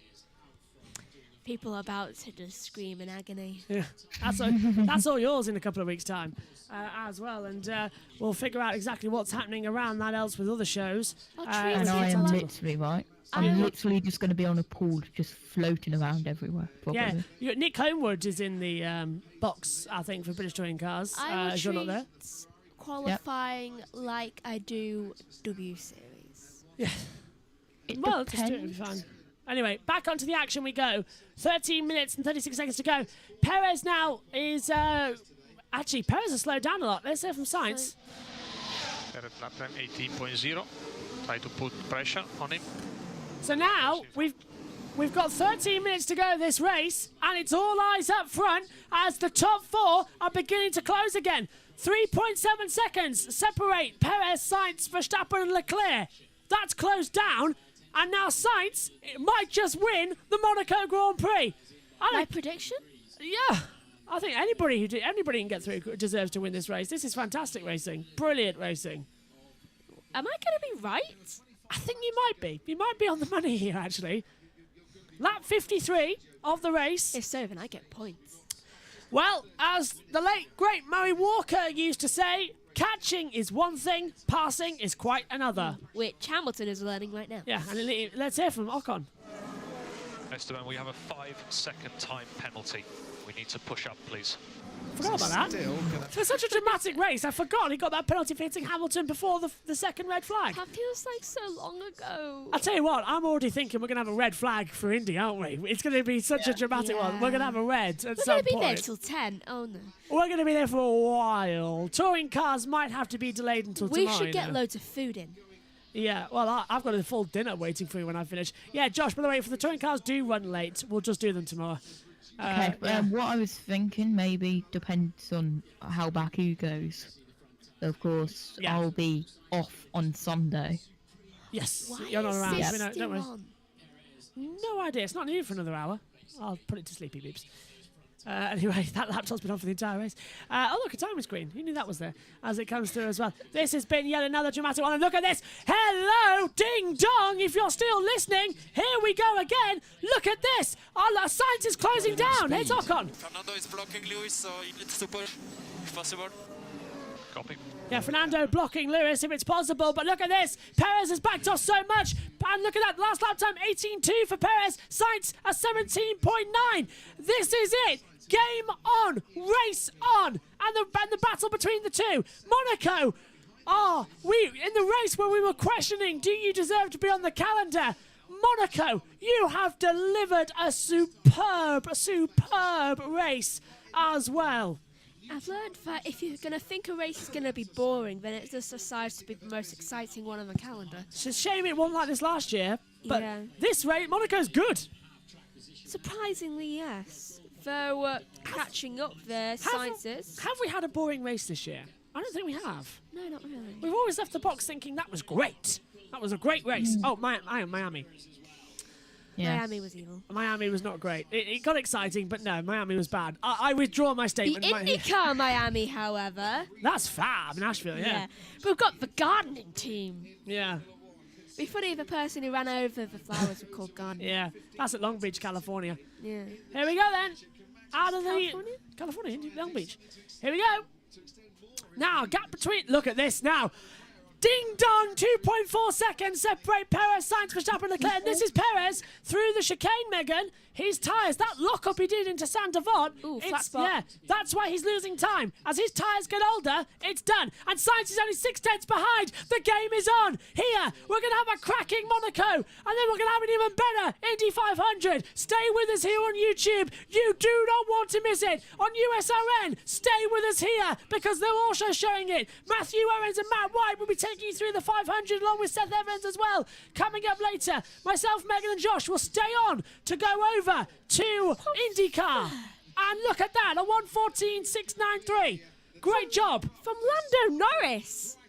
And Sainz going for a move as Perez goes defensive, and there's a little bit of nearly contact there. Sainz is right in the back of Perez now, and Verstappen's there, and Leclerc's there. Maybe the dream isn't over for the young boy from Monaco. Maybe it is, maybe it isn't. Maybe he crashes into Verstappen. Maybe we'll just have to wait and see what's going to happen. This race is turning into the one just like in 1982, when nobody wanted to win it. It's Red Bull Ferrari, Red Bull Ferrari. More quickly. Tell me the reason, please.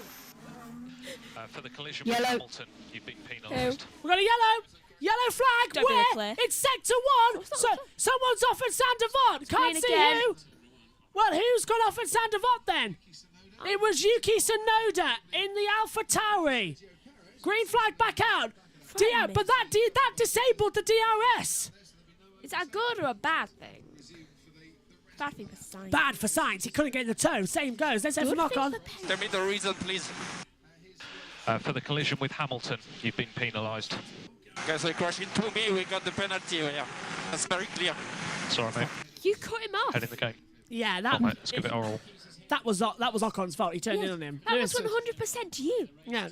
Lewis was far enough on the inside. I read it as a racing incident, to be fair, but it was clear that if the stewards needed to give a penalty, it would have been to Ocon as well. Yeah. Driver track is going nuts out there at the moment as well. This is a great battle once again in Monaco. I hate how it keeps the drivers around. Yeah. Look at Christian Horner. He's worried. Is it a 1-2? Is it a 1-3? Is it a 3-4? What's the title turns going to be? Let's hear from Max. Didn't check up his tires. Basically, let me through. I'm quicker. But the problem is, Perez isn't just going to let him through. Verstappen's going to have to make the move. But Checo is leading this race. 7 minutes 40 to go, plus 1 lap. I can't believe Max has the nerve to say, I'm quicker, let me through. This is great. It's like 7 minutes to the end of a race and you've got a Ferrari in between you. You're not going to go through, Max. You're not winning. What a fantastic Grand Prix we are having here in Monaco. We will go straight from this to the Indy 500 as well. So do stay with us here on YouTube. At least I get to take my headset off for half an hour. Of course, that means it breaks the cycle of him winning in every single race he finishes. Yes, of course. If Verstappen doesn't win here today, then that record gets broken of every single race he finishes in 2022. He wins. Bang on, Megs. That's why he wants to go through. It'll move on to being in every single race he finishes on the podium. Yeah. Yeah, that's. No, winning was the only thing. First or DNF, there was nothing else. And Sainz gets really close, looks to the inside. Perez defends, and Sainz nearly locks up and nearly misses the Nouvelle chicane. But Perez keeps ahead, and we've got traffic ahead, Megan, in the form of Zhou and Latifi. Quickly, move out of the way. Well, there's traffic ahead, and now Verstappen's closed in, Leclerc's closed in as well. This is it. We are going to have a showdown in Monaco. Gasly 0.9 behind. He has got DRS. We think 8 laps to go. 8 laps. They're all within 1.8 seconds of each other. Look at this. You could throw a tow rope and just tow them all around. We've heard of Truly trains. This is a Perez train. Down now, lap 59. Full points can now be allocated for this Grand Prix. Perez will win with 25 points from Sainz for 18 as well. So it's now a full points race. We have gone past 75% distance here in Monaco. Full points can now be allocated. And now, with 6 minutes to go, it's a race to the flag. Right, so Sainz is... Sainz nearly wins the back of Perez down in the Fairmont and nearly caused a chain reaction with Verstappen and Leclerc. That could have been bad, and Sainz could have got punched by Leclerc. I nearly would have punched Leclerc for that. I nearly would have punched Sainz for that one. Nearly caused a pile-up down there at the Fairmont. Right, so no one locks up there. So Perez 18.8. They are Right. 8 seconds ahead. So we're losing the window to Norris behind. It's 21 seconds behind. Go. So Sainz is now 8 tenths behind it. No, 7 tenths. DRS is opening now. They've all got it. They've all got DRS. Got it. Coming down the start finish road, but is it going to matter? That's the question. It's going to have to be a bold move from anybody making the move. 5 minutes to go here in Monaco as they cross the control line. 118 was on the previous lap as well. They are literally going for it. Oh, this is going to end badly for someone. It's good racing though, isn't it? Yeah, but this is really going to end badly for someone. Battle for first. Perez, Sainz, Verstappen, Leclerc. Josh, who's your money on? I want to say Leclerc. Because that's my pick a winner. My pick a winner too. Hamilton last lap 18-0. Yellow. Gap to you. Yep. To Hamilton is Where? 2.5. Sector 1. No one's there.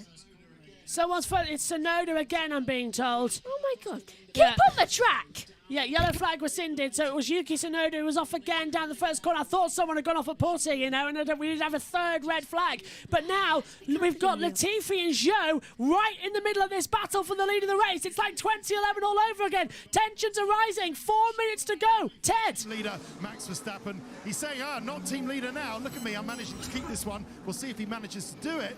But why did they need to go to the medium tyre under the red flag anyway, Crofty? I don't really get it. Well, the track temperature's worked out perfectly for them, hasn't it? As they go, right, well done, Zhou. Got out of the way. Did Latifi? No, Latifi's gone ahead. So well done to Zhou Guanyu for manually getting out of the way of the race lead. You are a true gent, because he was battling for position there with Okay, Latifi. a bit more lift off turn 3 will help you for the rear tires. That Entry turn 3 will That's help you Gasly. to manage rear tires.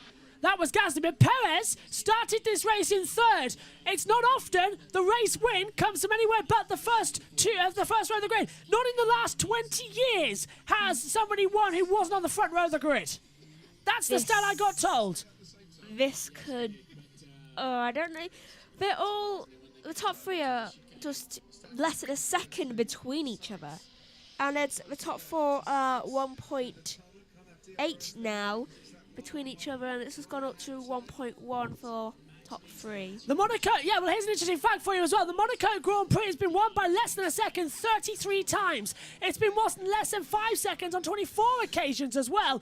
But won by less than a second 33 times. We could be having a 34th here as the gap is 0.8 seconds. And there's a lock-up further ahead from Latifi who nearly puts in the wall. Latifi trying to get out of the way of Perez and Anthony Noakes. Get out of the way, Nicholas! Get out of the way! Yeah, it's pretty stable behind. Esteban still And needs yeah. 2 more seconds to Bottas to be in the points. Latifi gets out of the way, but crucially not for Leclerc. Verstappen locks out, just makes it. Did Leclerc get through? Yeah, but look at how much time Dumbo Nicholas Latifi got. And now Zhou's going for it. Side by side, did Zhou get through?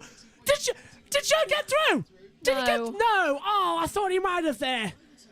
I thought He's still Zhou battling He him. was side by side on Beau Rivage. 0.3 difference. Oh, Leclerc to do a Bradbury. Could be. Hold on. I just love that we can see Zhou and Latifi in the background. I know, they're battling their own thing as well. 2 minutes to go on the Monaco Grand Prix. So I would say, what, 2 more laps? This one, the next one, and then that should be it, depending on what they say, when it's the final lap. Probably. But this is all eyes up front then here at Monaco. So much drama, so much anticipation about who was going to win. It's going to go the way of Sergio Perez, but he's going to manage another 2 laps. It'll be a 64-lap Monaco Grand Prix. And Lando will get the fastest lap. And the bonus point for being inside the top 10 as well. Yeah. So he is P6. Let's hear from Lando. Speaking of. Perez is backing off to get the lap count down, so it might be 3 including this one. But it doesn't matter, I'm pushing, alright? No more calls. Yeah, I'm on softs, I'm fine. 1 minute to go, 2 laps to go here in Monaco. Lap 63, lap 64 will be the last one. It is a +1 lap race, and finally, Megan, after today, sunshine around the circuit and blue skies. You're 3 hours late. Yeah, it really is 3 hours late. This race started at 2, it's now 3. So it's now, this race started at 2, it's now 5 nearly here in the UK. And that is the Ferrari, looking like they're going to have a 2-4 here in Monaco. This is what we wanted, though. A close, hard fight between the top teams. 3 more laps. Monaco has delivered. 0.8 behind with DRS. Look at that. And Norris. Delayed message. Yeah, Norris, it's a 19.686 as well. Sainz might have to go all out. It's a lap coming up. Perez is going to have 1 more lap. Sainz just going to have to go for it. So is Verstappen. Leclerc, I think, has settled. Ferrari made the wrong strategy. They cost Leclerc. Perez and Red Bull have done brilliantly all weekend long. This really has been Perez's weekend. He was the only one to dethrone Leclerc in any of the sessions so far this weekend. He did it in practice 3, and now he was constantly on the pace. Out of the last corner. This should be the last lap, not the checkered. 1 more lap to go. And here in Monaco, the timer runs out. It's the last lap, and Perez has only got another 2 miles to go until he's a victor of the Monaco Grand Prix. And Sainz was backed up there as Look at Verstappen. He's so close now. Sainz is a second behind Perez now. And he's trying to hold up Verstappen so Leclerc gets third. And it's... I don't think he's... No. Sainz ain't going to make it. None of us were right. The clock is run out. It's the last lap. And now look, sunshine all the way around the circuit. You've taken your time. Look at that beautiful blue skies. It has been a day that has been bemusing everybody. Eventually, we had a start delay for 20 minutes. Then we had a red flag. Then the race had a rolling start. Then Schumacher crashed on lap 30. The red flag came out again. Then we had a timed race with another rolling start. It's been hard to follow, but that's the way the cards are dealt with here in Monaco. But there's one driver who looked superb all weekend. That was Charles Leclerc. Ferrari played the cards. Instead of two aces, they got two jokers to pick up with a full flush here in Monaco. It's the underdog. Sergio Perez wins the Monaco Grand Prix with Carlo Sainz in second and Max Verstappen is third and Charles Leclerc takes fourth. George Russell continues. Every race he finishes, he's inside the top five. Lando Norris finishes in sixth place and gets the fastest lap. Alonso will come home in seventh, but Arriba! It's Perez on top. He has swept Monaco with a royal flush. The new king is Sergio Perez. I also noticed that on the way to the final lap, he pushed against the wall. Monaco. Oh, guys. This is us. Come on. Vamos. Well done, guys. Oh, yeah. Checo, you have won Monaco. Unbelievable drive. What a brilliant, brilliant drive. Thank you, guys. Thank you so much to everyone. So happy to be part of this team. Well done, guys. Well done to everyone. Amazing weekend. We just made it a bit harder there in the end. He's all smiles Megan tonight. leaves the back of the commentary box to go for something to eat before Indy 500. Look at that. Sergio Perez, the winner of the Monaco Grand Prix, which is just absolutely fantastic. The Mexican flag to take away. He becomes the first Mexican to win at Monaco. And before? No words. No words. Season is long, but we cannot do that. We cannot do that. You heard Matteo Binotto say Charles as well, and they really have thrown it away. A bad strategy call to Charles Leclerc cost him victory in his home race. Let's hear from the race winner, Perez. Popular Sorry victory for here. yesterday, guy. I said I will give you lots of champagne today. And you found a flag. Nice. Somewhere there was a Mexican flag. Awesome. Very much. There's always a flag. Always, always, always. Here as well at Monaco. What a race. And usually we'd go off here to start up the 500 broadcast, but we've still got another half an hour until the start. So I think we're all happy just to see Perez on the podium here at Monaco, hear his thoughts, and then we'll drift over to the 500 as well. Driver of the day, though, is Sergio Perez. But the one thing I'm going to do, though, is in between these two shows as well, I need to get my earpieces in to listen to the 500 as well. But the problem is, Josh Plays, who's still with me in the comms box, I can't find my ears, my in-ears. They've disappeared, which is always a result, isn't it?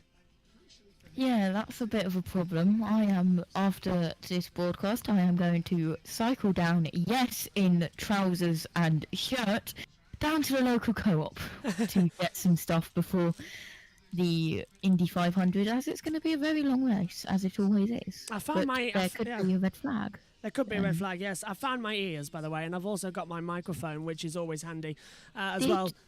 You just say you found your ears? Ears. Weren't they always there, your ears?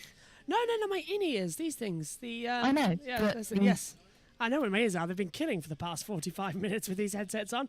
I need to take the headset off for a while as well. So we'll hear from the top three shortly as well. Let's go to the YouTube chat quickly as well, because this is where it's all looking exciting. You did it!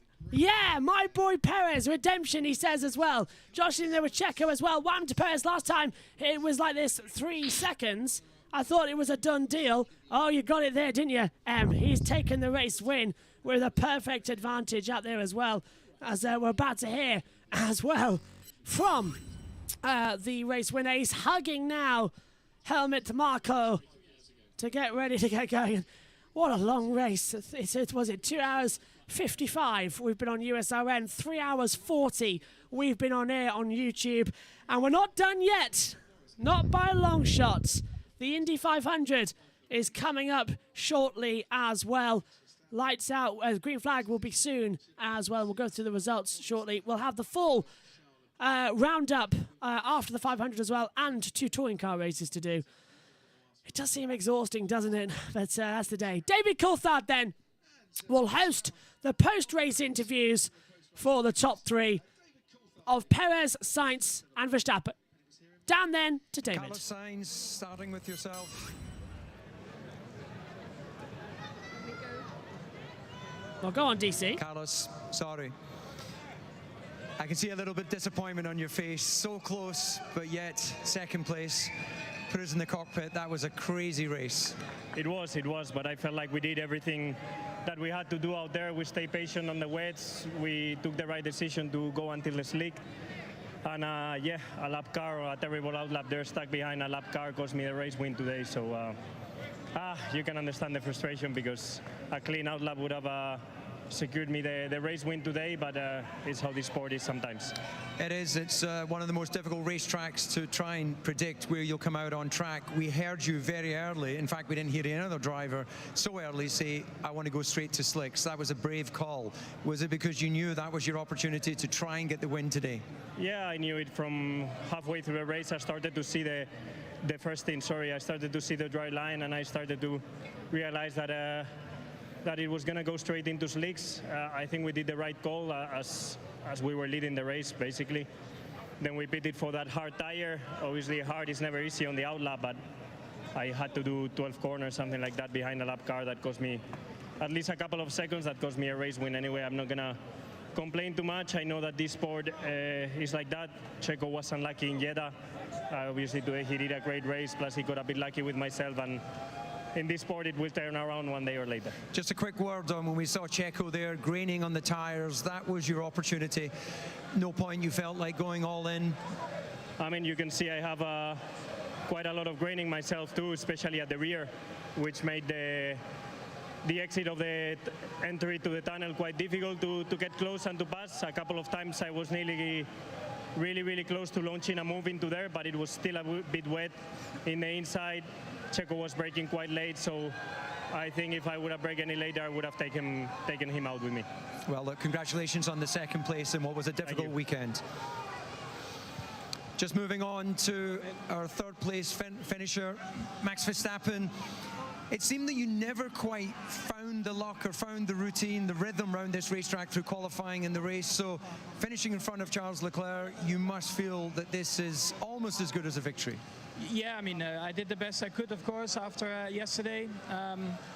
Then, you know, once, you know, you got, of course, blocked with that red flag in qualifying, you start forward, and I tried to do the best I can. I think as a team, we did a really good job with the strategy to basically get ahead of the Ferraris. Yeah, I think as a whole team, we can be very pleased with the Sunday. I mean, it was a very hectic one with the rain and stuff, but I think we executed it well, and I extended my points lead, which I didn't expect last night, so I think that's a positive. Just explain to the viewers, how difficult is it when you have these delayed starts, these red flag starts, to get back into the rhythm again? Yeah, especially when it's wet and you haven't really driven around here in the wet, and the tires, of course, are very slippery. I think, yeah, it's all about just trying to be very focused. It's easy to make a mistake, of course, but yeah, luckily nothing really crazy happened apart from Mick, of course, but I heard he's okay. So, yeah, overall, quite a decent day. Quick line on your teammate taking the victory, his third ever. Yeah, no, an amazing result for Checo, so very happy for him. Excellent. Max, congratulations on your podium result. And ladies and gentlemen, it may be only his third Grand Prix victory, but I suspect this is the sweetest feeling of all. Sergio Perez, congratulations on winning in Monaco. It's a dream come true. I mean, as a driver, you dream of winning here. After your home race, I think there is no other more special weekend to win. So to do it and the way we did it, you know, we just made it a bit harder for ourselves there at the end.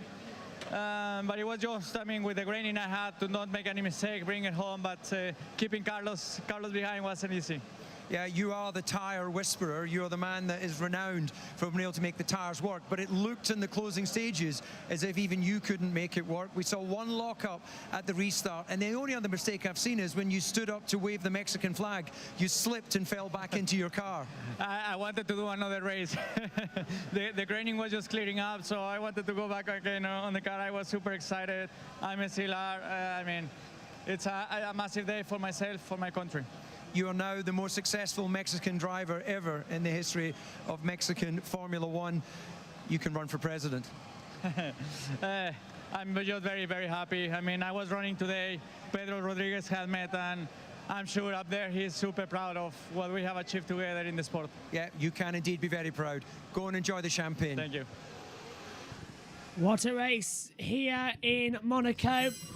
And I want to say, as I just changed over now to, as I told you earlier, handheld mic and everything to get ready, massive thank you to Matthew Owens, who has sent out not only a document for us all for the Indy 500, but it is a document full of notes. He sent me his notes for the 500.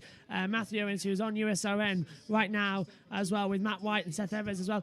Well done, guys. Have a great call, and thank you so much for those notes as well, because they are absolutely going to be needed. Now, Sergio Perez walking to the podium. We're going to go on air, by the way, at 25 past the hour for IndyCar, so around about a half-hour build-up to the 500. And Josh is still with me at race control as well. This is going to be a chaotic race. In fact, if you wanted to, you can go now to get back in time, because we're running out of time.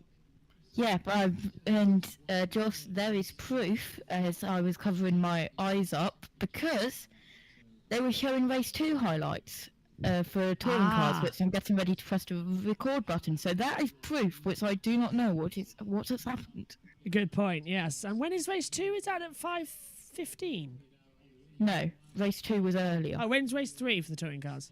7 minutes, which is that's why I'm waiting. And then I'll probably be back around past. And now I've got to make sure that I've got to log into Megan's laptop to record that timing, because I completely forgot about that. There we go. It's all up there. It's still running.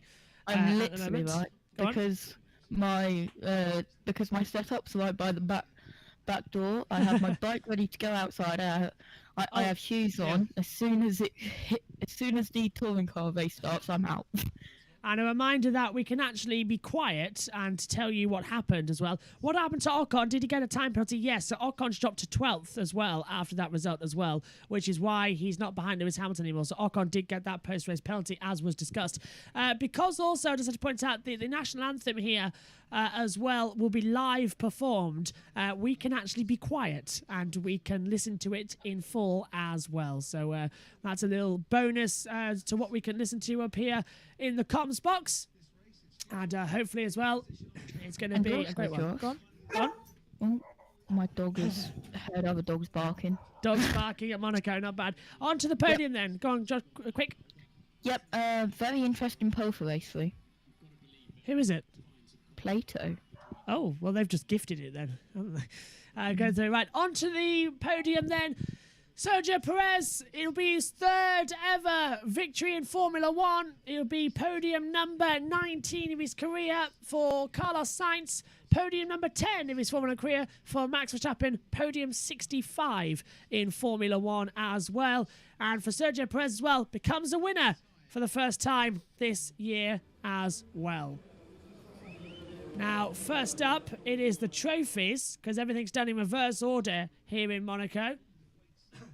So it's going to be the trophies first, then the national anthems. Remember, it is reversed here in Monaco, as His Royal Highness Prince Albert II of Monaco will present the trophy, the first ever Mexican to win on the streets of the Principality. What a fantastic race. Checo wins again. Once a season, 2 red flags, 70. So how much was it? 65 laps in the end. 65 laps in the end, that race. Before they checkered. As they all come through now as well. SHT said again, I put Perez race winner for today, and he did it. We got a third different winner today of the season. Yeah, that's Giancarlo Fisichella with 3 career wins. You bang on there as well. There's the Princess, Charlene, out there on the trophy as well. Presented to, as I say, Carlos Sainz, podium number 10 of his Formula 1 career. To have a big opportunity as well to win this season and to have that advantage. And now as well, on to Max Verstappen, who takes his 65th podium in Formula 1 as well. And now, at your feet, first up, it will be the national anthem of Mexico. Live for you now. After the Constructors Trophy is presented, I should be saying, out there on the track, as the principal of the Autodromo de Club de Monaco presents the trophy. Christian Horner, yet another win for Red Bull. I think their 6th win now on the streets of the Principality since 2010. Right, now we are going to hear the Mexican national anthem.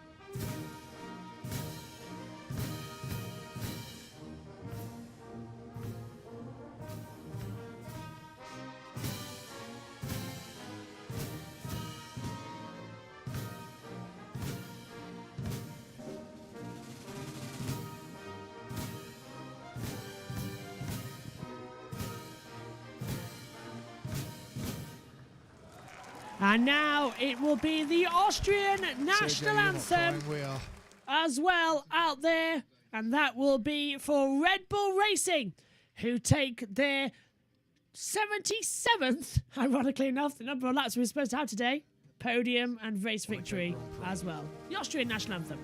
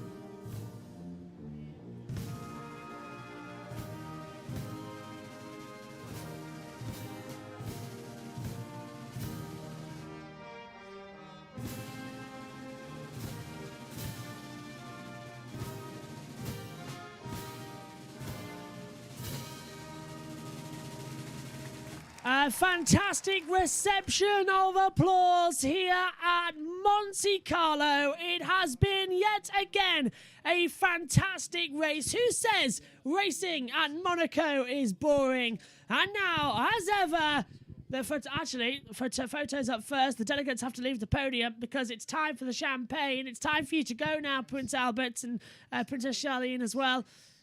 Yeah, Carlos Sainz goes on the top step of the podium as well. You can't go over the family photograph as well. That is here as well. What a fantastic race here in Monaco, and it really has been chaotic. I know Josh is busy, but I think he can still talk. Josh, your moment of the race, please, as it's champagne time in Monaco. Your moment of the race, Josh? It's been a crazy one. It has been an enlightening one as well as we come up to the main camera. That's it then, folks. Monaco is done. Who says we have boring races here? Race of the year? Definitely. Race of this entire season? Yeah. What a race. What a championship we've got lined up. Third different winner, and it belongs to Sergio Perez. We're not done here, though. Following us in a few minutes' time, join us for the Indy 500. But the 2022 Monaco Grand Prix, luck be a Mexican tonight. Sergio Perez wins in Monaco. Goodbye for now.